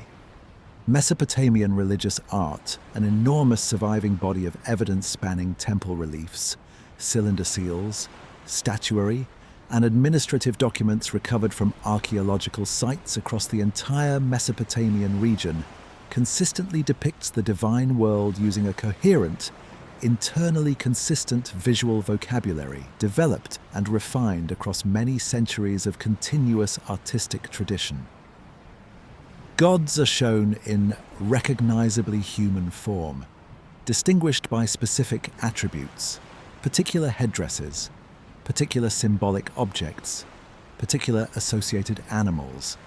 A visual system scholars have been able to cross-reference against textual descriptions with considerable success, confirming that ancient artists and ancient scribes were working from a shared, coherent understanding of what these divine beings looked like and how they should be represented. Nothing in this extensive visual record suggests any conceptual space for beings understood as fundamentally different from this established, thoroughly documented pattern. It is worth explaining briefly how scholars actually go about cross-referencing this visual evidence against the textual descriptions, since the method itself matters for weighing how strong this particular line of evidence actually is. When a surviving text describes a specific deity's particular attributes, a specific headdress, a specific weapon, a specific animal companion, scholars can check that description against surviving artistic depictions bearing inscriptions identifying the specific god being represented, building a cross-verified catalogue of which visual features consistently correspond to which named deities across independently created objects produced by different artisans in different cities across different centuries of continuous artistic tradition. This cross-referencing has been performed extensively across the surviving corpus of Mesopotamian religious art and the Anunnaki, wherever they can be confidently identified within this visual record, conform entirely to the same basic anthropomorphic conventions governing every other deity in this catalogue, with no surviving artifact anywhere in the archaeological record depicting them in any manner suggesting extraterrestrial or technologically advanced origin. It is worth naming specifically what kind of visual evidence would actually be needed to support Sitchin's alternative reading, since naming that counterfactual clearly helps demonstrate just how absent the relevant supporting evidence genuinely is across the entire surviving archaeological record. A theory proposing literal extraterrestrial visitors would be considerably strengthened by surviving depictions showing these beings using recognizable technology, wearing distinctive equipment, or otherwise visually marked as categorically different from the surrounding human and divine figures populating the same artistic tradition and appearing on the same class of objects. No such depictions exist anywhere in the extensive surviving corpus of Mesopotamian art this video has already described in detail, spanning many thousands of individually catalogued objects recovered across more than a century of sustained, careful archaeological excavation throughout the entire region. This absence across such an extensive and thoroughly documented body of physical evidence assembled by generations of professional archaeologists working across the entire region over more than 100 years constitutes exactly the kind of missing confirmatory evidence a genuinely strong alternative theory would need to address and explain away directly. And Sitchin's published work does not offer any serious, sustained attempt to address this specific, considerable evidentiary gap anywhere across his own considerable body of published material. It is worth naming a third line of evidence connected to the broader comparative religious context this video has already established across its examination of the Sumerian king list and its extended discussion of Zep-Tepi and comparable Golden Age traditions in earlier videos this channel has produced for its patient, returning audience. Ancient Mesopotamian religion did not develop in isolation, and the specific concept of a senior divine council overseeing junior divine or semi-divine subordinates, the Anunnaki and Igigi relationship this video has traced in careful detail since its second part, appears in recognizably similar form across other ancient Near Eastern religious traditions, including, as this video's earlier comparison with Genesis touched on at length several parts ago, the broader West Semitic religious world surrounding Mesopotamia on nearly every side throughout its entire recorded history. This kind of comparative religious pattern, a hierarchical divine council overseeing subordinate divine beings, is a well-documented, widely attested structural feature of ancient polytheistic religious systems more broadly, appearing in contexts with no plausible connection to Mesopotamia at all, in ancient Greek, Canaanite, and other Near Eastern religious traditions. This channel has not yet examined in dedicated detail, but that comparative religious scholarship has studied extensively across many decades of careful, cross-cultural research. It is worth naming a few of these comparative examples specifically, since concrete illustration strengthens this argument considerably more than a general assertion of comparative similarity alone. Ancient Canaanite religious texts recovered from the site of Ugarit, dating to a period roughly contemporary with portions of the Mesopotamian material. This video has examined at length across its earlier parts, describe a divine council structure headed by the god El, with a hierarchy of subordinate deities carrying out specific functions and reporting to this senior authority in a manner scholars have found genuinely comparable in its basic organizational logic to the Mesopotamian Anunnaki and Igigi relationship. This video has traced in careful detail since its second part. Ancient Greek religious tradition, developing in a context with its own separate history and its own distinct pantheon, nonetheless organizes its own gods into a comparable hierarchy, the Olympian gods holding senior authority over a considerably larger population of minor deities, nymphs, and semi-divine figures occupying subordinate positions within the same basic structural framework,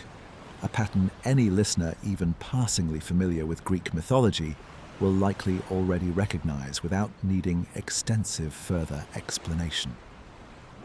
Treating the Mesopotamian version of this widespread pattern as evidence of literal extraterrestrial contact, while treating structurally similar divine hierarchies in these other, entirely unrelated ancient traditions as ordinary religious development, requires a double standard the evidence itself does not support or justify in any principled way. It is worth pressing this comparative point a little further because it represents, in some ways, the single strongest argument against Sitchin's specific reinterpretation examined in the previous part of this video. If a hierarchical divine council structure genuinely required an extraterrestrial explanation wherever it appears in the ancient world, that same explanatory burden would apply equally to ancient Greek, Canaanite, and countless other unrelated religious traditions exhibiting the same basic organizational pattern, a conclusion essentially no serious researcher, including proponents of ancient astronaut theories more broadly, has actually been willing to extend consistently across every single tradition exhibiting this widespread structural feature. The selective application of an extraterrestrial explanation specifically to Mesopotamian material, while leaving structurally comparable material from other ancient cultures unexamined or explained through entirely ordinary, conventional means, suggests the explanatory framework is being applied inconsistently,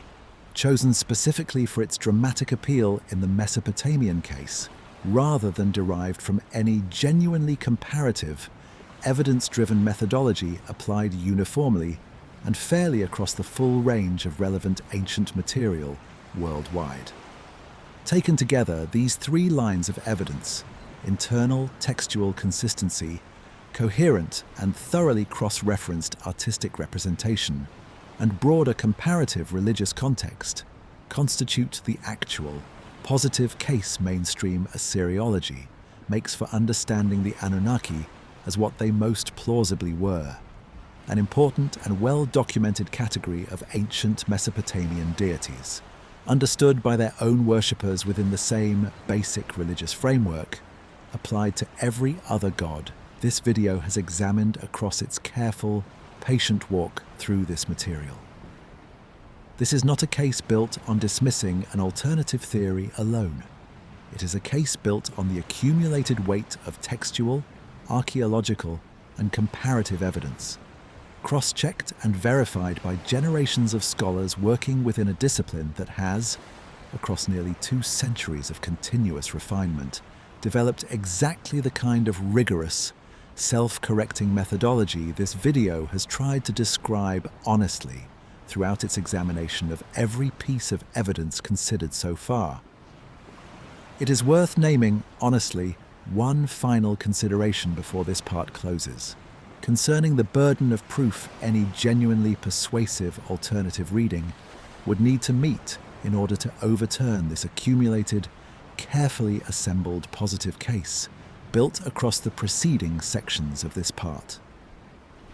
A reinterpretation claiming the Anunnaki were literal extraterrestrial visitors would need to explain not simply why certain individual passages might, in isolation and stripped of their surrounding context,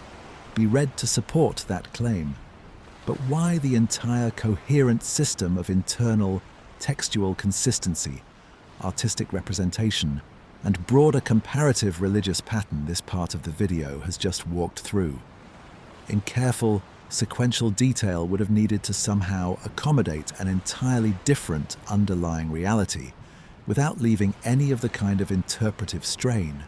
textual seams, or unexplained inconsistencies that a genuinely different underlying reality would reasonably be expected to produce somewhere across 2,000 years of continuous, independently produced documentation spanning many different cities and many different scribal traditions. This is a considerably higher evidentiary bar than simply proposing an alternative translation for a handful of individual terms scattered across the surviving corpus. And it is a bar Sitchin's work. Whatever its genuine narrative appeal and whatever its considerable popular success, has not come close to clearing when measured against the full, accumulated weight of evidence this part of the video has carefully laid out. That accumulated cross-checked case is exactly where this video's examination of the Anunnaki specifically comes to rest, before we turn, in the next part, to a broader question this video has been building toward across its entire second half. Why a creation myth organized specifically around labor rather than around any of the other possible framings ancient religious traditions might have chosen, appears to have held such particular and lasting appeal within Mesopotamian civilization specifically. Examined now against comparative material from other ancient Near Eastern creation traditions, this video has not yet had occasion to discuss in detail. It is worth previewing briefly why this next comparative question matters, and why it represents a genuinely different kind of inquiry than everything this video has examined across its previous 12 parts.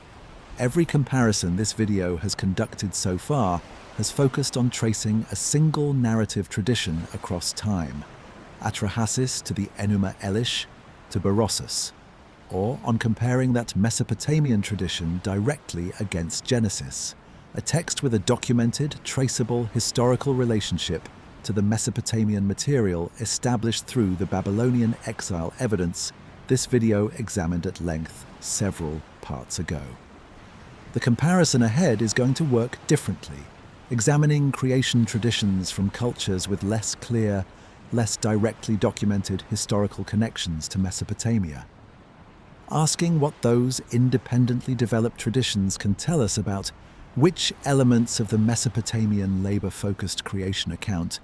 reflect something genuinely distinctive about Mesopotamian civilization specifically, and which elements reflect broader patterns common to how ancient agricultural civilizations more generally tended to explain their own origins and their own relationship to whatever divine powers they recognized and worshipped. This distinction between what is distinctively Mesopotamian and what is broadly characteristic of ancient religious thought, more generally, is one this video has touched on at various points across its earlier parts without ever addressing it as its own dedicated subject, worthy of sustained,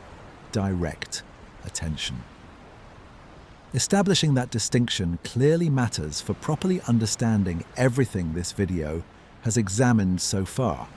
because it helps clarify exactly what should be attributed to the specific historical and economic circumstances of Mesopotamian civilization, its particular irrigation-dependent agriculture, its particular temple economy, its particular political history spanning the many centuries and many different ruling powers this video has already traced, and what instead reflects a more universal human tendency to explain existence itself in terms of obligation, purpose, and relationship to forces larger than any individual person or any single civilization could ever fully control, predict, or completely understand on its own. Imagine setting the Mesopotamian creation account down for a moment. The tablets this video has spent 12 parts walking through in careful detail, and picking up, instead, a different set of ancient texts entirely, composed by different peoples living in different landscapes across the wider ancient Near East, each one wrestling with the exact same fundamental question: why does humanity exist at all? And imagine noticing, as you set these traditions side by side, which specific choices Mesopotamian civilization made that its neighbors, facing broadly similar questions and often broadly similar material circumstances, chose not to make in quite the same way. That comparative exercise is where this video is headed now, having established, across its previous 12 careful parts, exactly what the Mesopotamian tradition itself says, and exactly how confidently modern scholarship can trace its transmission, its variations, and its later reinterpretation. This part of the video is going to widen the lens considerably, examining creation material from ancient Egypt and from the broader Canaanite and West Semitic religious world this video has already touched on briefly in its discussion of comparative divine council structures, asking specifically what these neighboring traditions can tell us carefully and honestly about which elements of the Mesopotamian labor-focused creation account reflect something genuinely distinctive about Mesopotamian civilization, and which elements instead reflect a broader pattern common across the ancient Near East, more generally shared by multiple, otherwise genuinely distinct civilizations developing along their own separate historical paths. Ancient Egyptian creation traditions offer a particularly useful, particularly instructive point of comparison, because Egypt, like Mesopotamia,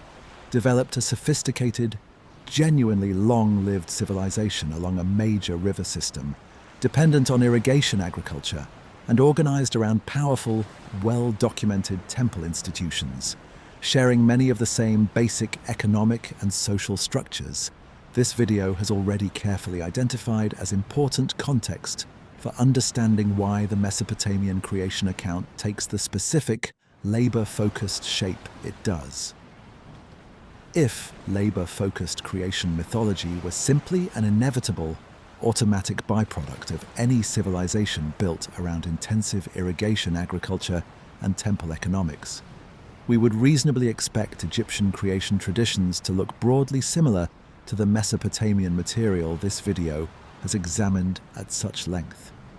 What we actually find on close examination is considerably more varied and more genuinely instructive than that simple prediction would suggest. It is worth being specific about just how genuinely comparable Egypt and Mesopotamia actually were in their broad economic and religious structure, since this comparability is precisely what makes the divergence in their respective creation accounts so genuinely informative rather than simply an isolated curiosity. Both civilizations depended on large-scale, centrally coordinated irrigation systems to sustain agricultural production far beyond what unaided rainfall could ever support on its own. Both organized enormous portions of their economic activity around temple institutions that received, stored, and redistributed agricultural surplus in exchange for religious service, a pattern this video has already described at length when discussing Mesopotamian temple offerings several parts ago in its examination of humanity's stated labor purpose. Both developed elaborate, hierarchically organized pantheons overseen by senior deities, exercising authority over subordinate divine beings, a structural pattern this video traced in careful detail during its own dedicated examination of the Anunnaki and Igigi relationship earlier in this video. Given this considerable overlap in underlying economic and religious structure, the specific divergence in how each civilization chose to explain humanity's own creation becomes considerably more meaningful and considerably more genuinely worth pausing on than it would be if the two civilizations had faced genuinely different underlying material and social circumstances from the very outset of their own respective religious traditions. Egyptian creation accounts surviving in multiple versions associated with different major religious centers across Egyptian history, each attributing primary creative power to a different local deity depending on which city's own priesthood composed the specific account, do describe humanity's creation in some versions as connected to labor and service, a theme this video's own earlier work has already touched on when examining Great Pyramid construction and temple economics in previous videos this channel has produced. But the specific mechanism differs meaningfully from the Mesopotamian pattern this video has traced in such careful detail. Several Egyptian creation traditions describe humanity emerging from the tears or the sweat of a creator deity, rather than from a deliberate, engineered combination of clay and a slain god's blood, carried out to solve a specific, identifiable labor crisis among the gods themselves.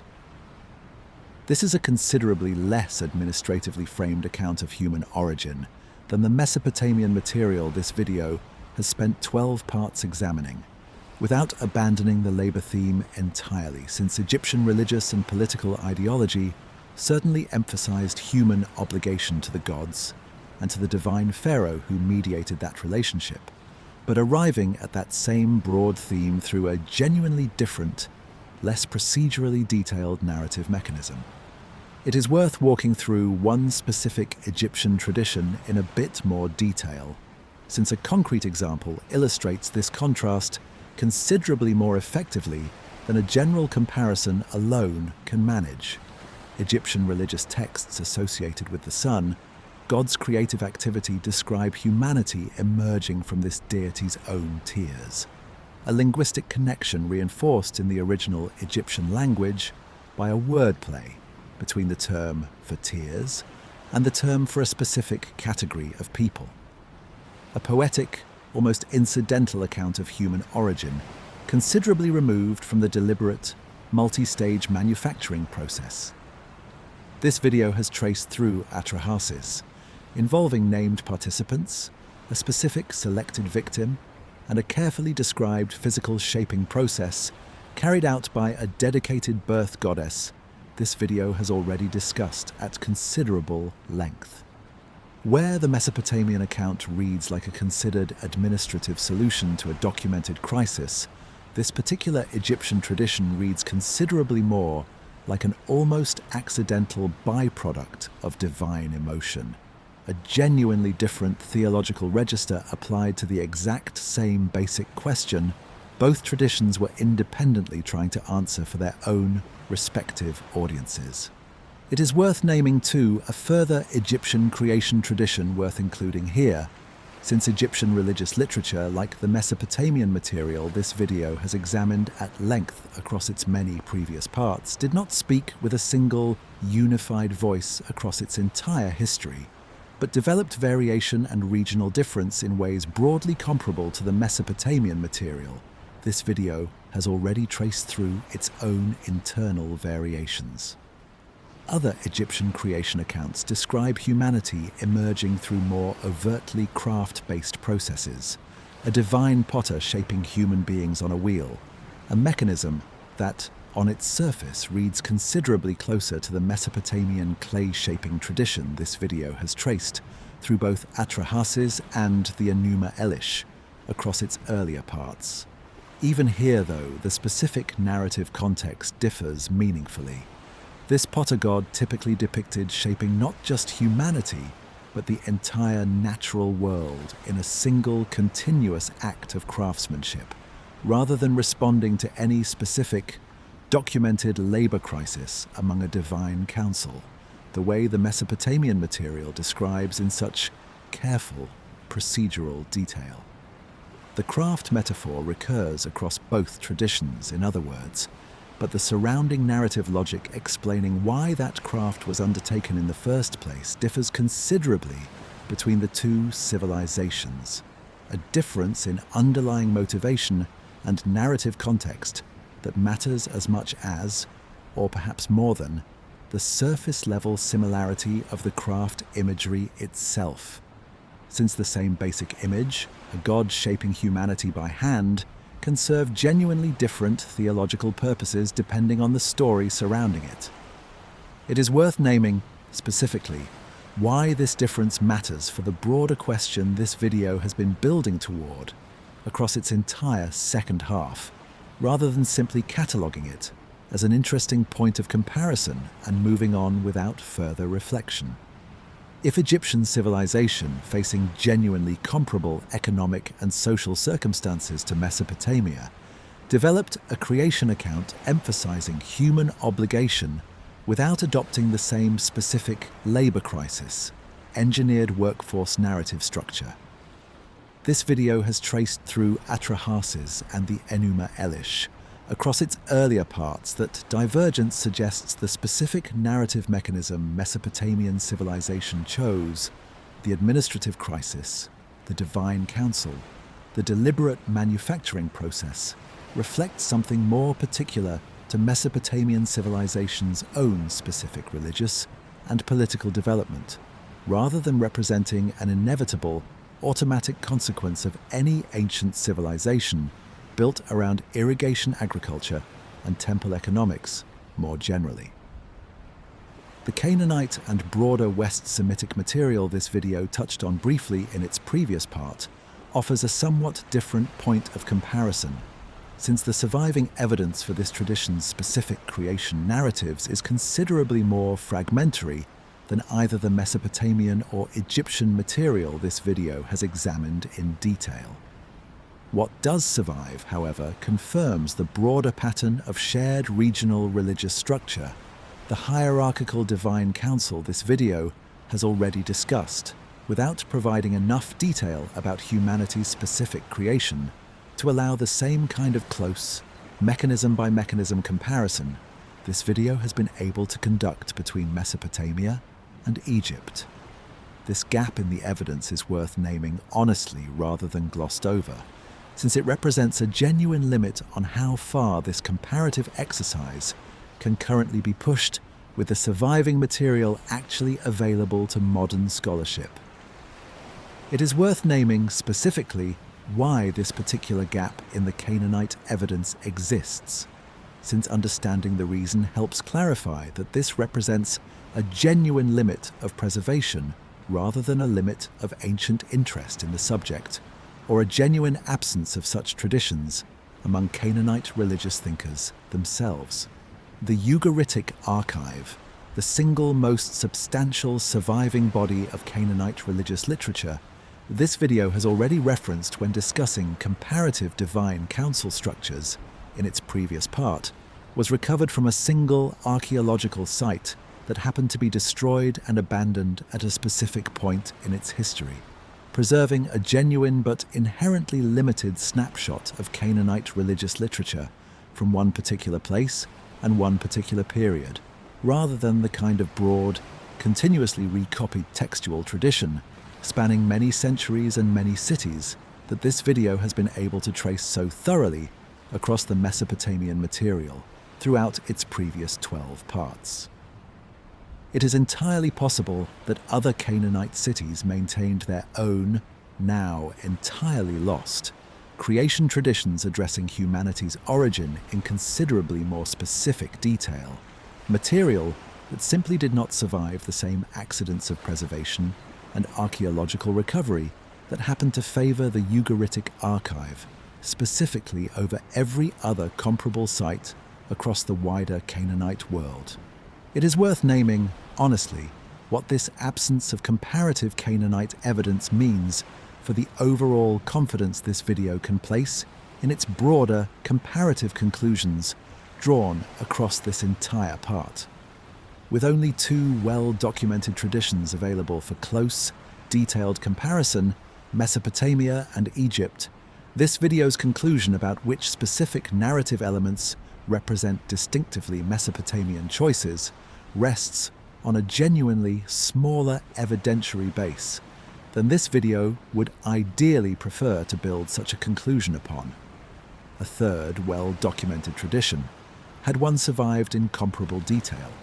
might have either reinforced or complicated the pattern this video has identified across its comparison so far, and honest scholarship requires acknowledging that limitation directly, rather than presenting a two-civilization comparison, as though it settled the broader question definitively and beyond any further reasonable doubt or future revision. It is worth adding one final comparative note before this part moves toward its close, connecting this Egyptian material back to the broader pattern this video has now traced across nearly every piece of evidence examined so far. Just as this video found genuine variation within the Mesopotamian tradition itself, Atrahasis against the Enuma Elish, an apparently innocent sacrifice against a punished rebel, this video now finds genuine variation within Egyptian tradition as well, the tears-based account against the potter god account. This recurring pattern of internal variation within both Mesopotamian and Egyptian religious literature alike suggests that ancient religious traditions, wherever they developed and however long they were sustained, consistently resisted the kind of single, uniform answer a modern reader might instinctively expect from any one civilization's creation mythology, preferring instead to hold multiple, only partially reconciled accounts simultaneously, each serving its own particular religious or regional purpose within a broader, genuinely pluralistic tradition.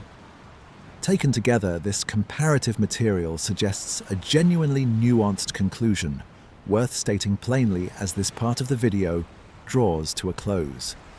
The broad theme of human obligation to the divine, humanity existing in some meaningful relationship of service or debt to the powers responsible for its creation, appears to represent a genuinely widespread pattern across ancient Near Eastern religious thought more generally, appearing in some recognizable form across multiple, independently developed civilizations facing broadly similar economic and social circumstances. The specific narrative mechanism the Mesopotamian tradition chose to express that broader theme, the labor crisis, the divine council, the deliberate engineering of a new workforce from clay and divine blood, appears to represent something more particular and more distinctive to Mesopotamian civilization's own specific religious and literary development, a genuinely creative narrative solution to a widely shared underlying theological question, rather than either a universal, inevitable pattern or a wholly unprecedented, isolated invention with no connection to the broader currents of ancient Near Eastern religious thought surrounding it. It is worth naming, honestly, what this nuanced conclusion actually allows this video to say with confidence, and what it does not, since precision matters here as much as it has mattered throughout this video's examination of every other contested or genuinely uncertain claim across its previous 12 parts. This video can say, with reasonable confidence based on the comparative evidence walked through across this part, that the specific administrative labor crisis framing of the Mesopotamian creation account was a genuine choice among several plausible alternatives, not a forced or inevitable consequence of Mesopotamia's particular economic circumstances, since Egypt, facing broadly comparable circumstances, made a genuinely different choice in how it chose to frame the identical basic theological question. What this video cannot say with the same confidence is precisely why Mesopotamian religious thought specifically gravitated toward this particular administrative framing rather than some other equally plausible alternative, a question that would require considerably more evidence about the earliest poorly documented stages of Mesopotamian religious development than currently survives for scholars to examine directly, evidence this video simply does not have access to and cannot honestly claim to possess. It is worth reflecting, briefly, on what this comparative exercise has actually accomplished for this video's broader examination of the Mesopotamian material, beyond simply adding interesting context from neighboring civilizations for its own sake.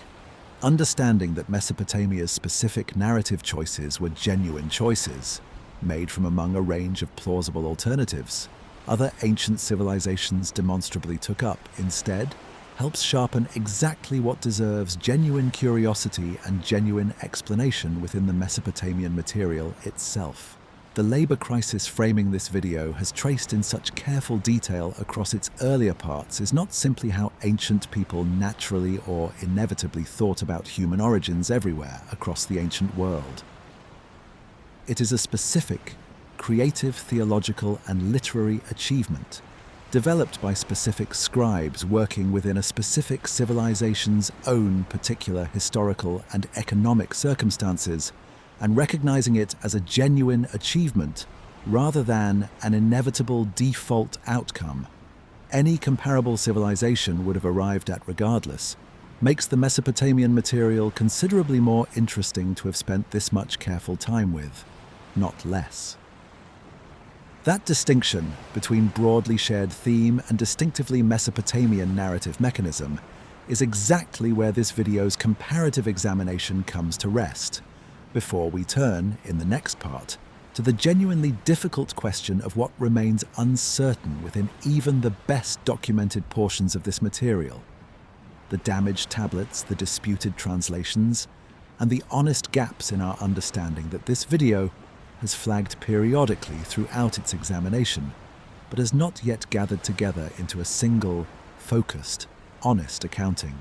of exactly where the limits of current scholarly knowledge actually lie. It is worth previewing briefly why gathering these scattered gaps into a single, dedicated part matters, rather than simply leaving them distributed across the many earlier parts where this video first flagged them individually as they arose. Across 12 parts of careful examination, this video has periodically noted specific points where the surviving evidence grows thin, where translations remain genuinely contested among specialists, or where a particular claim rests on inference rather than direct textual confirmation. Exactly the kind of honest caveating this video has tried to apply consistently to every piece of evidence considered throughout its entire length. Gathering these individual caveats into a single, dedicated accounting will allow this video's audience to see, all at once, the full, honest shape of what remains uncertain within this material, rather than encountering each individual caveat in isolation, spread thin across many separate parts where its cumulative significance might be easy to lose sight of entirely amid everything else this video has covered. This kind of consolidated honesty about the limits of the evidence is something this channel has tried to build into every video it has produced, not as a final disclaimer tacked onto the end almost as an afterthought, but as a genuine, integral part of how this channel approaches ancient material throughout an entire examination, from its very first part to its very last. The next part of this video is going to take that commitment further than usual, dedicating an entire part specifically to walking through exactly what remains genuinely uncertain across everything examined so far, rather than simply mentioning uncertainty in passing wherever it happens to arise within the broader narrative, treated as a minor aside rather than as a subject genuinely worth its own careful, dedicated attention. Imagine gathering together, carefully and patiently in one place, every single moment across this video's previous 13 parts where a phrase like "the surviving lines suggest," or "this reading rests on damaged text," or "scholars remain divided," quietly, honestly appeared. Small, honest qualifications scattered across many hours of careful, patient examination. And imagine, carefully, what the resulting picture looks like once all of that scattered uncertainty is finally, carefully gathered into a single, focused accounting, rather than left dispersed and scattered across a much longer, much broader narrative that most listeners would have no realistic, practical way of tracking across so many separate parts. That gathering is the specific, deliberate, careful task this part of the video has carefully set out to do, and it deserves to be undertaken very carefully and honestly, because an honest accounting of uncertainty is not the same thing as undermining everything this video has patiently established so far across its considerable length. The core claims this video has traced with real, well-earned confidence across its previous 13 parts: humanity's creation from clay and divine blood, the labor crisis framing, the stable transmission of this material across 2,000 years of Mesopotamian history,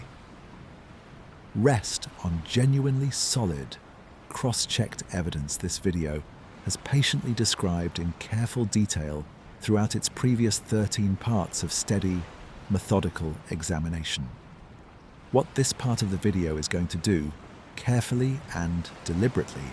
is name, honestly and specifically,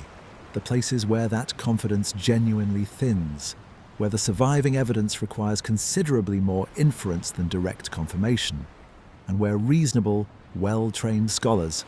working carefully from the same available evidence, continue to disagree with one another in good faith. Exactly the kind of honest, ongoing scholarly disagreement this video has tried to represent, fairly wherever it genuinely exists. Let's begin with the physical condition of the surviving tablets themselves, a real, material limitation this video named directly in its very first part, but has not returned to since in any sustained, dedicated way. The Atrahasis epic, as this video established carefully at the very outset of this entire examination, survives only through a scholarly reconstruction built from multiple partial copies, none of which individually preserves the complete text entirely on its own, a limitation modern Assyriology has learned to work with skillfully, but has never fully overcome. This means every specific detail this video has carefully described across its previous parts, the exact sequence of the Igigi's rebellion, the precise wording of Enki's proposal, the specific number of clay pieces Nintu shaped, rests on a scholarly reconstruction that different surviving fragments support with genuinely varying degrees of completeness and confidence. Some passages, particularly the core narrative sequence describing the labor crisis and the decision to create humanity, are attested across multiple, independently surviving copies, giving scholars considerable, well-founded confidence in their accuracy. Other passages, particularly some of the more specific procedural details this video has described across its earlier parts, including some of the finer points concerning Geshtu-e's selection and the exact ritual mechanics of his death, rest on more fragmentary evidence, preserved in fewer surviving copies, with correspondingly less cross-checking available to confirm the precise wording scholars have carefully reconstructed from the available material. It is worth walking through, briefly, what this varying degree of textual support actually looks like in practice for a working Assyriologist, since abstract talk of fragmentary evidence can be hard to visualize without some concrete sense of the underlying process involved. A scholar reconstructing a specific passage typically works from a physical copy of each surviving fragment, sometimes photographed, sometimes examined directly in museum collections, noting exactly which lines each fragment preserves and where the physical breaks, cracks, and missing sections in the clay fall across the surface of the tablet. Where two or more fragments preserve the same passage, even partially, scholars can cross-check one against the other, filling gaps in one copy, using the surviving text from another, and building confidence in the resulting reconstruction through this direct, careful comparison. Where only a single fragment preserves a given passage, and that fragment is itself damaged or incomplete at the relevant point, scholars must rely more heavily on grammatical expectation, comparison with parallel phrasing found elsewhere in the broader Mesopotamian literary corpus, and careful philological judgment to propose a plausible reading, a reading that remains, by its nature, somewhat more provisional than one confirmed through direct cross-referencing against an independent surviving copy. It is worth naming specifically how this process actually gets documented and communicated within the professional scholarly literature this video has drawn on throughout its entire examination, since the transparency of this documentation matters for how much confidence a careful outside observer should place in any given reconstruction. Published scholarly editions of texts like Atrahasis typically indicate, through specific typographical conventions, brackets, italics, footnoted alternatives, exactly which words and phrases are directly attested in the surviving tablets, and which represent scholarly reconstruction filling a gap in the physical evidence, a level of careful, transparent marking that allows other scholars to independently evaluate and, where warranted, challenge any given reconstruction. This video has, throughout its examination generally smoothed over these technical markers for the sake of a readable, spoken narrative suited to a late-night audience rather than a technical academic readership. But it is worth naming honestly that the underlying scholarly sources this video has drawn on do maintain this careful, transparent distinction throughout, and any listener interested in examining the primary evidence directly would find this same careful marking preserved in the published scholarly translations themselves, available for anyone curious enough to look further into this remarkable body of ancient material on their own. It is worth naming specifically which portions of this video's account of the Atrahasis material rest on this more fragmentary evidentiary foundation, since specificity matters more here than a general caveat alone could ever accomplish on its own. The connection this video drew between Geshtu-e's name and possible associations with intelligence or wisdom, discussed at length when this video first examined the manufacturing process several parts ago, rests on linguistic interpretation of a passage that is not among the best preserved sections of the surviving text. And this video flagged that uncertainty directly at the time it was first introduced. The Atemu, or lingering spirit interpretation this video discussed in that same part, rests on similarly fragmentary lines, an interpretation several qualified scholars have proposed based on their own careful reading of the surviving text, but that others have read rather differently, based on how the same damaged passage might reasonably be reconstructed using slightly different assumptions about exactly what the missing, unrecoverable portions of the tablet most likely originally contained. It is worth adding a further specific example to this list, since a genuinely complete accounting requires more than the two instances already named earlier in this part. The precise numerical detail of 14 clay pieces, 7 male and 7 female. This video described in careful detail when discussing Nintu's shaping of the first humans, rests on a passage that survives with reasonable but not perfect completeness across the available copies, meaning the specific number itself is reasonably well attested across the surviving manuscript tradition,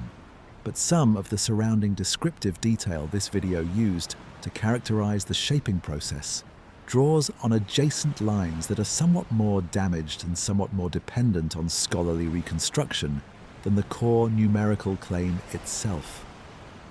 This distinction between a well-attested core detail and its more provisionally reconstructed surrounding context is worth keeping in mind as a general pattern that recurs throughout this kind of fragmentary ancient material,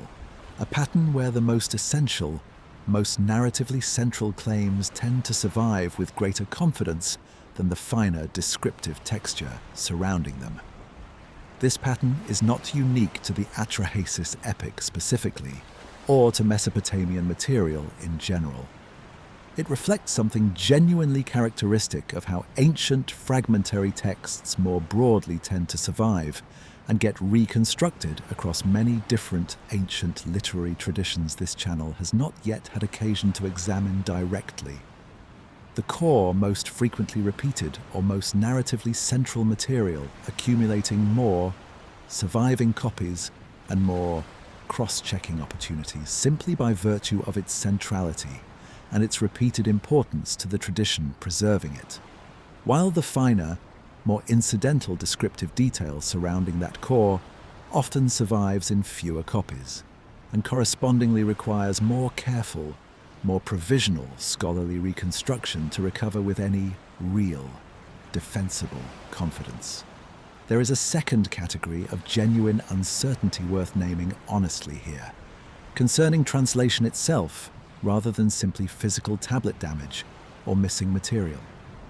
Cuneiform translation, as this video's earlier, dedicated discussion of the decipherment process established several parts ago, involves genuine interpretive judgment even when the underlying tablet is well preserved and physically intact, since individual signs frequently carry multiple possible readings depending heavily on context. This video has, throughout its entire examination across 13 parts, generally presented the translation choices favored by mainstream, broadly consensus-based scholarship. But it is worth naming honestly that alternative readings exist for specific passages this video has treated as reasonably settled. Readings proposed by qualified specialists that have not achieved the same broad acceptance as the readings this video has generally followed and relied upon throughout. It is worth naming a specific example of this kind of ongoing translation debate, since a concrete case illustrates the point more clearly than an abstract description alone can manage. Scholars have, at various points across the past several decades, proposed differing readings for some of the specific terminology this video has used when describing the Igigi's labor and their eventual rebellion. Disagreements concerning the precise nuance of specific Akkadian terms, describing the intensity and duration of their assigned work across the 40-year span. This video described several parts ago. These disagreements do not affect the broad narrative shape this video has described. The labor, the exhaustion, the eventual revolt, all of which are consistently attested across the surviving material, regardless of which specific translation choice a given scholar favors for any individual term. But they do mean that some of the more granular, more specific phrasing this video has used to describe particular moments within that broader narrative reflects one defensible scholarly choice among several genuinely available alternatives, rather than a single, universally agreed upon reading with no remaining room for reasonable disagreement among qualified specialists, working carefully with the same underlying evidence.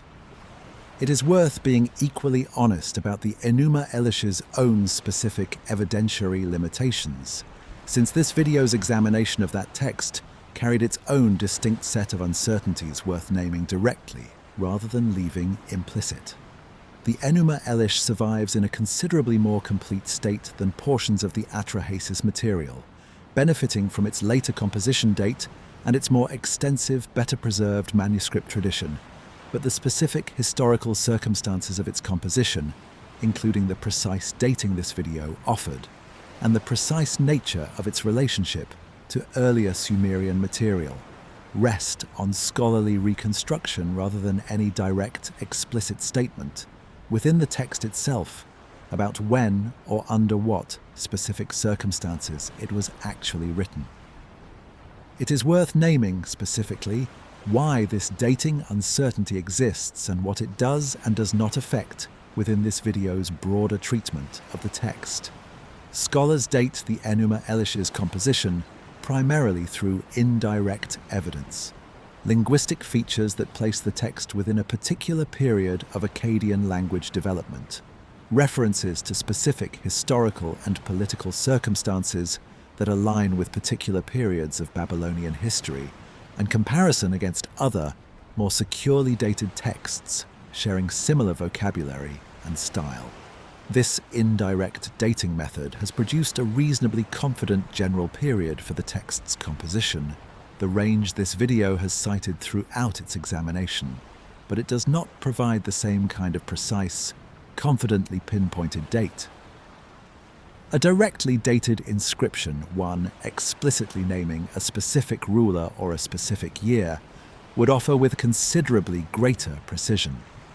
It is worth naming honestly why scholars nonetheless remain reasonably confident in this indirect dating method, despite its inherent imprecision, since the method itself deserves a fairer hearing than a brief passing mention would allow. Linguistic dating of ancient texts relies on documented patterns of how Akkadian grammar, vocabulary, and orthography changed across securely dated periods, patterns established through comparison against the many thousands of administrative and legal documents that do carry explicit dates, royal inscriptions, contracts, and correspondence whose chronological placement is not in any serious dispute among specialists. Placing the Enuma Elish within this broader, well-calibrated linguistic timeline, even without a direct internal date, allows scholars to narrow its likely composition period with reasonable confidence, a method broadly comparable to how modern linguists and historians date undated literary texts in other traditions by comparing their language carefully against securely dated contemporary material from the same broader period. The broad narrative arc this video has described, Marduk's rise, Tiamat's defeat, humanity's creation from Kingu's blood, rests on solid textual ground regardless of this dating uncertainty, since the surviving manuscript tradition itself is not in serious dispute among specialists working in this field. What remains genuinely less certain is the precise historical moment and precise political circumstances under which this specific version of the story first took the particular shape in which it survives to us today. A genuinely narrower and more technical uncertainty than anything touching the core narrative content this video has relied on throughout its examination. There is a further category of uncertainty worth naming specifically in connection with the Enuma Elish, concerning the relationship this video described between that text and the older Atrahasis material. This video has consistently described the Enuma Elish as building upon, adapting and reworking elements already established in the earlier Atrahasis tradition, a characterization broadly supported by the considerable structural and thematic overlap this video traced in detail across its comparative examinations several parts ago, when it walked through both texts' shared core alongside their meaningful points of divergence. It is worth being honest, however, that the precise mechanism of this relationship, whether the Enuma Elish's composers had direct, textual access to Atrahasis itself, working from an actual physical copy, or a memorized recitation of the earlier text, or whether both texts instead drew independently on a shared, older oral or written tradition, this video does not have direct access to, remains a genuinely open question among specialists. One this video has not attempted to resolve definitively because the currently available evidence does not allow for a confident, settled answer either way. It is worth naming honestly why this particular question is so difficult to resolve with the evidence currently available, since understanding the difficulty helps clarify why this video has consistently avoided overstating its own confidence on this specific point throughout its examination of the material. Establishing direct textual dependence between two ancient works generally requires either an explicit citation, a later text naming or clearly quoting its source directly, or such extensive, precise verbal overlap that independent composition becomes genuinely implausible to sustain as an alternative explanation. The Enuma Elish and Atrahasis share considerable structural and thematic overlap, as this video has traced at length across its earlier comparative parts, but they do not share the kind of extended, word-for-word verbal correspondence that would settle the question of direct textual dependence beyond reasonable doubt, leaving room for the more cautious, more genuinely uncertain conclusion this video has consistently maintained throughout its careful treatment of this specific, unresolved relationship. It is worth adding, as this consolidated accounting draws toward its close, that naming these gaps openly is itself a form of respect for the material, and for the audience patient enough to have followed this examination across 14 full parts of careful, honest work. Taken together, these genuine gaps and genuine areas of scholarly disagreement do not undermine the broad, well-supported picture this video has assembled across its previous 13 parts. They refine it, marking the specific edges where confident, well-established knowledge gives way to careful, honest inference. Exactly the kind of precise, honest boundary this video has tried to draw around every piece of evidence examined throughout its entire length, from its very first part discussing the discovery and decipherment of these ancient tablets to this current, deliberately consolidated accounting of everything that remains genuinely uncertain within them. That precise boundary between confident knowledge and honest inference is exactly where this video's examination of the Mesopotamian creation material as a body of ancient evidence comes to rest, before we turn, in the final parts of this video, toward drawing together everything this long examination has established, and reflecting on what this ancient, genuinely strange, genuinely human story of clay, blood, and labor still has to offer anyone settling in to hear it told once more. Tonight, at the end of a long day, carried across 4,000 years by scribes who never once, as far as the surviving evidence indicates, imagined their careful work would eventually reach an audience quite like this one. Imagine laying out one final,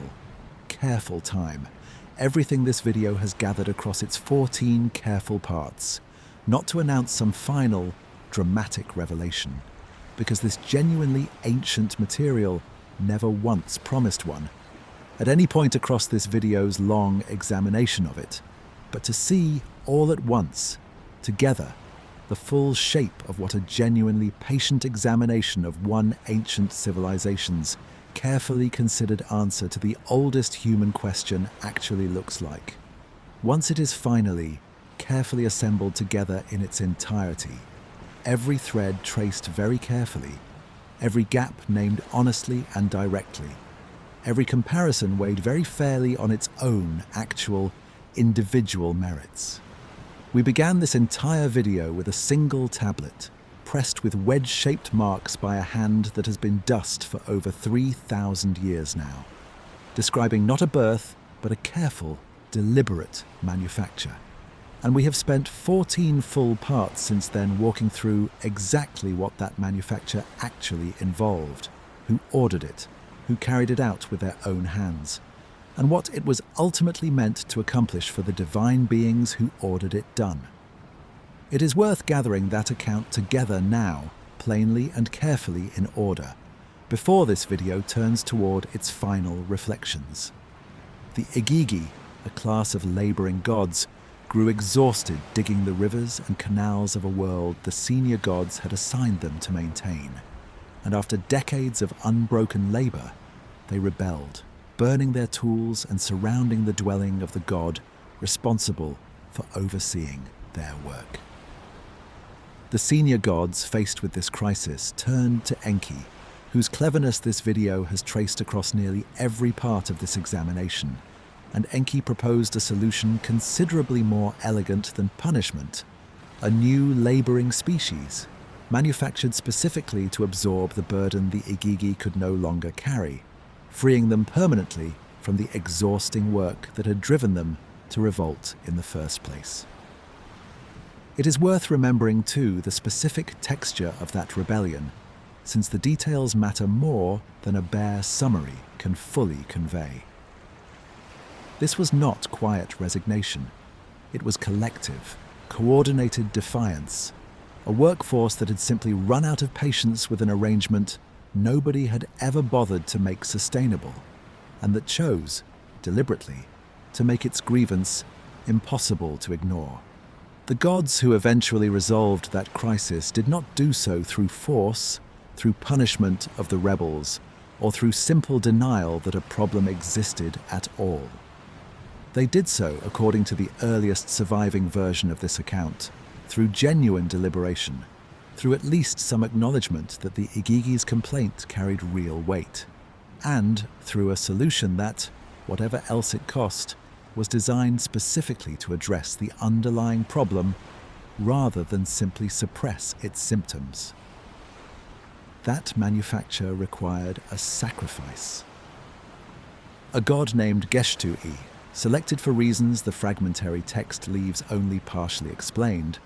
was killed, his flesh and blood, mixed with clay, by the birth goddess Nintu, shaped into 14 pieces on sacred bricks, 7 destined to become men, 7 destined to become women, formed together simultaneously from the same batch of material. And into that clay, according to at least one plausible reading of the damaged lines describing this moment, something of the slain god's own spirit remained, a fragment of divine consciousness folded permanently into an otherwise earthly substance. It is worth pausing one final time on how genuinely strange this account remains, even after 14 parts spent living inside its details. A god died so that a workforce could be built. His death was not punishment, not accident, not the collateral cost of some larger cosmic war, at least not in the earliest surviving version of this story. It was a deliberate, considered, almost bureaucratic decision, reached by a council weighing a genuine labor crisis and arriving at a solution that required, as its first and most essential step, the death of one of their own. No amount of familiarity with this material across 14 parts fully dulls the strangeness of that fact. And this video has never tried to smooth it over into something more comfortable or more familiar than it actually is.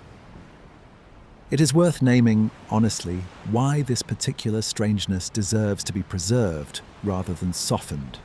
even now at the point where this video is drawing its many threads together into a single, coherent account for its final parts. Ancient material loses something genuine when it gets flattened into easy familiarity. Made to sound like a story we already know, wearing slightly different clothes borrowed from a more comfortable, more recognizable tradition. The Mesopotamian creation account is not a variation on a theme modern audiences already possess. It is its own thing, composed by people thinking within their own distinct religious and administrative logic, arriving at conclusions a modern reader would likely never reach independently. And part of the respect this video has tried to show this material, across all 14 of its parts, has been a refusal to sand down that genuine strangeness for the sake of easier, more comfortable listening. Humanity's purpose was never left ambiguous. We were made to dig, to till, to maintain the temples, and to feed the gods who had grown tired of feeding themselves. This is the story a civilization told itself for at least 2,000 years across multiple languages, multiple political regimes, and multiple genuinely distinct retellings, from the older Sumerian Atrahasis tradition through the later, more politically charged Enuma Elish, through the Greek language summary, a Babylonian priest named Berossus, composed for a conquering empire, centuries after Babylon's own independence had already ended. It is worth sitting one more time with just how directly this stated purpose contrasts against the origin stories more familiar to much of this video's own audience. An audience raised, in many cases, within traditions descended in part from the very Genesis material this video has already compared against this Mesopotamian source. There is no promise of dominion here, no garden given freely to tend for its own sake, no covenant offered in exchange for obedience. There is simply function, stated plainly and without embellishment, in the earliest surviving lines describing our own species' first moments of existence. And yet, as this video has traced across its careful examination of Genesis several parts ago, even that considerably starker Mesopotamian framing did not travel unchanged into the traditions that inherited pieces of it many centuries later. Something happened across the centuries and across the specific historical contact this video examined between Babylon and the exiled Judean community that transformed pure function into something considerably closer to relationship, without ever entirely discarding the underlying theme of obligation. Both traditions, in their own distinct ways, continue to share across the entire span of their own respective histories. It is worth naming, plainly, what has remained most stable across every version of this story this video has examined, because that stability is itself one of this examination's clearest findings. The raw materials, clay and divine blood, remained constant. The overseeing craftsman god, Enki, or his later counterpart, Ea, remained constant. And the stated purpose, labor on behalf of the gods, remained constant, restated with remarkable consistency across a span of Mesopotamian history longer than the distance separating us from the fall of Rome. What shifted, and shifted meaningfully, was the moral framing surrounding the sacrifice. An apparently innocent god in the earliest tradition, a punished guilty rebel in the version composed to legitimize Babylon's own political rise. A shift this video traced carefully, and that reveals how thoroughly a civilization's political needs could reshape even its most sacred, most foundational stories without ever touching their essential core. It is worth adding, before this synthesis part draws to its own close, a final word about the specific limits this video has tried to honor throughout its examination of Sitchin's reinterpretation and every other contested claim it has weighed. Confidence in the mainstream, well-documented reading does not require dismissing the underlying fascination that draws people toward the more dramatic alternative in the first place. This video has tried consistently to honor that fascination even while declining to endorse the specific claims built on top of it, recognizing that curiosity about ancient origins, wherever it leads, deserves respect even when the particular path it follows does not ultimately hold up under close, patient examination. It is worth reflecting on why that particular combination, a stable core paired with a genuinely flexible political surface,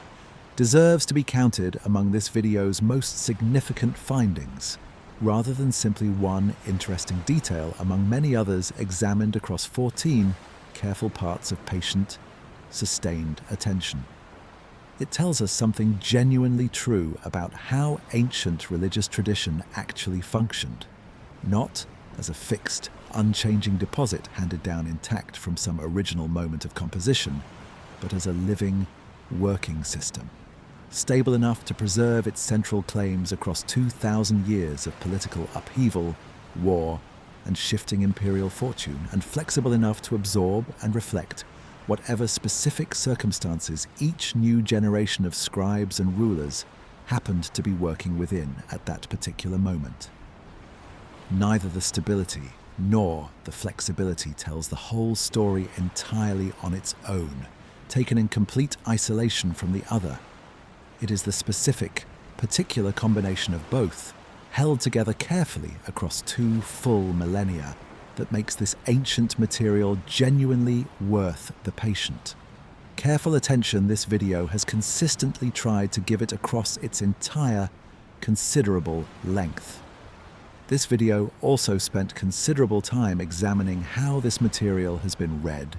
misread, and occasionally deliberately reimagined by people living thousands of years after it was first composed.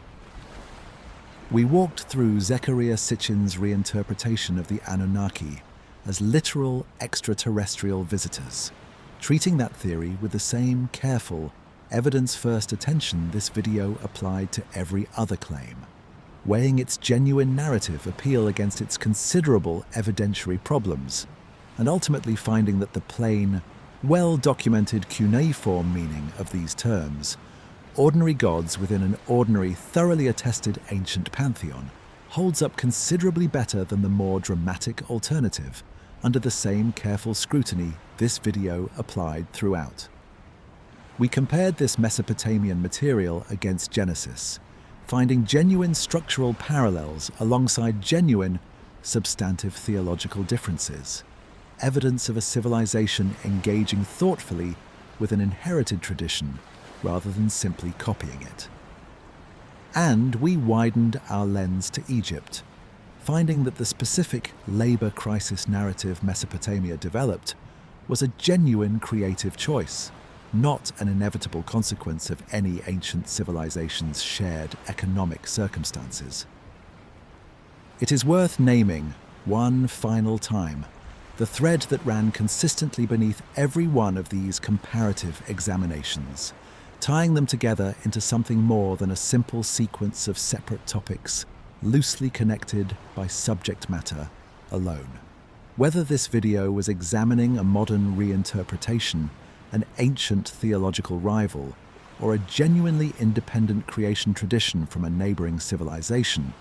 the same basic discipline applied throughout, treating the Mesopotamian material fairly on its own terms first,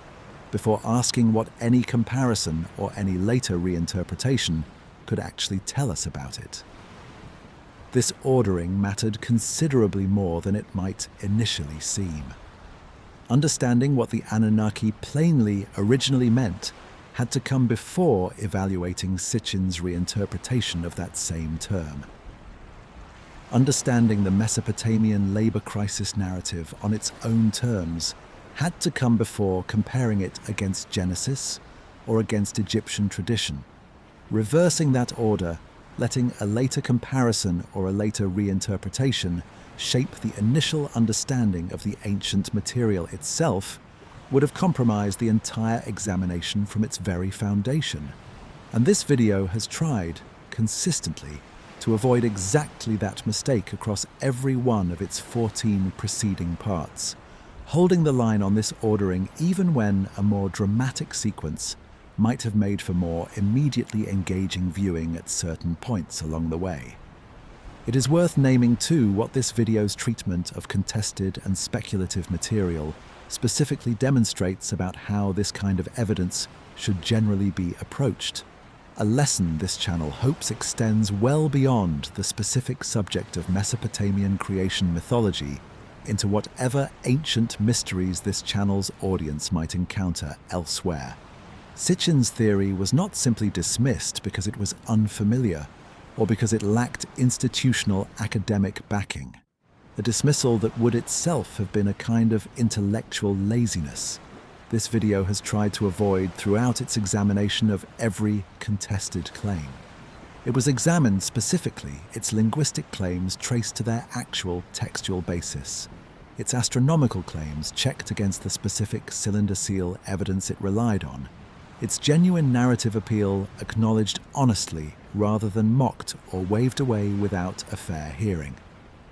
That specific, evidence-first treatment is precisely what allowed this video to reach a confident conclusion about where that theory succeeds and where it falls considerably short,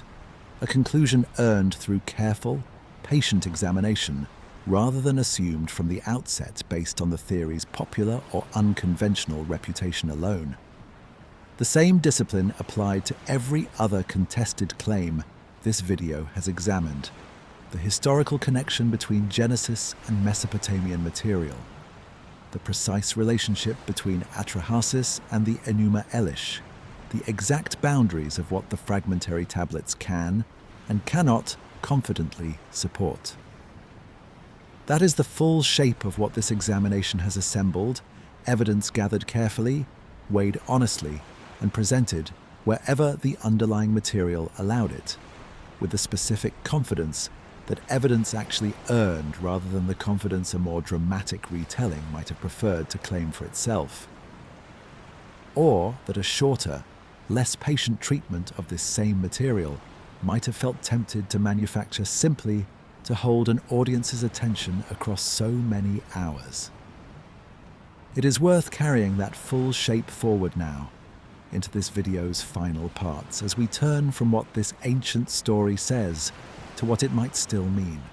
for a species that has, whatever its actual origin, spent every day since first waking into consciousness, working, tending, building and asking in one form or another the same question those Sumerian scribes first pressed into wet clay so many thousands of years ago, a question this video's final parts are finally ready to sit with directly, rather than continuing to examine only its ancient, textual evidence. It is worth naming, honestly, what this entire long examination has and has not accomplished, as this video prepares to move from evidence toward reflection. It has not proven in any final or absolute sense exactly what happened at the dawn of Mesopotamian civilization, or exactly why its scribes first reached for clay and blood, rather than some other origin story entirely. No examination of ancient material this old and this fragmentary could honestly claim that kind of final proof. And this video has tried, throughout, to resist the temptation to claim more certainty than its evidence actually supports. What it has done, across 14 careful parts, is something more modest but, this channel would argue, more genuinely valuable, tracing one specific ancient story with real, sustained care, from its earliest surviving fragments through its later reworkings, its comparative context, its modern misreadings, and its honest remaining uncertainties, all the way to this moment, where the full picture finally sits assembled and ready to be considered as a whole, rather than scattered piecemeal across many hours of separate, individually digestible parts. It is worth naming, plainly, what this kind of patient, sustained examination actually offers, that a shorter, more compressed treatment of the same material simply could not have delivered in the same careful, considered way. It is worth adding one final time that this synthesis part has tried to model the same discipline it describes, gathering the evidence honestly rather than reaching for the more dramatic summary a shorter treatment might have preferred, and trusting that the patient version, carefully assembled across 14 parts, ultimately proves more durable and more worth an audience's time than any compressed alternative could have managed on its own. A 10-minute summary of Mesopotamian creation mythology could tell you, accurately enough, that humans were made from clay to labor for the gods, full stop, with no further elaboration offered. It could not have shown you why that specific claim survived essentially unchanged across 2,000 years of political upheaval, could not have walked you through the genuine, careful, scholarly work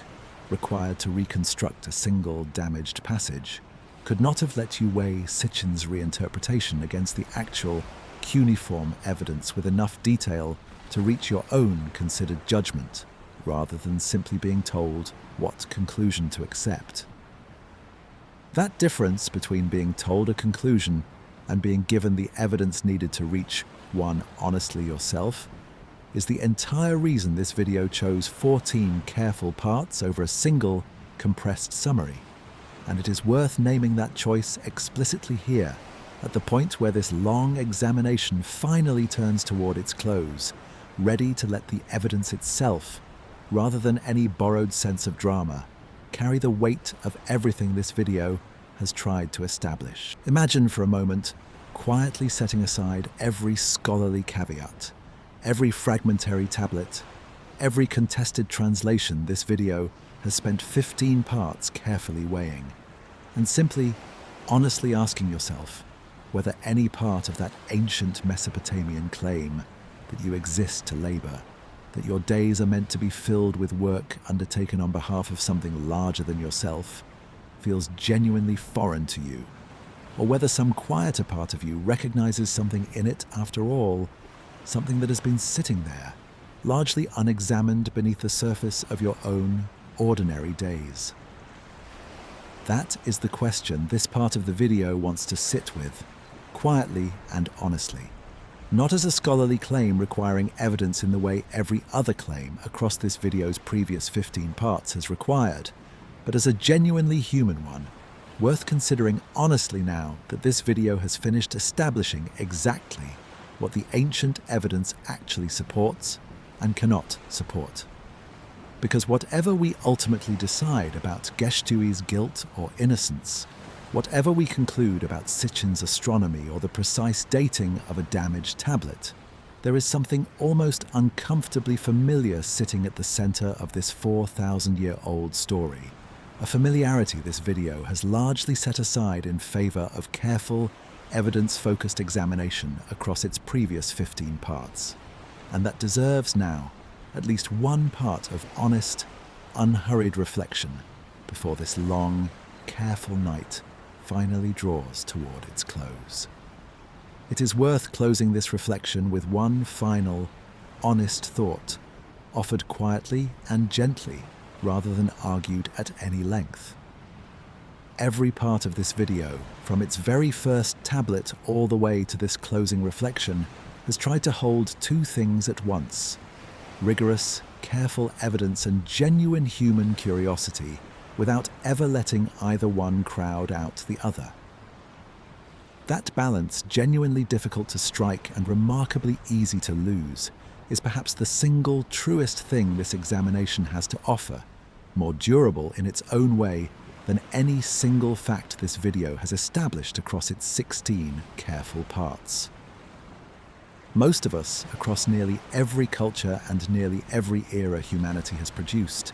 spend the overwhelming majority of our own waking lives working, day after day, year after year.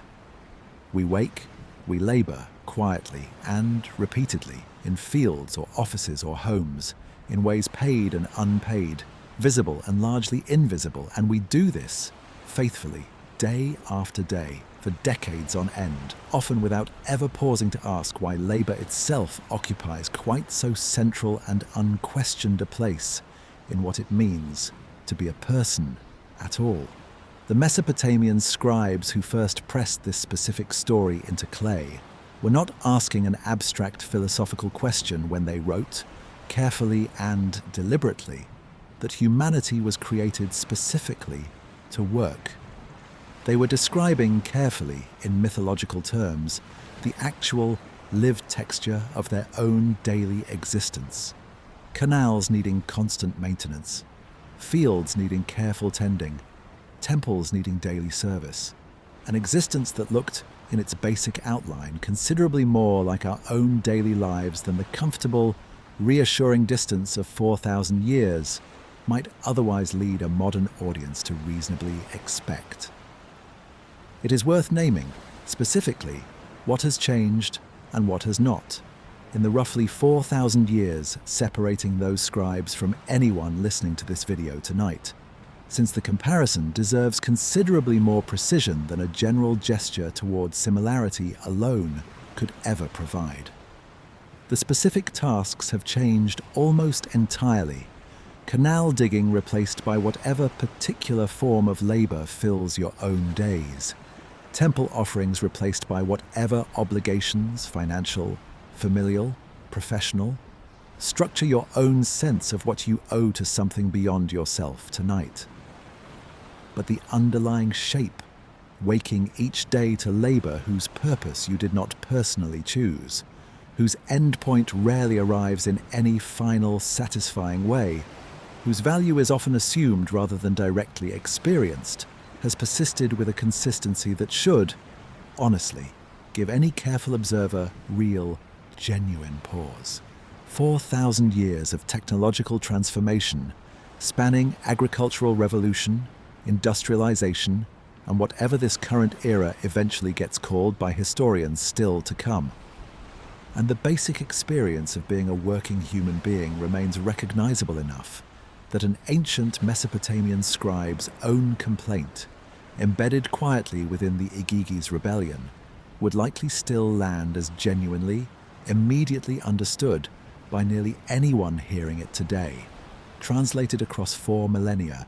with remarkably little needing to change in its essential,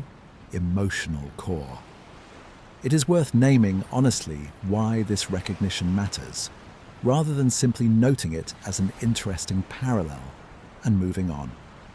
Every culture this video has examined, Mesopotamian, Egyptian, the tradition eventually preserved in Genesis, arrived at some version of the same basic conclusion, that human existence is bound up with labor, obligation, and purpose directed outward, towards something beyond the self alone. This is not, this video would suggest, simply a coincidence of shared ancient economic circumstances, irrigation agriculture, and temple economies producing similar myths by similar material necessity. Though this video has certainly traced that specific mechanism in careful detail across its comparative examinations several parts ago, it may also reflect something considerably older and considerably more universal, a genuine cross-cultural human intuition that existence without purpose, without some meaningful direction for our labor and our attention, feels incomplete in a way that is difficult to articulate, but apparently very easy to recognize. Across cultures separated by thousands of miles and thousands of years, each independently reaching for some version of the same underlying insight.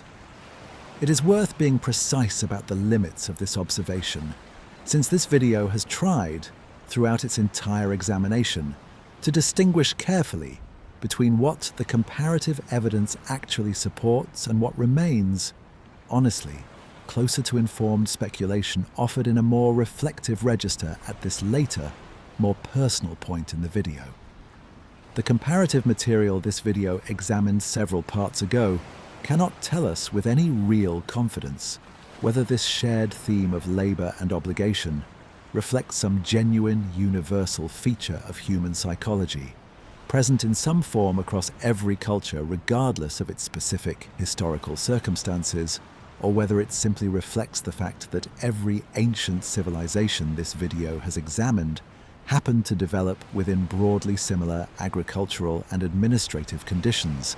conditions that would predictably generate broadly similar mythological themes without requiring any deeper, shared human intuition to explain the pattern. This video genuinely does not know which of these two explanations is correct, and it would be dishonest to pretend otherwise simply because the first explanation makes for a more emotionally satisfying conclusion to reach at this point in a long night's reflection. Both explanations, taken together rather than treated as mutually exclusive alternatives competing for a single, exclusive truth, likely capture something real about this recurring pattern. Shared material circumstances almost certainly shape the specific form these ancient labor myths took. The canals, the temples, the specific administrative logic this video has traced in such careful, sustained detail across its earlier parts. But material circumstance alone may not fully explain why the underlying theme, purpose directed outward, obligation to something beyond the self, recurs with such striking consistency even in traditions whose material circumstances differed considerably from one another. A question this video is content to leave genuinely open, honestly unresolved, rather than force toward a false, more satisfying resolution the actual comparative evidence simply does not earn. There is a particular comfort available in the Mesopotamian version of this insight specifically, a comfort this video has not had much occasion to name directly across its previous 15 parts, focused as they were on evidence and careful historical reconstruction rather than on emotional resonance. The Mesopotamian creation account does not ask you to justify your own exhaustion, your own sense that so much of daily existence is spent maintaining, tending and repeating tasks that never stay finished for long. It simply tells you, plainly, that this was always the arrangement from the very first moment of human existence, an arrangement neither you nor anyone else ever had the opportunity to negotiate or decline. There is something almost restful in that plain, unapologetic honesty, a honesty considerably more direct than many later traditions have been willing to offer. Traditions that often ask their followers to find some deeper, more redemptive meaning specifically embedded within labor and difficulty itself, rather than simply naming labor as the honest, unglamorous condition of existence and leaving the question of deeper meaning open for each person to work out on their own terms. It is worth naming, specifically, what kind of comfort this actually is, since the word comfort can mean many genuinely different things, and deserves more precision here than a general gesture toward restfulness alone could ever provide on its own. This is not the comfort of being told your labor matters cosmically, that some grand purpose awaits discovery within the specific tasks that fill your particular days, whatever those tasks happen to be tonight. The Mesopotamian material never promises anything nearly that grand, and this video would be misrepresenting it badly to suggest otherwise, even in service of a tidier, more uplifting closing thought. It is, instead, the more modest comfort of being told that your exhaustion is not a personal failing, not evidence that you alone have somehow gotten life wrong, but simply the shared, ordinary condition every human being before you has also carried, all the way back to the very first tablets this video has spent its entire examination carefully walking through, part by careful part. That is a smaller comfort than cosmic meaning would offer, considerably smaller, but it may, in its own quiet way, be a more genuinely sustainable one to actually live inside, night after night, across an entire lifetime, precisely because it asks nothing of you beyond simply continuing,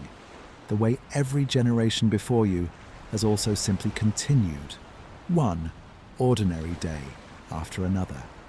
It is worth being careful here, though, because this video has tried, throughout its examination across 15 preceding parts, to avoid overstating what any piece of evidence actually supports.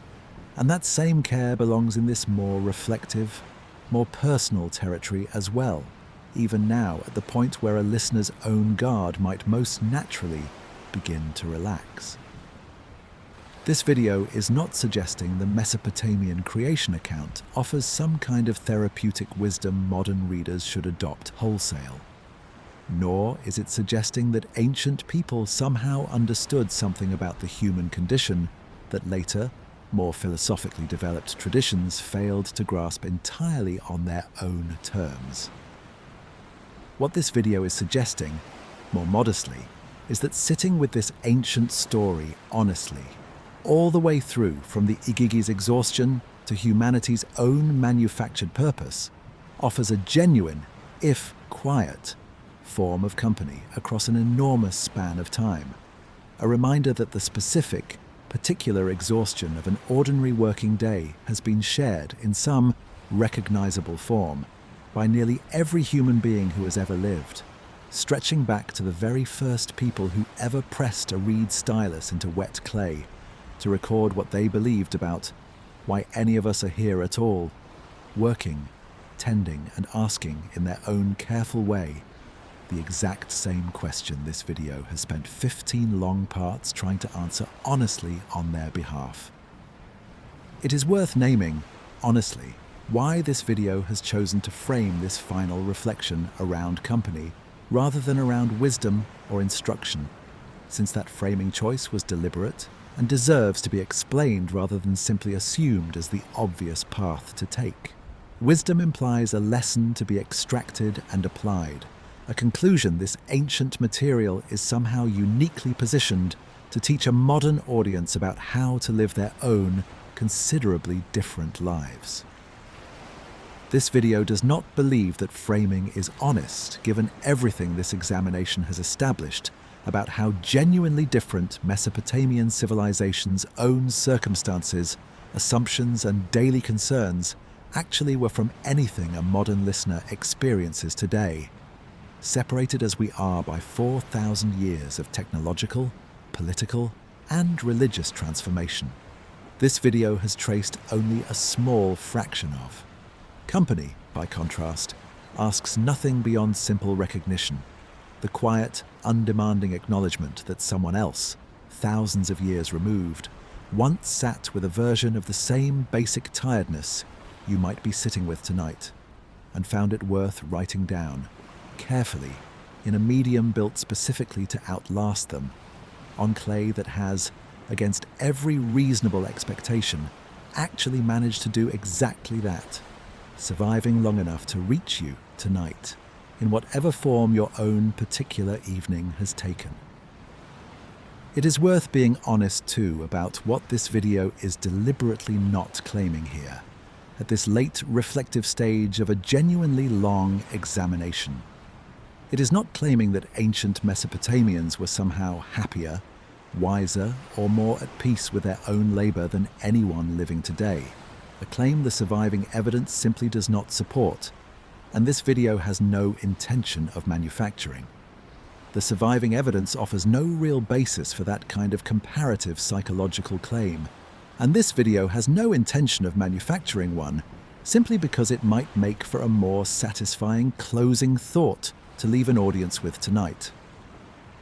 What it is claiming, modestly and honestly, is only that the specific shape of this ancient story, exhaustion, rebellion, response, and an inherited purpose neither chosen nor entirely resented, remains recognizable enough across 4,000 years and countless intervening generations to be worth sitting with quietly tonight, without needing to extract any further lesson from it at all beyond the simple, quiet fact of its own continued recognizability. There is a further dimension to this sense of company worth naming before this part of the video moves toward its own close, concerning not just the labor itself, but the specific way the Mesopotamian material frames that labor's relationship to something larger than any single individual's own particular experience of it. The Igigi rebelled not because labor itself was inherently unbearable, but because the specific arrangement they found themselves within had grown unsustainable, unacknowledged, and seemingly permanent with no path toward relief in sight. Humanity, created afterward, inherited that same labor, but not, as far as the surviving text indicates, the same crushing sense of an arrangement gone unexamined and unaddressed. This distinction between labor itself and an unsustainable, unacknowledged relationship to labor is worth carrying forward from this ancient material into whatever a modern listener's own relationship to their own daily work happens to look like tonight, a distinction the Mesopotamian scribes themselves, in their own careful way, seem to have already understood clearly enough to build directly into the very structure of their own foundational story. The Igigi's rebellion, in other words, was never really about whether labor should exist at all, a question the text never seriously entertains. It was about whether a specific arrangement of labor had become so unbalanced, so unacknowledged, that something had to change, a distinction worth sitting with quietly for anyone listening tonight who has ever felt the particular, specific exhaustion of an arrangement that has simply gone on too long without anyone stopping to ask whether it still made sense. It is worth naming, too, what happened once that specific arrangement finally did change within the ancient story itself, a detail this video traced in careful detail several parts ago, but that carries additional weight here in this more reflective register. The gods did not simply demand the Igigi return to their labor unaltered, brushing the entire crisis aside as an inconvenience to be ignored until it eventually passed. They listened, deliberated, and built something genuinely new, a solution that addressed the underlying imbalance rather than merely suppressing the complaint that had made it visible in the first place. Whatever else this ancient story is or is not offering a modern listener tonight, it is offering, at minimum, this quiet, unglamorous observation that even within a theological framework built entirely around labor and obligation,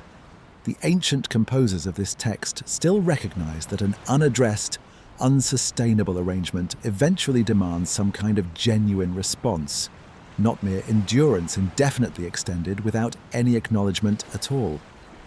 That sense of company across time, rather than any specific doctrine this ancient material might seem to offer,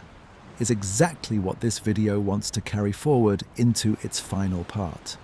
as we turn, one last time, back to the patient, waiting clay itself, unchanged for whoever next chooses to pick up this story and carry it a little further still, into another night, another audience, another quiet act of settling in to hear an old story told once more, patiently, carefully, and honestly, the way it deserves to be told,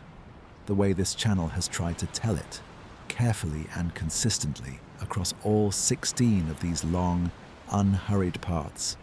and the way it will keep trying to tell every other ancient story still waiting for its own turn. Imagine everyone who has ever told this particular story, across 4,000 years, stretching from the first Sumerian scribe, carefully pressing a reed stylus into wet, waiting clay, through Babylonian priests carefully reciting the Enuma Elish at the height of the annual Akitu festival, through Berossus carefully translating it for a Greek-speaking world that had already, by that point, conquered his own, all the way to this particular channel tonight, choosing carefully to tell it once more for an audience settling in to sleep. And imagine what all of those tellers separated by so much time, so much distance, and so much genuinely different circumstance actually have in common, beyond the simple fact of the story itself passing through their hands. It is not on the careful evidence this video has assembled and cross-checked across 16 genuinely careful parts, a shared certainty about what actually happened at the very dawn of human existence itself. No two of them, examined closely, told quite the same version of this story, and this video has spent considerable time tracing exactly where and why those versions diverge, from Geshtu-e all the way to Kingu, from the earliest surviving Sumerian tablets to the later Greek summary. Berossus eventually composed centuries later for an entirely different, unfamiliar audience. What they share instead is something this video has tried to model consistently across its entire length: a willingness to sit with a genuinely old, genuinely difficult question, and to answer it as honestly as the available evidence allowed, rather than reaching for whatever answer happened to be most comfortable, most flattering, or most immediately satisfying to tell an audience eager for a clean, dramatic conclusion after a long day. An audience this channel has always tried to respect enough to give the real, more complicated answer instead. It is worth naming, directly and honestly, what this channel has tried to do differently, if it has genuinely done anything differently at all, across its careful, patient examination of this particular material, examined now at this late point, with the benefit of everything the previous 16 parts have already established. There were places across this investigation where a more dramatic conclusion would have made for a cleaner, more immediately engaging story. Sitchin's extraterrestrial reinterpretation, presented uncritically and without any real scrutiny, would have offered a considerably more sensational, more attention-grabbing thread running through this video's middle parts, one likely to have generated considerably more immediate, more viral audience engagement than the careful, measured, patient treatment this video actually chose to give it instead. The parallels between Genesis and Mesopotamian material, presented as unambiguous proof of direct borrowing rather than genuinely contested scholarly territory, would have offered a tidier, more confident narrative arc, closing off exactly the kind of honest scholarly disagreement this video insisted on preserving instead. This video chose deliberately and repeatedly not to take those easier paths, trusting that the actual, more complicated truth, carefully assembled and honestly presented across 16 parts, would ultimately prove more durable and more genuinely worth your time than any of the more dramatic alternatives this material so readily offered at nearly every single turn. It is worth being specific about a few other moments across this examination where a similar choice presented itself, since naming specific instances matters more than a general claim of honesty alone.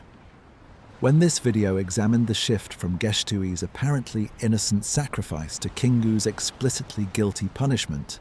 it would have been easy to present that shift as a settled, confidently explained fact, a clean example of political propaganda reshaping ancient theology in a single, tidy narrative. Instead, this video named two competing explanations: the politically motivated reading and the more modest, narratively convenient reading, and declined to choose definitively between them, because the evidence genuinely did not support choosing with more confidence than that. When this video examined the relationship between Atrahasis and the Enuma Elish, across its own dedicated comparative part, it would have been easy to declare direct textual dependence a settled matter, a comfortable, uncomplicated conclusion drawn hastily from the considerable structural overlap this video had already traced carefully across its earlier examination of both texts. Instead, this video named the genuine uncertainty honestly, explaining exactly why that specific question remains difficult to resolve with the evidence currently available to modern scholarship, and resisting the temptation to manufacture false confidence simply because a confident answer would have made for a tidier closing point.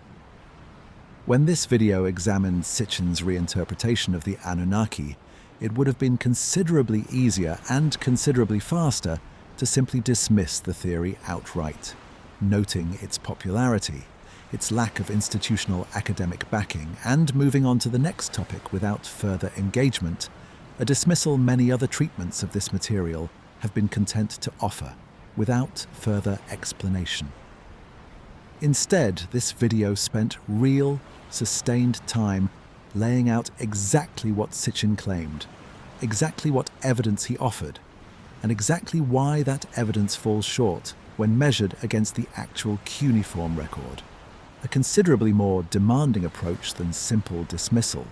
but one this channel believes respects both the material and the audience considerably more than a dismissive shrug ever could. It is worth naming one further such moment, since a genuinely complete accounting deserves more than 3 examples alone, drawn from across the full breadth of this video's 16 parts. When this video examined the comparative Egyptian and Canaanite material several parts ago, it would have been easy to overstate the confidence of that comparison, presenting a clean, tidy conclusion about which specific narrative elements were distinctively Mesopotamian and which were simply shared across the broader ancient Near East. Instead, this video named the genuine limits of the Canaanite evidence directly, acknowledging that a comparison built on only 2 well-documented traditions rests on a genuinely smaller evidentiary base than this video would have ideally preferred, rather than presenting a 2-civilization comparison as though it had settled a considerably larger, more sweeping question once and for all, beyond any further reasonable doubt or future refinement. It is worth naming too what that choice actually cost, since it is easy to praise honesty in the abstract without acknowledging what it genuinely gives up along the way, especially for a channel still building its own audience and its own reputation across a competitive, crowded field. A version of this video willing to overstate the parallels between Mesopotamian material and later traditions would likely have generated more excitement across its middle parts, more shares, more of the kind of engaged discussion that tends to reward more dramatic claims over careful, hedged ones. A version willing to present the fragmentary tablets as more complete and more confidently reconstructed than they actually are would have offered a smoother, more uninterrupted narrative, free of the periodic caveats and honest gaps this video insisted on naming, especially across its own dedicated part addressing exactly those uncertainties in full, unhurried detail. This video chose the more difficult path anyway, trusting that you, listening now, at whatever hour this particular night happens to find you, would rather be given the real, complicated shape of ancient evidence than a simplified, more exciting substitute standing in for it, dressed up to feel more satisfying than the actual, harder-won truth this video has tried across 16 careful parts to actually earn and actually deserve to present to you, honestly. It is worth being equally honest about what this video gained in exchange for that considerable narrative cost, because the trade this video has described was never one-directional, running only in a single, sacrificial direction. What this video gained across 16 parts was a genuinely coherent, genuinely traceable account of exactly how a real ancient tradition actually developed over time, layer by layer, retelling by retelling, from Sumerian tablets to Babylonian political propaganda to a Greek language summary composed centuries later, an account considerably more useful, going forward, than any single dramatic claim could have been on its own. You now know in specific and transferable detail what to look for the next time an ancient mystery crosses your feed, what kind of translation debate deserves genuine caution, what kind of comparative evidence actually supports a claim rather than merely accompanying it. That transferable understanding, more than any single fact about clay or blood or Mesopotamian labor economics, may be the most lasting thing this video actually leaves you with. It is worth naming, specifically, why this transferable understanding matters more than any individual fact this video has established, since that claim deserves more support than a bare assertion alone. Individual facts about ancient Mesopotamia, however carefully established across 16 parts of patient examination, remain narrow in their application. Useful mainly if you happen to encounter this same specific material again someday in some other context. The method this video has tried to model, weighing evidence carefully, naming genuine uncertainty honestly, distinguishing what a text actually says from what later interpreters have claimed it says, applies far more broadly to any ancient mystery, any contested historical claim, any viral piece of alternative history content you might encounter long after this specific video has faded from your own memory entirely. If this video succeeds at anything beyond simply informing you about Mesopotamian creation mythology, it succeeds at handing you a genuinely useful set of habits, ways of asking questions and weighing answers that will serve you considerably longer than any single fact this examination has established, carried forward into whatever ancient mystery next happens to catch your attention, on whatever future night you happen to find yourself curious again. It is worth reflecting briefly on what this approach asks of a channel like this one going forward, beyond just this single video, into whatever ancient material this channel might choose to examine in future nights still to come. A channel built on offering false certainty could, in principle, produce more dramatic thumbnails, more viral claims, and more of exactly the kind of exaggerated retelling this video has spent 16 parts carefully documenting and, wherever possible, gently correcting throughout its long, patient examination.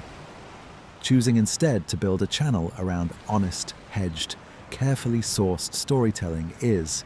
in its own quiet way, a considered bet. A bet that an audience settling in for the night actually wants the real, complicated shape of ancient history rather than a simplified, more exciting substitute manufactured specifically to hold attention. Every one of you who has stayed through all 16 parts of this particular video is, in a very real sense, evidence in favor of that bet. Proof that the patient, honest version of an ancient story finds an audience too,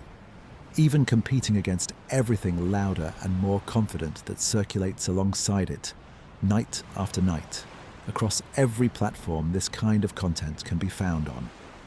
It is worth being candid about what that bet actually risks, since a genuine bet, by definition, is not a certainty and never pretends to be one. Every choice this video made to hedge rather than assert, to name uncertainty rather than paper over it, to give a genuine gap in the evidence the same careful attention as a confidently established fact, ran directly against the grain of what tends to perform well in a media environment built, in large part, around confident claims and dramatic headlines. This channel made those choices anyway, across 16 parts and many thousands of words, trusting that there remains real value and a real audience for the slower, more careful alternative, even when that alternative asks considerably more patience of everyone involved, viewer and creator alike. It is worth naming plainly what specific advantage a more confident, less hedged version of this video would have carried, since that advantage is real and deserves honest acknowledgement rather than easy dismissal from a channel that has, throughout, tried to weigh both sides of every question fairly. Confidence travels well. A video announcing a settled, dramatic conclusion, whether about extraterrestrial visitors or direct biblical borrowing or a punished God's guilt, spreads more easily through exactly the kind of algorithmic and social distribution systems that determine which content actually reaches a wide audience in the first place. Systems that reward certainty and clarity considerably more reliably than they reward careful, hedged nuance. Hedged, careful uncertainty, by its very nature, resists that same easy spread, asking listeners to sit with ambiguity rather than share a single, quotable, dramatic claim they can pass along without further qualification. This channel has made its choice knowing that trade-off exists, not despite it, and not out of any naive assumption that honesty alone guarantees an audience. It is worth adding, honestly, that this channel does not know, with any real certainty, whether this particular bet will ultimately pay off in the way it genuinely hopes it will, across whatever future videos still lie ahead. Building an audience around careful, hedged storytelling is itself an ongoing experiment, tested video by video, night by night, against a media landscape that does not always reward the approach this channel has deliberately chosen to take. What this channel does know with genuine, settled confidence is that the alternative, building an audience around confident claims this channel does not actually believe the evidence supports, was never a path this channel was willing to walk, regardless of whatever audience or engagement that considerably easier, more dramatic alternative path might have delivered instead, sooner and more reliably. It is worth naming, too, the specific kind of trust this channel is asking you to extend, since trust of this particular kind deserves to be named explicitly, rather than simply assumed as an automatic byproduct of watching 16 parts through to their conclusion. This channel is not asking you to trust that every single interpretation offered across 16 parts is correct, an impossible standard for any examination of material this old and this genuinely contested to actually meet. It is asking you to trust that wherever this video expressed confidence, that confidence was earned through the same careful, evidence-first process this video has tried to model consistently throughout, and that wherever this video expressed uncertainty, that uncertainty was named honestly rather than concealed for the sake of a tidier, more satisfying narrative. That is a considerably more modest ask than perfect accuracy, and it is the only honest ask this channel is actually in a position to make. It is worth reflecting one final time on why this particular kind of trust matters more, in the long run, than trust built on any single confident claim ever could,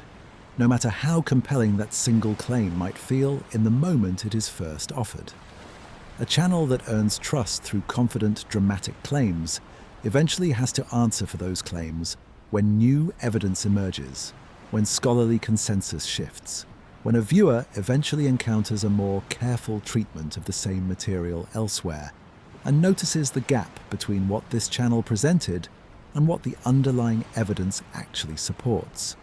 A gap that erodes trust considerably more than honest uncertainty ever could. A channel that earns trust through consistent, demonstrated honesty about uncertainty, by contrast, has already built the relationship on a foundation that anticipates and accommodates exactly that kind of future revision, because honesty about the limits of current knowledge was always part of the original offer, rather than something discovered only later, awkwardly after the fact, when it becomes considerably harder to admit. This channel would suggest, the more sustainable relationship to build with an audience across many years and many videos still to come, not a relationship resting on this channel always being right, an impossible standard for anyone examining material this genuinely uncertain to consistently meet across every single video. But a relationship resting on this channel always being honest about exactly how right or how uncertain any given claim actually was at the moment it was made, with the full evidence available at that particular time. Evidence that may itself continue to develop and change as scholarship continues its own patient, ongoing work. That trust patiently built between this channel and everyone who has stayed with this investigation across its full, considerable length is the last, quiet thing worth naming before we turn, in the final part of this video, back to the clay itself one very last time. Not for a new piece of evidence, because there is genuinely none left to examine at this point, but for the kind of quiet, closing reflection this channel tries carefully to offer at the end of every long night spent with the ancient world. A reflection on what it genuinely means to sit, comfortably, and without needing to resolve it fully, inside a question that has never once, across 4 full thousand years, actually finished being asked, and likely never truly will, no matter how many more careful, patient examinations like this one eventually come along to take another honest look at it. Imagine the clay itself, for one very last, quiet moment, not the words pressed carefully into it, not the gods it describes or the humans it patiently explains, but simply the clay, sitting somewhere in the dark of a museum storeroom or a university archive tonight, exactly as it has sat for 4,000 years, patient in a way nothing living could ever manage to be, waiting without any awareness of waiting for whoever happens to come along next and take the time to actually read it, the way you have taken the time across 17 long parts to read it with us tonight. That is where this video began 17 parts ago with a tablet and a claim, and that is where this video is going to end tonight. Not with a final dramatic answer, because this material was never going to offer one, but with the clay itself, sitting quietly, having already outlasted every civilization that ever claimed to fully understand it, waiting patiently for you, specifically tonight, to finish listening and let your own thoughts finally go quiet as well. The way this channel has watched so many other listeners' thoughts go quiet, night after night, video after video, across every ancient story this channel has ever had the privilege of telling. It is worth pausing one very last time on just how strange it actually is that this particular piece of clay, among the countless millions of objects any ancient civilization ever produced, happened to survive at all, carrying its message intact across a distance of time longer than nearly anything else humanity has ever managed to preserve. Most of what Sumerian and Babylonian civilization ever made, the wooden furniture, the woven textiles, the ordinary tools of ordinary daily life, disappeared entirely, leaving no trace for archaeology to recover, no trace for this video to have ever examined across its 17 careful parts. Clay survived specifically because of the very same qualities that once made it useful for an entirely different purpose, because fired or sun-dried clay resists decay in a way organic materials simply cannot, because a tablet, once inscribed, becomes remarkably difficult to fully erase or destroy, however hard time itself might eventually try. The scribes who first pressed these words into wet clay were not thinking about permanence in any grand, deliberate sense, were not imagining some distant future audience listening to their words, translated into an entirely different language, spoken through an entirely different medium they could never have conceived of or predicted. They were simply doing their ordinary daily work, recording a story their own tradition had already been telling for generations before they themselves ever picked up a stylus. And yet, that ordinary daily work happened to be preserved by pure material accident, allowing their words to survive every single other artifact of their entire civilization, reaching all the way forward into this room, tonight, wherever you happen to be sitting or lying as you listen to the very last words of this very long telling. It is worth acknowledging one final time that this channel does not truly know who exactly is listening tonight, or what specifically, exactly, brought you here to this particular story on this particular evening. That not knowing does not diminish the gratitude this channel feels for your company across these 18 parts. If anything, it deepens it, the way any genuine gift is deepened by not knowing exactly who will receive it, or when, or why they needed it most. We have walked together across 17 long, careful parts, from the Igigi's exhausted rebellion through Enki's careful proposal, through Geshtu-e's sacrifice and Nintu's careful shaping, through the Enuma Elish's Babylonian reworking, through Berossus carrying this story across a linguistic and cultural boundary into an entirely new world, through Genesis's own quiet, thoughtful engagement with this same deep material, through Sitchin's dramatic reinterpretation and the careful, patient evidence that ultimately weighs against it, through Egypt's own different answer to the same old question, through every honest gap this video was willing to name rather than paper over for the sake of a tidier telling. That is a considerable distance to have traveled together, across a single long night, and if you have made it this far, awake or drifting somewhere between waking and sleep, this channel is genuinely, sincerely grateful for the company across all of it, across every single one of these 18 careful, patient parts. It is worth remembering,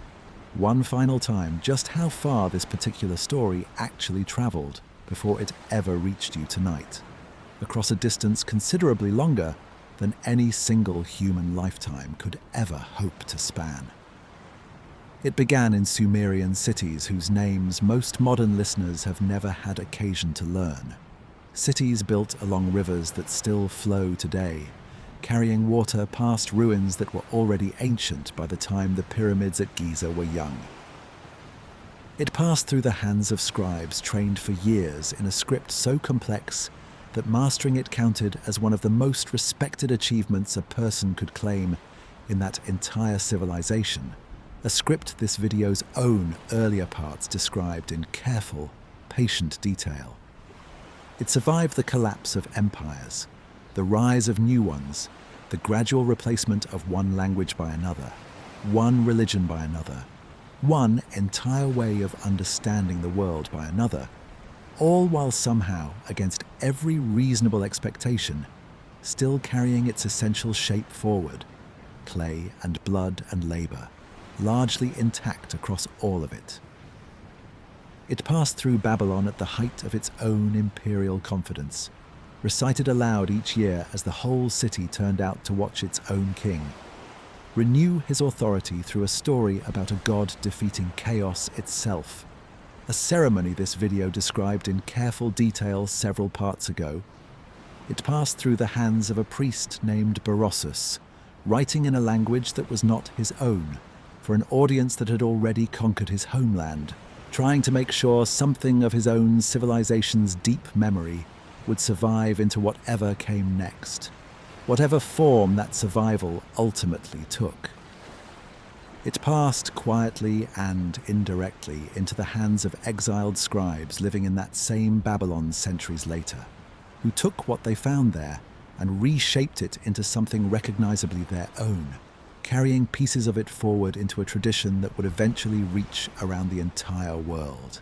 touching countless lives that never once heard the name Atrahasis or Enuma Elish. And now, after all of that, after 4,000 years of scribes and priests and kings and exiles, each adding their own small piece to how this story would be told, it has reached you, here, tonight, in whatever room you happen to be sitting or lying in right now. Let your own thoughts slow now, Let the specific names and dates and translations this video has spent 17 careful parts assembling drift gently out of focus, the way they are meant to, the way every piece of information eventually should, once its purpose for tonight has been served. There is nothing more to hold on to here. There is only the quiet and the clay, and whatever rest is waiting for you now, patient, unhurried, exactly the way it has always waited for exactly as long as it takes. Sleep well.